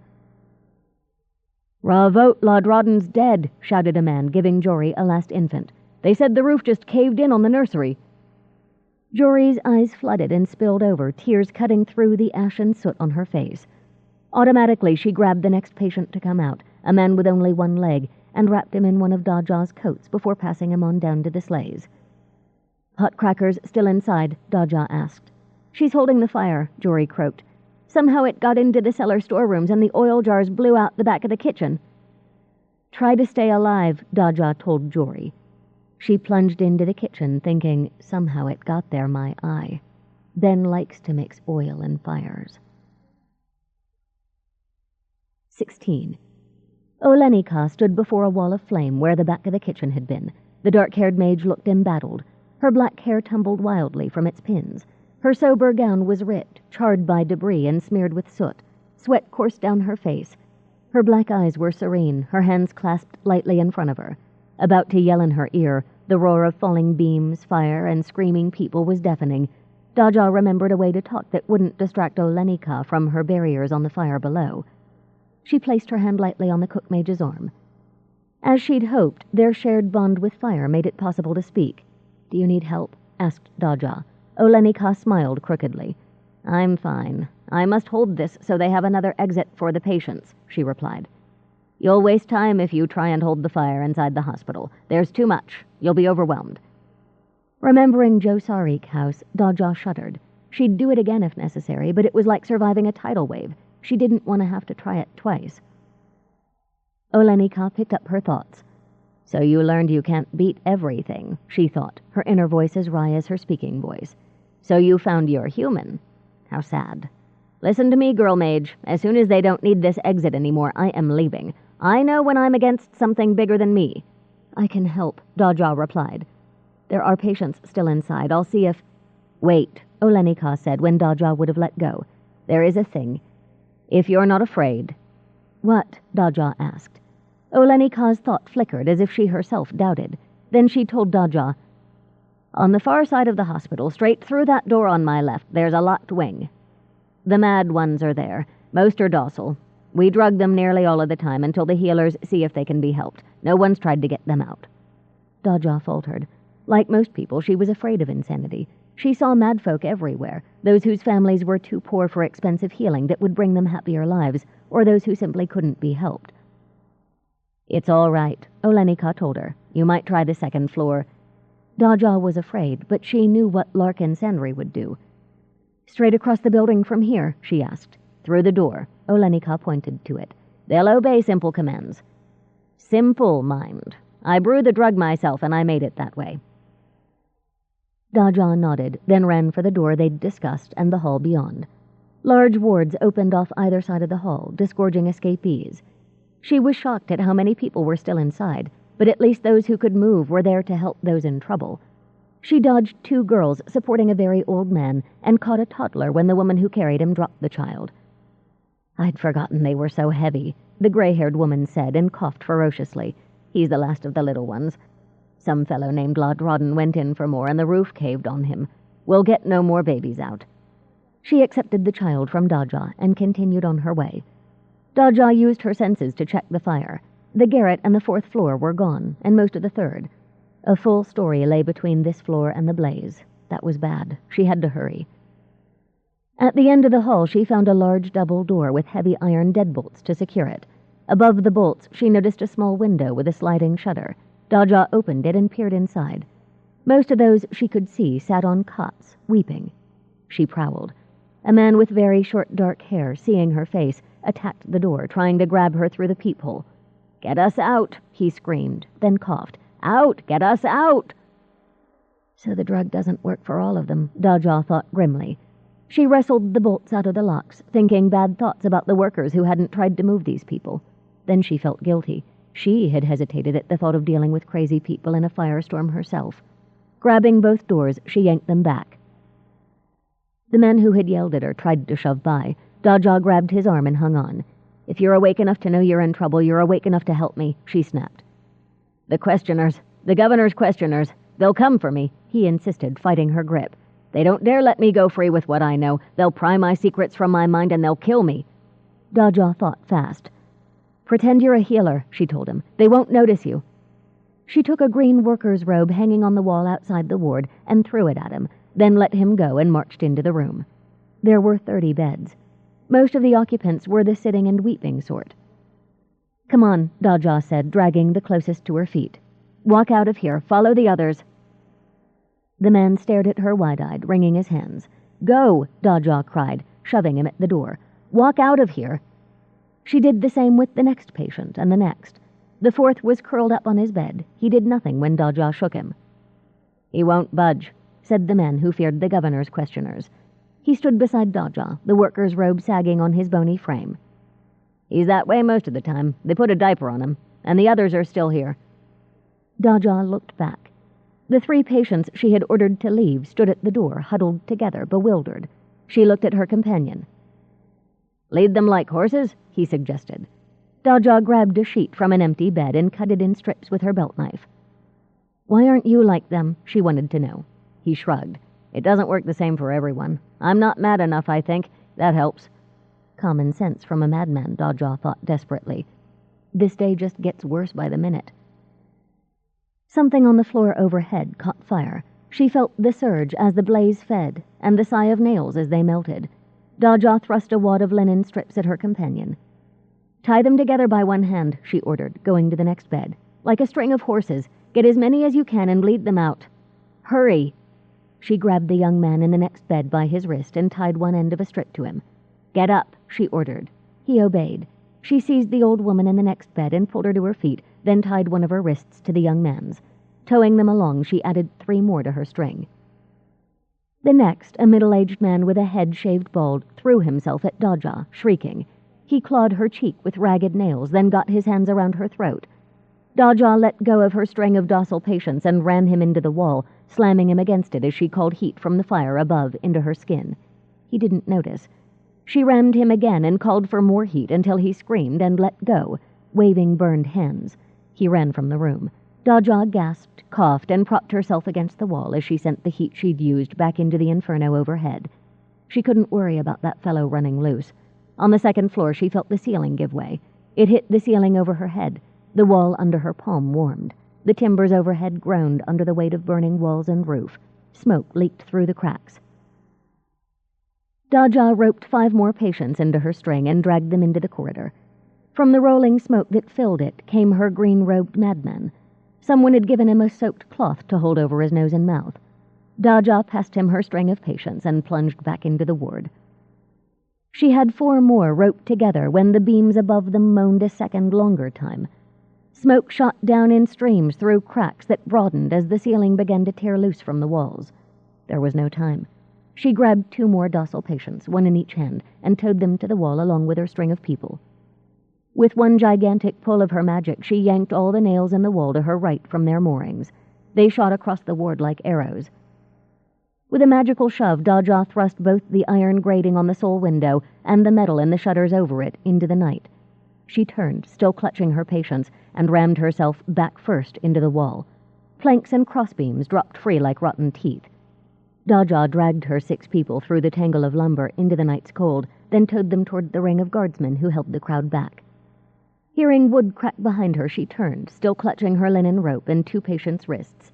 In a slow burst of flames, smoke, and embers, the ground floor walls collapsed. The madmen's ward fell in. She thought she heard screams from those she'd been forced to leave behind, but told herself fiercely that was just the fire's roar of triumph. It had won. People were tugging her hands. She jerked away, then realized they wore the green robes of hospital workers. She let them take charge of her patients. A second roar. The central part of the hospital collapsed. A third, the soup kitchen. Daja scrabbled in her belt pouch, coughing, and brought out her mirror. She pressed it to her forehead, trying to breathe slowly. What of Olenika? Jory? Sheer exhaustion made her calm enough to summon an image. When she did, her knees went straight to jelly. Down in the muddy slush of the open ground she went, not caring in the least. In the mirror, Frostpine helped Olenika to drink from a long-handled ladle. The cook mage was wrapped in a blanket. As far as Daja could see, Olenika had fled once her clothes burned off. Olenika looked terrible, but she was alive. Beside them, Jory bent over, coughing. Someone thrust a bottle at her. Nia. Matazi and Cole were nearby, helping people into the Bancanor's sleigh. Relief poured over Daja. For a moment she swayed, wanting to cry. But she had work to do yet. Grimly, she felt in her pockets until she found the bottle Nia had given her at the house. Her stomach rolled in protest as she eyed it, then tried to reject its contents when Daja gulped them down. 2 minutes later she was coughing and vomiting, her stomach in revolt against the strong-tasting fluid, her lungs expelling their latest load of soot-black phlegm. When she was done, she lurched to her feet and walked toward the blazing hospital. A guard yelled for her to come back, but it was a scarecrow-thin figure in a flapping green robe who ran up and seized her arm. "They say I'm mad," the man cried. "You're not even locked up." Daja gently pried his hand from her flesh. "You're right, but not like you think you are," she said. The man blinked. His eyes were large and pale, the color impossible to guess in the flame-lit dark, fringed by long, heavy black lashes. He looked like a madman, or a prophet, she thought. "That made my head hurt," he complained. "I'm sorry. An account has come due. Debts must be settled," Daja told him. "I'll be fine." She patted his shoulder and continued her walk into the hospital's inferno. Once more she was reminded of Pijul Fakol, the fearful traitor afterlife for those who did not pay what they owed. Ben probably deserved to spend eternity in Pijul Fakol, but Daja could not help him escape what he owed in this life if it meant he would burn forever. If she did not stop him now, the bookkeeper might also log the deaths Ben made with her creations to her account. With no one else to worry her, she let her magic flow out to open a tunnel through the fire. Within moments, her non-Sandry clothes had burned away. Her mirror she tucked into the breastband her friend had made. She wasn't sure how long even Sandry's work could last. Firewalking in a small boarding house was one thing, the holocaust of the hospital and soup kitchen another. For dignity's sake, she hoped she would keep her clothes, but the important thing was to find Ben. He could have died when the nursery roof collapsed, as she had been told, but she doubted it. At first she had thought that he'd slaughtered his mother, then chosen to kill himself by rescuing children from the hospital he'd set ablaze. She didn't feel that way now. He'd leave a bolt hole for himself. Ben didn't want to die. He wanted to build more fires, not to become one. Her path took her into the heart of the inferno. Beams fell all around her. Walls caved in. She had to be careful not to get struck. A cracked head would kill her. But the fire itself warned her when a large object was about to fall. In the center of the blaze, she stopped. She held her left hand palm up and let the magic in its living metal pour from her fingers like a waterfall, seeking anything like itself. It rolled through the burning hospital and the ground beneath it, questing like a hound. There, about a quarter of a mile away, she pulled the living metal's power into a ribbon that stretched between her left hand and the gloves she had made. Following it brought her to a trap door in a burning storeroom. It was open. She looked down and saw a ladder. Raising a hand, she called a piece of fire to light her steps. With her free hand, she gripped the ladder as she descended. She came to level ground about 15 feet below the storeroom. She padded along on bare feet. Her boots and stockings had burned as she walked through the hospital inferno. She kept one hand cupped over the fire seed that lit her way. He would get as little warning of her arrival as possible. While she could track him if he kept her gloves, and he would never give them up, even if he guessed she could follow him through them, she would rather finish this now. That he'd betrayed her was bad, but she'd been betrayed before. She could survive it. She could not allow him to use her work to ruin more lives. The tunnel began to rise. Soon she heard movement and soft humming. The hum stopped as he coughed briefly, then spat. Daja sucked her light into herself. A cold draft rolled down the tunnel. She was near the surface. On she went, the earth icy under her bare feet. She sent warmth into them to ward off frostbite. The tunnel flattened, then opened into a small wooden shed. He sat on a bench just outside, checking the fit of a pair of skates by the light of a lantern hung on a hook by the door. She watched as he rebuckled his right skate. With the lamp between them, he couldn't see past its light into the shack. He wore the fur-lined embroidered coat of a caribou herdsman from the north, as well as a blonde wig in the herdsman's style. A fat pack rested beside him. She wondered if he'd kept it ready somewhere before this, or if he'd packed after his mother's murder. He still wore the living metal gloves. It seemed he couldn't bear to take them off any sooner than he must. He'd have to conceal them to flee Kugisko, but he would wait until the last minute to remove them. She sighed. He jerked around, shading his eyes to see past the lamp. "Daja," he whispered. Of course you would come. Fire is your element." If she was going to talk nonsense with a madman, she preferred her scarecrow in his borrowed robe. He at least had a heart. "You aren't leaving, Ben," she informed him. "You have accounts to settle. Time to pay what you owe." "Money-grubbing traitor talk," he retorted scornfully. "You're above that." "I am a traitor and proud of it," she reminded him. "We know that some accounts are written in blood and can be paid only in that. You have blood debts to settle." "I owe no one anything," he snapped. "I did them a favor. I slaved to teach them how serious fire was. When they were too stupid to learn, I gave them lessons that would stick." He seized his pack and ran the few steps to the canal, balancing on his skates. Daja let him reach the ice. She even let him set the pack on his shoulders. He was 3 yards away when she sent heat into his skates. They immediately sank an inch deep into the ice. Ben went sprawling. Daja walked toward him, trying not to slip as ice melted around her own bare feet. Ben scrambled onto his knees and lunged up again. This time she sent a harder burst of heat into the metal skates, fusing them together. Down Ben fell. When he pushed himself up to see what had happened, she reached for the power in the living metal gloves and smacked her palms together. The gloves fused, shackling Ben's arms from fingertip to elbow. He fell again, then rolled onto his side to stare at her as she approached. The wig was falling off. He'd cut his red curls short to make it fit better. "Daja, please," Ben said. He'd gone dead white, the shadows cast by the great fire rippling over his pale skin. "You can't do this, you're my friend." There was nothing she could say to that. Instead, she looked toward the hospital. They weren't that far from the soup kitchen dock. People were still there. She took out her mirror and fed it enough heat to make it shine brightly. Raising it, she flashed it at the crowd. "Do you know what happens if I'm accused of deliberately setting fires?" he asked, as if he thought she still might believe his innocence. "Do you? They'll burn me alive." Someone in the crowd waved a torch overhead, once, twice. Daja responded with 2 quick flashes of her mirror. A sleigh turned from the dock and drove toward them. Daja looked at Ben. "I know they will," she told him. "And I will be there, to pay off my account to you." Kugiskans wasted no time in bringing an arsonist to trial, not one who had killed over 150 people and injured hundreds more. 4 weeks after the destruction of Yorgiri's hospital, Daja stood before 3 magistrates and a packed hearing room to tell of her friendship with Benot Lodrodden, from their first encounter to their last meeting on the ice off Blackfly Bog. She listened as Heluda spoke of her discovery of the garret workroom, where Ben had created his devices, and heard the tales of people at the hospital, bathhouse, and Josarik house. Throughout it all, Ben sat in an iron cage, built to protect him from the vengeance of those he had harmed. He stared blankly at his hands without ever looking at anyone. No one doubted how the magistrates would decide, and they surprised no one. Execution by fire. Namornese law dictated that a criminal's execution take place on the site of his greatest crime. The healers and directors of the hospital refused to allow it. As worshippers of Yorgiri, they would permit no murder, even one approved by the state, on ground just reconsecrated to life. Benot Lodrodden would burn to death the week before Long Night at the Ergi Island bathhouse.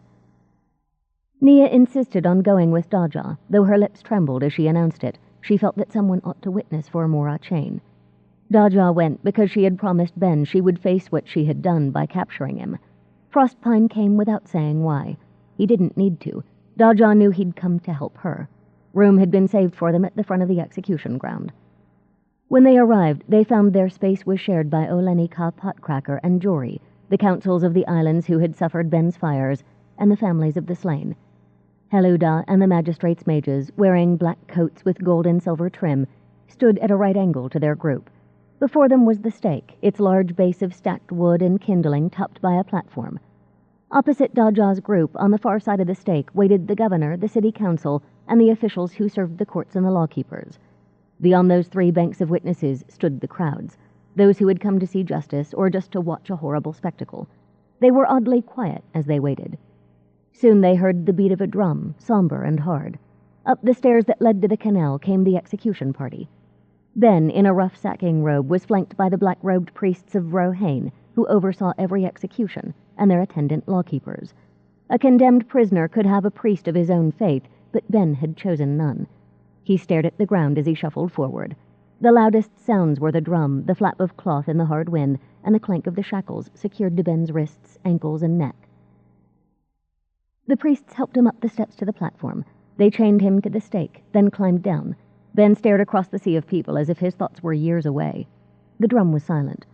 A herald read Ben's name, his crimes, and his sentence. Then the priests of Rohain brought their torches. They thrust them between gaps in the logs into oil-soaked kindling. The kindling blazed. For a long time nothing changed. Ben stood expressionless. Below him the logs caught and began to burn. They gave off little smoke, Daja realized. He would not be allowed to suffocate before the fire reached his flesh. His image quivered as her eyes filled with tears. She suddenly remembered the Ben she had known at first, a rare non-mage who understood fire as she did, someone as eager and alive as any member of her foster family. Ben shifted suddenly as if he were uncomfortable. He lifted first one foot, then the other. The first darts of flame slid through the boards of the platform. Daja's eyes spilled over and continued to spill. This was the law he'd broken, the death he'd given so many. Surely it was right to give him that same death. Suddenly flames ran up his sacking robe. Ben flinched aside, trying to crush the fire out on the pillar. His shackles were too tight. His face worked. In a moment he would scream. She couldn't do this. She couldn't. She didn't care about the law. Daja jammed her power deep into the ground, past bedrock, into the white-hot flow of molten rock and metal below. She summoned a single, overpowering burst of heat and threw it all into the fire. Let the Namornese punish her, she thought. She couldn't watch him slowly burn to death. Then she saw it. The silver fire of directed magic roared out of Frostpine and Olenica.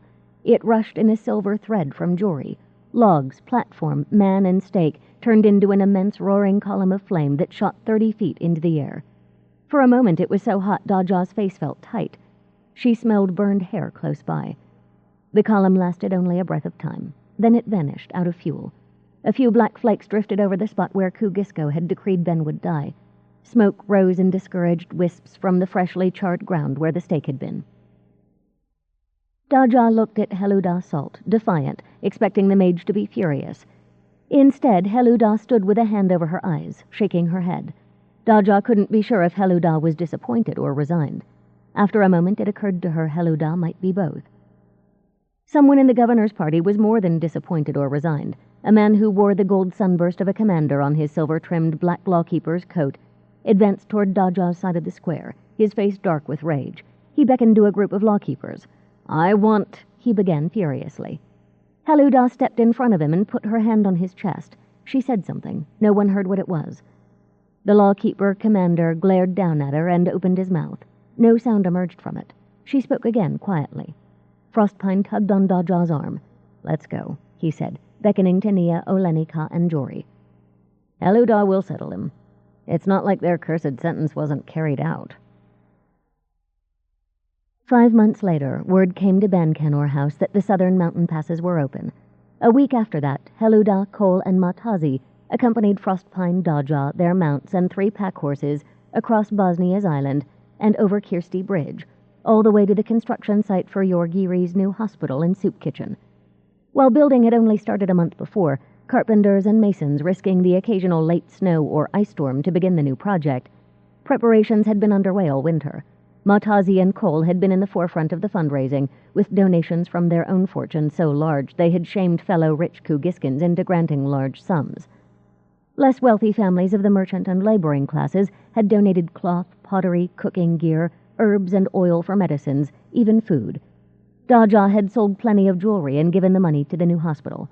She, Frostpine, and Tarode had labored all winter on bolts, door latches, hooks, and endless supplies of nails, as had many other smiths. Carpenters set aside wood, weavers made blankets and sheets, herbalists and healers compiled medicines by the vatload. Now the travelers, Cole and Matazi, sat on their horses, looking at the busy scene before them.